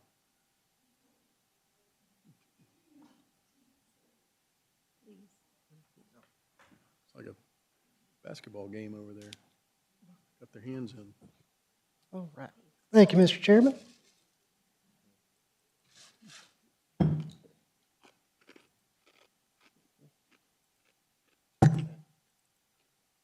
There we go. So we got SUP 0326, a request from Simona Cantrell at 1205 Mount Vernon Road, Rowan County Tax Parcel 720032. Also, I'm Aaron Poplin, Rowan County 402 North Main Street. You live there? For work purposes. So the request here is for a dog kennel and training facility, which is SIC 0752. So this is the proposed facility. This is at the front on Mount Vernon Road here. Basically what they have is a just slightly over 1,000 square foot boarding kennel facility with fencing behind it. And then a proposed second building, which will be 6,000 square feet, to be done at a later time should the first one be successful. So they want to start with just one building, and if it's a successful business, they would like to construct a second building. Along with that, they have screening along both property lines, and then their rear screening is satisfied currently by having the fence meet the screening standards at the back, but they would like the ability to potentially do a row of evergreen trees instead. So there are 3 specific criteria for a dog kennel. So the first one is that they provide a site plan, which they have. The second one is that all structures used to shelter animals in outdoor run areas should be at least 100 feet from any property line. And then outdoor runs shall be enclosed by a security fence of at least 6 feet in height. The proposed layout does have 100-foot setbacks from every property line, and the dog runs do have that 6-foot fence requirement. And then the last thing is that all structures used to shelter animals shall be screened according to section 21-215. And then they're not exempt from the distance standard. And as they've proposed here, they have buffering, vegetative buffers on both side property lines. The current rear screening is shown as a opaque fence, but they may elect to do evergreen conifers to keep the fence all the same material. So for evaluation criteria, they have adequate transportation exists to the site. The business is accessible off Mount Vernon Road. The use will not significantly detract from the character of the surrounding area. The proposed structure will meet all the screening and buffering requirements from 2160. Hazardous conditions will not result. No hazardous conditions are envisioned based on the proposed use. They will not generate significant noise, odor, glare, or dust. The property is a 33-acre parcel. The use meets both the required setbacks and the required screening. Excessive traffic or parking problems will not result. The applicant will be required to get a commercial driveway permit from DOT. They don't anticipate more than 2 to 3 clients on site at any given time, and they have applied for a DOT driveway permit. And the use will not create significant visual impacts on adjoining properties or passerbys. And this business will meet the required screening and setbacks. That's just a visual of the site here. What they're looking here is going to be kind of in this front area here. They've actually recently started construction on their house on site back in this area. As far as zoning is, Mount Vernon's a pretty rural area. Everything in the nearby vicinity is zoned RA, and dog kennels are allowed in RA as a special use permit. Just some photos of the site. So currently it's just a green field. Got some tree lines on both side property lines. Pretty. And then procedurally, you'll be looking at, after having a quasi-judicial hearing, making 3 separate findings of these specific required findings. The applicant has brought somebody to speak on finding number 2 about property values. And as far as staff comments, the proposed business is pretty comparable to what would be allowed as a home occupation, but it does need a special use permit since it is a dog kennel. Then procedurally, the 3 separate motions for adopting findings of fact, along with the quasi-judicial hearing. If you have any questions, both me and the applicant are here. All right. So I've got 6 people signed up. Are y'all together? Well, you just want to talk tonight, don't you? So are you signed up to speak for this? Are all of y'all together? Well, so that's the applicant. Yeah, you're the applicants, but then you've got others that are there. Is everyone in support of this? All right.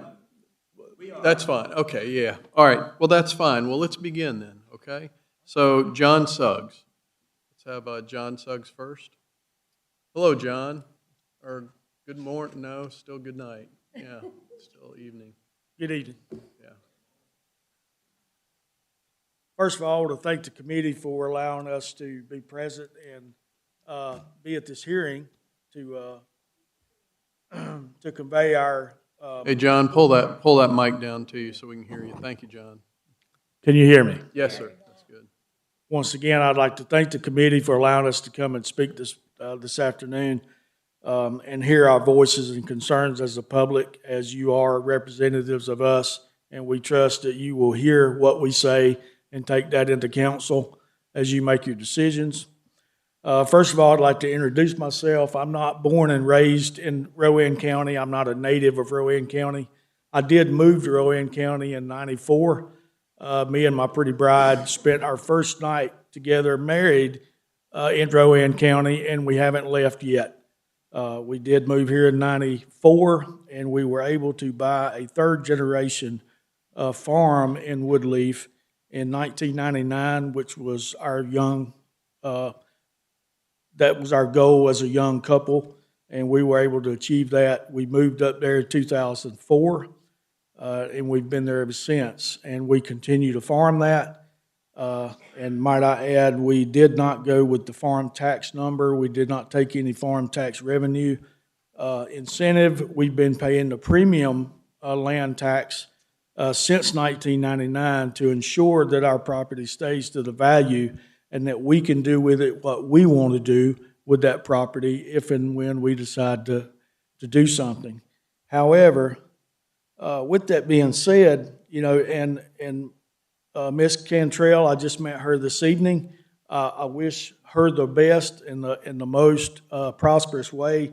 And I'm not 100% opposed to this, but I do want to voice my concerns as, I'm not trying to be a dream crusher to Miss Cantrell, but I do have to cherish and cradle our dreams as we were when we were a young couple when we bought this farm, and we continue to maintain it as a farm with no business. And the young man, when he said a while ago, this is the this is exactly rural, this is rural area. Well, that's exactly what rural area is no business. I don't want a lemonade stand out here. Rural means no business. I don't want any business out here. I want to be clear with that. My concerns with this site would be the impact of the soil from the dog manure and the wastewater that would come off of that. I would like to go on record to say that I'm concerned about that. And also the noise impact from dogs. Now, granted, I'm a farmer. I'm not complaining about smell, but soil impact and noise impact is what I'm most concerned about with this dog training facility. I do know that in general, farming 2 to 4 large animals per acre is what's acceptable for land sustaining, which would be a cow or a horse, and 8 to 10 small animals per acre would be goat and sheep. Anything beyond that, you start running the risk of parasite infestation, which I have encountered myself, and it's taken years to correct that, but I did spend the money and correct that, and I learned that the hard way. I don't want this to happen across the street and be affecting my community as well. Thank you. Hey, so Aaron, can you come up and is your place on this map that you were Yes, sir. showing? I can, if you'll bring it up, I'll show you.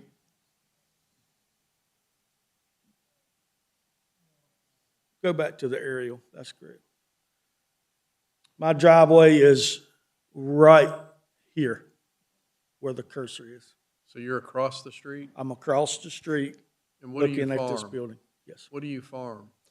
I raise goats, horses, chickens, and 2 children so far. Which of those eats more? The children ain't cheap. Children and the sheep. So I got to ask, are you doing business on your side? Are you selling stuff? Are you selling goats and sheep and horses? Right now, I've got land, I've got goats to maintain what I have. I'm not selling any at the moment. We have bought and sold in the past. It's not a money, it's not my profession. It's a fair question, I think, for us to ask, right? How is that a fair question, sir? Well, you said you didn't want any business. I'm just finding out, well, are you operating business? No, sir. Okay. Well, that's the only question I had. Yeah. Thank you. Yeah, thank you for your answer. All right, Tracy Suggs. Hi, Tracy. Are you the beautiful wife? I guess I am. All right. I guess I have the same concerns, of course, as John does, and we have been there, and we moved out there for the rural aspects of it and the quietness of it, and I guess that is my main concern is that it is a possible noise issue, and I think that everybody from the time that we got here at 6 o'clock, we've heard everybody say they want to come home to a peaceful home, and you want to cook out, and you don't want to have a lot of noise around, and I know there are farm noises around, farm noises from our house and our neighbors' houses and everything, but it's not constant, and it's not a barking dog, it's not, and that is my concern, and we're not opposed to her moving in. We're welcome neighbors, we're a very close-knit neighborhood, even though we're far apart, our land is very far. We are close-knit, and we keep in contact, we watch out for each other, we help each other when they need it. It's nothing opposed to her, nothing personal at all. But we did move here for the quietness of the area, and we would like to maintain that. And I do point out that in the back, they're building in the back of their property far away from where this facility is planned to be. So they even aren't going to be right up on it, but where the facility is, my neighbors here, it's right in their front yard. So, we are close-knit, and I don't want to see that with them, to have to hear that all night, she says that I read her little proposal, and it's supposed to be a quiet boarding facility, which is hard to kind of believe. I've been to boarding facilities, and I've had terriers that bark constantly, and I don't know how you can board anybody's dog and them not bark without them being trained. And I guess this has been an educational experience because I didn't know what to expect tonight, and I guess I had more questions than I had comments. But she did say that she was training these dogs, but I'm under the assumption that she's not only going to board trained dogs, that there's going to be other dogs that aren't trained. So I guess that's the noise level, I guess, is what is also my concern. But also, too, I don't understand the special use permit necessarily, the technicalities of that. Does this open this up to, let's say that this business fails and they decide to move? Does this leave that special use permit in place that somebody else can open a business of any kind? Does everybody have to go in and reapply once they buy that property? So, the next time it might be a shooting range or, something else's noise, I guess that's my main concern, and I came here more with questions than wanting to come and debate someone or, to just crush her dreams, but did have concerns. Well, thank you. Thank you. This is hard because everybody's so nice these days.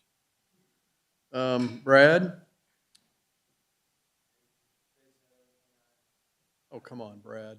Get up and say something. You signed up. Now you have to speak. Let this be a building moment for you.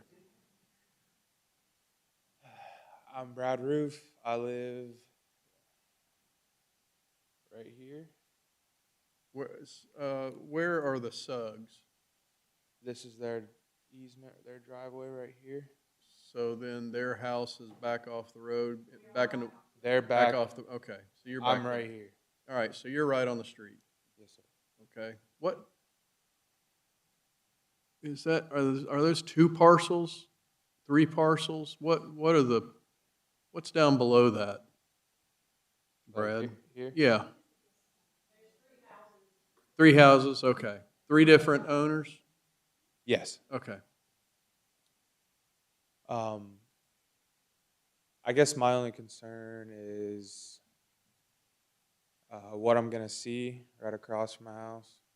I mean, as long as there's gonna be trees or some type of privacy put up, I guess I'm good with that. same concerns as them, you know, the barking, if there will be any, which I'm sure they're dogs. And also just making sure that it is only going to be a couple clients at a time and it's not going to cause traffic.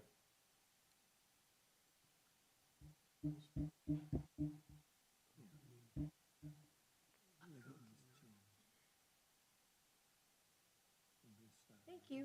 Yeah. Brad, that was good. Thank you. Everyone give Brad a round of applause. Stephanie, is Brad shy? Stephanie, welcome. I would just have the same concerns, the noise, and then wondering if that would make our property value go down. That's it, really. Yeah. Okay. Well, thank you. Appreciate it. All right, Ms. Cantrell, it's your turn. Welcome. Hi. Welcome. Good evening, Mr. Chairman and members of the board. My name is Simona Cantrell, and I'm the applicant for the special use permit 0326 for the property located at 1205 Mount Vernon Road. I have over 15 years of experience in dog training industry. Beyond my experience in the field, I'm a certified canine conditioning trainer, and I'm currently working toward my canine behavior consultant certification. The facility I'm proposing offers both professional training and boarding, but I want to emphasize that this is not a high turnover retail style business. My operation is an educational facility rooted in dog psychology, with a heavy focus on mental stimulation and enrichment.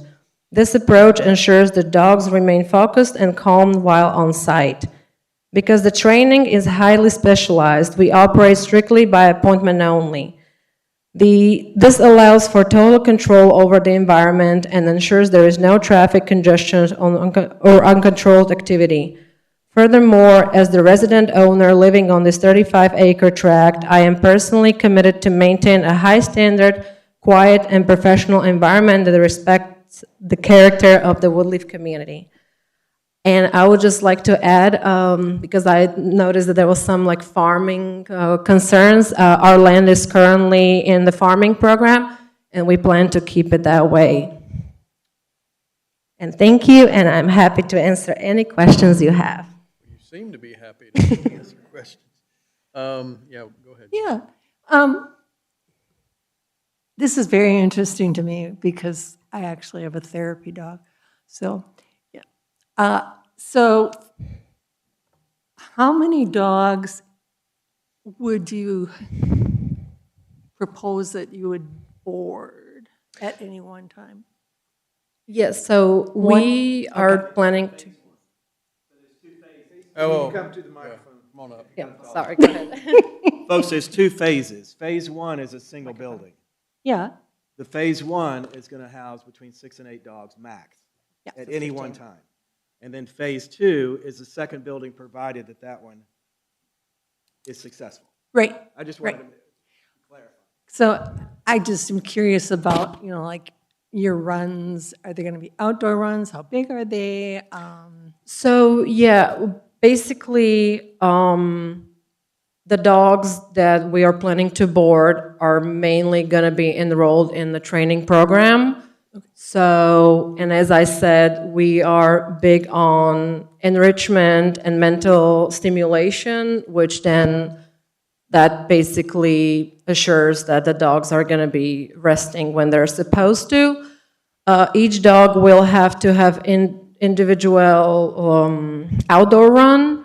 They will have like a privacy fence in between each other, so that where we are like reducing any chances for like fence fighting. And basically the outdoor runs, they were just dotted on the site plan. The dogs are going to be out there free only under supervision. So there's not going to be 10, 15 dogs just running, barking uncontrollably. I train dogs for over 15 years, and that would be weird if I would enjoy barking dogs. I do not, and I know how much damage it causes to the dog's mentality if they are just barking all the time. Thank you. You're welcome. So this is, so you're more high-end dogs, I guess? Like more Correct. expensive dogs? Correct. So then they would be, they're not all gonna be in a bit, you know, I guess you'd have to pamper them more, I guess, maybe, I don't know if that's the right word. I'm sorry, I don't hear you. Maybe pamper them more, I mean, they're not gonna be, you're gonna have more in control of them than some, you guys kennels, there's a bunch of people, bunch of dogs just acting. Correct. So I'm the sole owner of the business. I am the person who deals with all the dogs. And I consider myself being a professional. That way also all the dogs that are handled by me are handled by care, and there's like strict safety rules applied. So I guess the, you know, if you're going to someone's going to the beach for the weekend, they're not gonna bring their dog there to keep you. This could be like a real expensive dogs and more of a. They might, but they have to pay, of course. Okay. But I have such a strong clientele already from when I'm moving from that I think the majority is going to be my existing clients and then people who are going to bring their dogs for training. Do you already own this land? Do you already own this land? Yes. Yes. Is this going to be a training facility or a training and boarding facility? Training and boarding facility.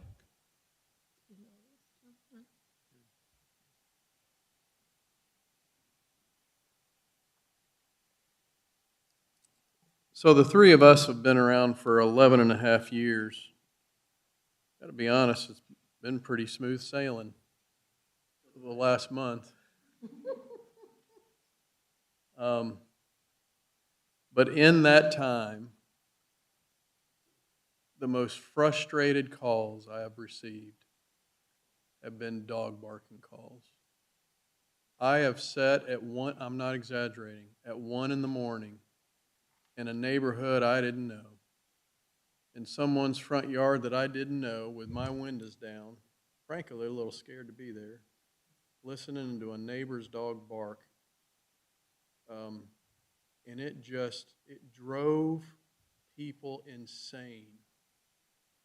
And people would call, I bet I had 50 or more videos sent to me, which you couldn't see anything because it was in the dark, but just dogs barking, and they had my cell phone number, and they would send them to me day after day.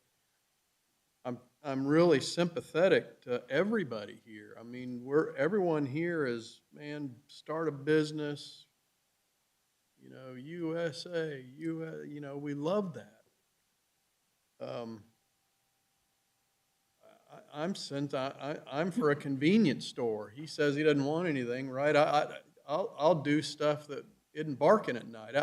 My biggest fear, if I'm you guys, is, especially y'all, right across the street and laying there and hearing 12 dogs barking all night long. What stops that? We're always looking for a way. What's the concession? What is the happy median? Can everybody win? We've been talking about data centers and how do we silence them, right? I've been past dog boarding places, and you know, you can go past and you hear it. So we're not the dog boarding folks. We're not the folks that understand how all this works. How do we satisfy your neighbors behind you to be sure that, Brad, I should remember your name. Brad, what do you do for work? What are your hours? I'm prying now. 7 to 4. So I just want to make sure Brad can sleep at night.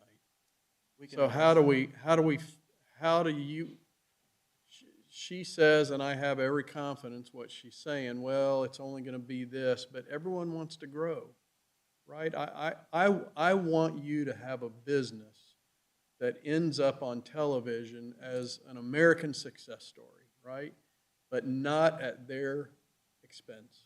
So what do we do to help you, like our new friend John says, I don't want to be a dream crusher. Man, John, I don't want you to be a dream crusher, right? And we don't want to be either. So how do we fix this? And you're Mike, right? Mike Yes. Elam? Mike, thank you. My name is Mike Elam, and I have a couple of answers that I want to give you. So right here, along this line, will be a series of evergreens. Helps noise, helps sound, helps wind, all of that, which will also take care of any smell. Here, there was another concern that was brought up about the smell. Here will be the drainage, which will be drainage back into reuse. So it won't be a closed system, as we discussed earlier in this room, but it would be a filtration system. Does that make sense? The filtration portion versus closed system. Closed system, we just keep using it, recycling. Filtration is used again, but it could be used, run down further. But that filtration will be in here. It's done through engineering. The engineers have also put together another DOT entrance, which is approximately here, to allow this entrance for the house, which is going to be here. I don't know if you guys can see it. You're seeing it on your screens? Okay, good. The house will be here. The business will be here. The entrance would be approximately here. So we would have the evergreens there, the drainage to take care of any of the environmental smells, and this. If more is needed, we're willing to comply. Tell us what we need to do. If I may, you pointed how Brett is going to sleep in the night. I guess the same as me, because the building, I think as of now, is about 250 feet from their property line. And again, basically, most of the dogs are trained. Also, we are investing in closed cells, spray foam insulation, which just basically decrease, and it's almost also acts like noise cancellation. The dogs are not going to be outdoors unsupervised. Every time they're outside, whether it's in their small 6x10 or 4x10 runs or in the big run, there is somebody gonna be on the site. Again, I'm gonna be living 800 feet, maybe, I don't know, it's hard for me to tell, but we are gonna be living on site. And another thing, like Mike said, we are required to plant evergreens. They will cover the whole business. And also, I think that's it. So at night they'll be in a building. They are going to be in the building, and the guillotine doors are going to be closed and locked, so no dog can come out in the night.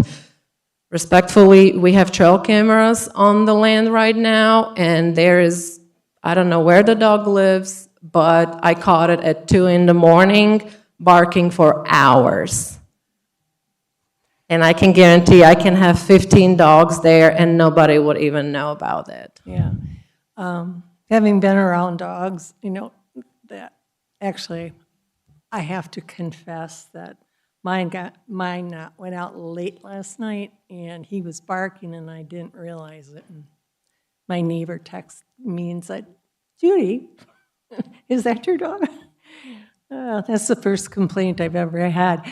I've had dogs next door in the city that it's when they're outside at night.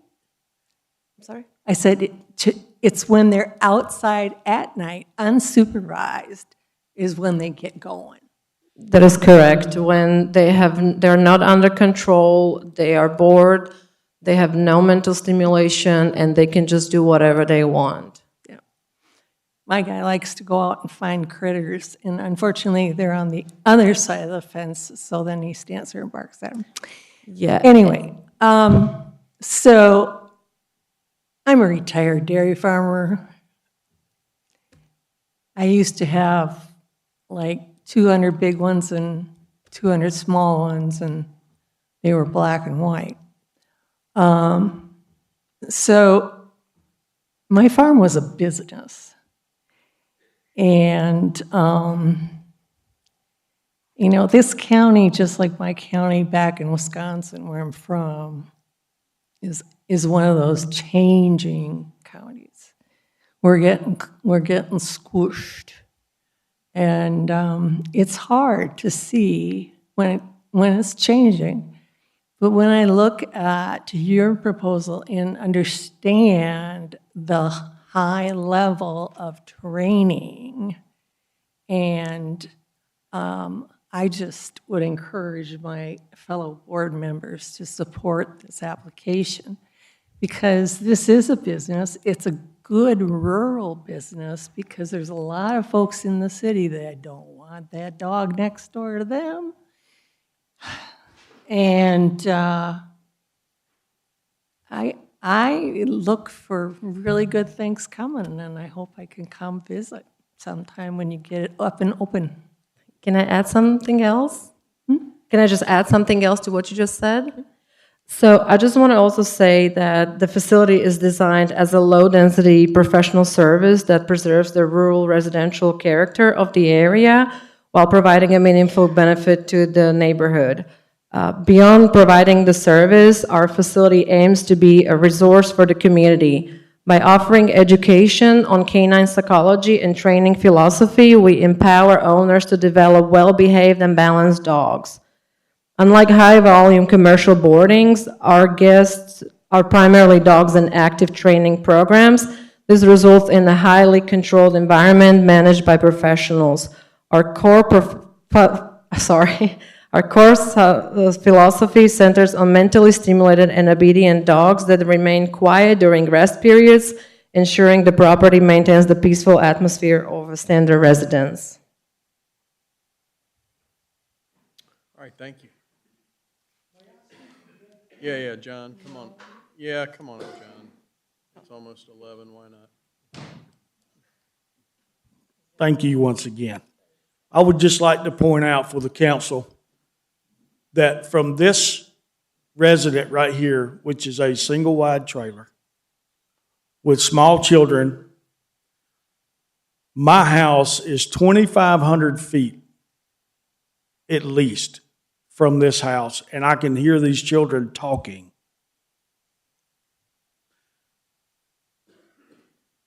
As we're talking today when they're playing. John, I can't stop that. I understand that. But she can come up here and tell you anything that you want to hear to get this passed. What we're telling you is time proven. But telling a dog to hush and be good, when one dog barks, the rest of them bark. And they're not going to stop barking. And I have a very strong doubt that you're going to get up in the middle of the night from your house and walk back down to the kennel and settle these dogs down. I very, very doubtly believe that's going to happen. What we're telling you is time proven. She can tell you anything as long as it gets passed, and then it's over with. Thank you. Thank you, John. All right, those are the speakers. So one thing is that the applicant did indicate to me that Michael here was to speak on property values, since there has to be expert testimony regarding property values for the second finding. We've got a speaker, Oh. property values? Okay. So you should give your relative experience. Relative experience. And then So I am the president of Lending Tree. I manage 3 additional businesses. We do about 15,000 projects a month across the United States. We manage sureties and finance, but we also do construction projects from ground up. This will be a construction project from ground up. This property, improved, will add value to the community. The property today sits for about $86,000. If we add value to this, which includes the businesses and the residents, we're looking at about a $350,000.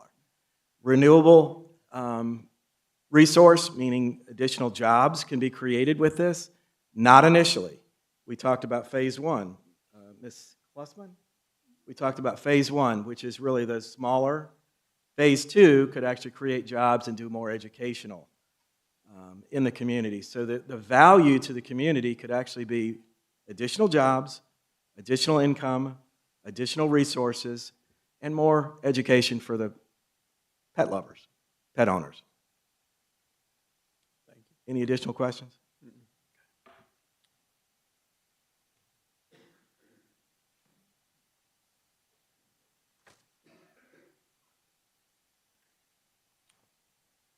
All right.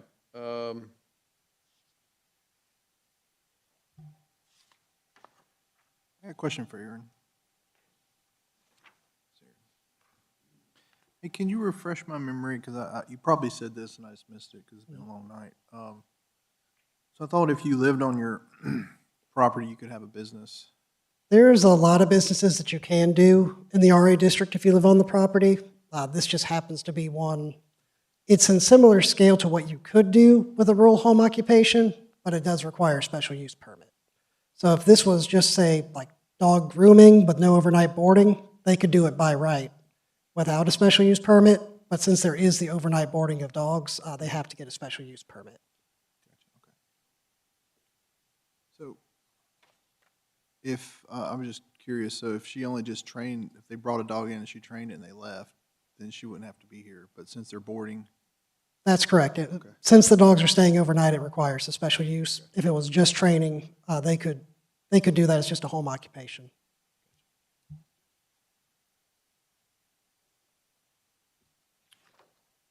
All right.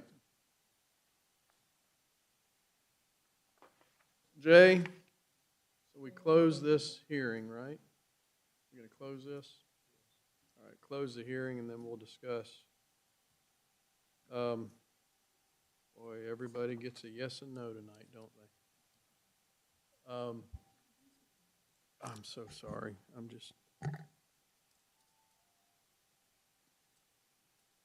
You guys are going to have to convince me that we're not going to keep Brad up at night.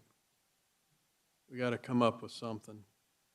It's not, we have two parties here and it's not fair to either. We can say, well, let's try it. Y'all build it. He's calling me. You come down here and sit in my front yard and listen. I don't have anything against this. It's just the years of folks calling me and me sitting and listening, and I think it would drive me crazy.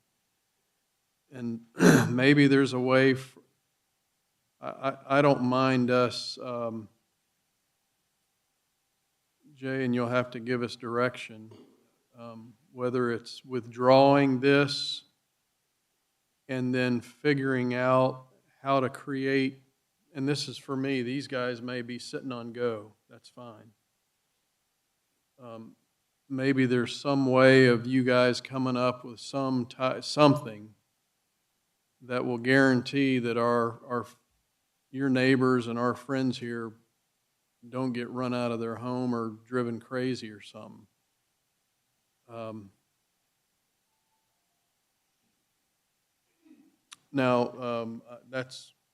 That's all I've got to say. If you guys want to make a motion, you want to talk about it, I'll have to have more assurances that the neighbors are protected. Honestly, I thought we'd come into this and I'd be pretty quick and I'd be for it, and it's as we get into testimony, 90% of the time it ends up a little different than what we thought. So that's where I am. I can be moved, but I would have to be moved by an assurance that, Mike and I and all of us, we've been around each other a long time, and one thing we're really committed to is private property rights. We believe in that. That's why I asked if you own the land already. So we are committed to that, but they also have rights. And so when your private property rights infringe on their rights, then that's where the rub begins. And so I want, again, like I said, a way for everybody to win, but for there to be some assurances. So it may be that we say, hey, again, these three can vote and I'm out, and that's fine. Or maybe you all say, Jay, I don't know, do they just say, hey, let's hold on? Can we continue this till 2 weeks, and then they go back and try to figure out what can we do to make assurances and come back and share with us those assurances so everybody's happy, or you withdraw it and go to work working on it for the next month. I don't know. But I'm going to be a no until, but I want to be a yes. I do. I want to be a yes. So figure out how to make me a yes, and protect your neighbors across the street. My problem is the kennels are right in front of those houses right there. You got 30-some acres out there. Why do you have to build the kennels right in front of your neighbors' houses? Well, it's on the road. Well, I understand it's on the road. They're planting trees. So are the other houses.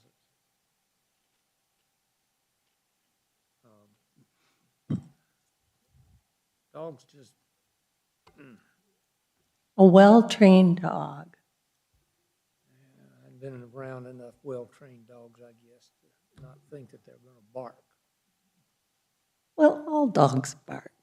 But I will tell you that I have a friend that I help out, and she has a home boarding. And it's right in her house. And she uses her backyard as the place where the dogs spend most of their time during the day, out playing and exercising, sleeping. And she has pretty tight rein on those dogs. They are all trained. And if one of them starts barking, she's right on them. These dogs come in and sleep in the living room, and except for a couple, they aren't even in a kennel at night. So my point simply is this. Well-trained dogs do not act like the dogs that you get the phone calls for at 1 o'clock in the morning. Well, she's running a kennel. She doesn't have a clue what the dogs are like that are coming in for the weekend at her house. Jim, she's the trainer. Mike, how you feel? Well, I'm probably closer to Judy than you and Jim. I mean, I do, obviously. Most people are. I mean, if they're going to be inside at night, they're talking about having insulation and things in the building. I'm sure that would kill a lot of the sound. That's why I was asking what, I mean, I've seen kennels that are just, people go and buy some kennels at Walmart and hey, come leave your dog here and give me $50. I don't think that's what they're building here. But I mean, if they want to go back and try to figure out some better screening, I don't have a problem with that either. In between if the group wants to work it out, or we want to vote on it now, or I mean, Craig's not here, so I guess we'd be tied.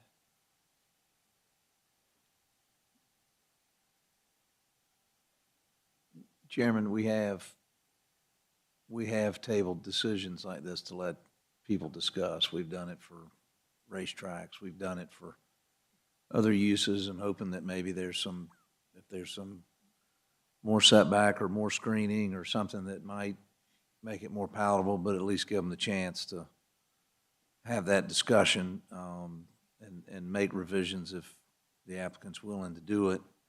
To satisfy them, they may come back and say they couldn't, and you just make a decision, and maybe they can reach a point that makes it better. But It's the crazy We thing have- about. We have done that before to let them have a chance to discuss it. Believe it or not, commissioners don't know everything. We know very little.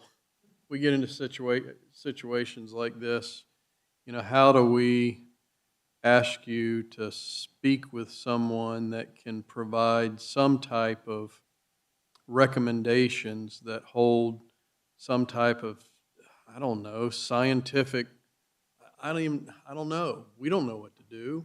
I mean, I'm an insurance guy. So is he, and a retired farmer and a police officer. We're just trying to protect everybody. And what we don't want is you to go invest this money and then it ends up a mess. And I got Brad knocking on my door. So I would move that we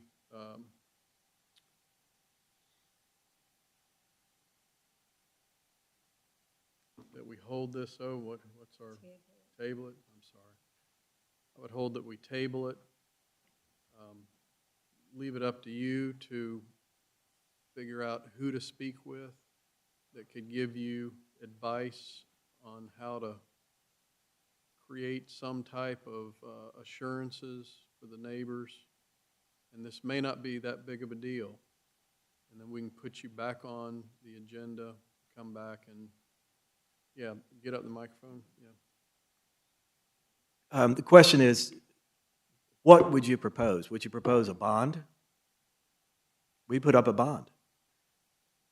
In lieu of, if you get the phone calls, we pay for the bond. We pay it out of the bond.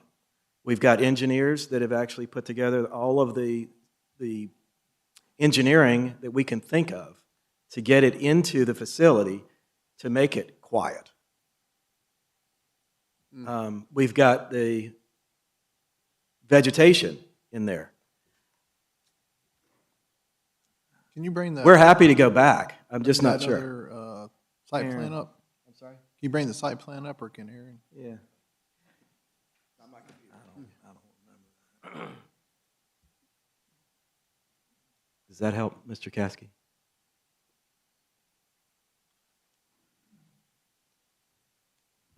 Did you say that you're going to plant a row of pines along the front there, so you'd have like... Ms. Klossman, we're going to put an entire row. Whoops, I just messed this up.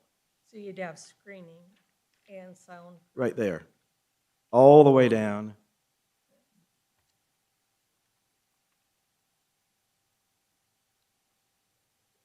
There's got to be a break there somewhere. The driveway will be the only break. Got to get in and out. So the driveway is going to be here, but it'll go all the way. The vegetation will go. And if we need to do double rows, we're happy to do that. Meaning stagger them.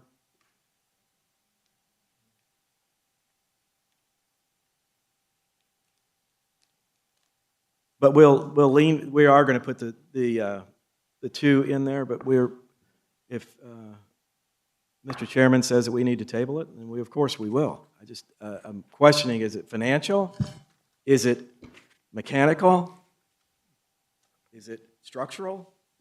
And I guess that's for us to decide, but So Aaron, when you look at this site plan, Aaron, and when they say they're going to plant a row of evergreens, what your notes reflect is that they meet a certain minimum separation requirement. That's all I'm seeing in the file. I don't see a landscape plan. I don't see... No, there's not one. That was not on this site plan. Right. That's new to today. Right. And I think that's what the chairman is driving at, is there's not detail in this plan for the neighbors to even begin to look at what it's going to look at or what it's going to look like when it's developed. And I think that seems to be the question, is that this site plan doesn't have separation detail with regard to fencing, with regard to evergreens, points per linear foot, coverage within 4 years, those kinds of issues that we might normally see with regard to a use that wants to be separated from neighbors. I'm just gathering that from your discussion. Exactly what I was thinking. Thank you. And so I think to the applicant, I think what I'm hearing is that we want a chance to talk to the neighbors to see if there's detail you can add to a site plan where you're committed to that, that would give them enough separation to make them happy. It may not be. And we can facilitate that through Aaron and my office. And we'll just get the contact information for the neighbors. And will that do the job? Yeah. Does that make sense? Okay. Because when you say you've got it engineered. We've got engineers that designed all of this. Right. Included all of the sound, deadening, and the whole nine. But does that site plan represent all the engineering that you've been discussing tonight? No. So that's what I'm getting to. All right. I think we table it. We'll table it for. All right. How We long do you- really don't want to say no. They want to say yes, we'll probably say no. So, 2 weeks to table it, come back on May 4th. whatever you like, if you want a month, if you want to, well, we'd have to do it. Do that in 3 hours. Yeah, we'd have to do it in session, yeah, so if you want, next meeting, which would be at 3 o'clock, or if you'd like to push it to a month, we won't be here at 11:20 next month. So, we'll leave that up to you, and just let Aaron know. Work with Aaron. Yeah. On scheduling. Okay. Yeah, thank you, and best of luck to all of you. Yeah, so okay? we need a motion to table. Yeah, this to a specific motion to, date. yeah, all right, so do you want it in 2 weeks or a month? I would say a month. At least do 2 weeks, but if that. Well, we'll have, we have to specify now. Oh, you do have to specify. Yeah. Let's do a month. Okay, so, make a motion that, we table this until the first meeting in, Second. oh, I'm sorry, second meeting in May. Second. All right, all in favor, say aye. Aye. All right, thank you. It's a pleasure meeting you all. Okay.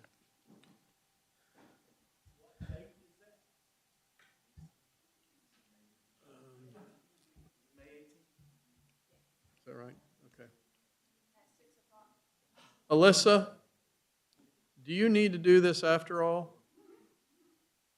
Boy, yeah, for you to sit here for 6 hours and then not do it would be a travesty, wouldn't it? I'm giving you the choice.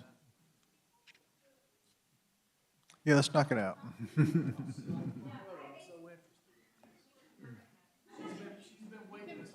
You doggone right. You get it. She went home and put her kid to bed. Oh, did you really? Go ahead.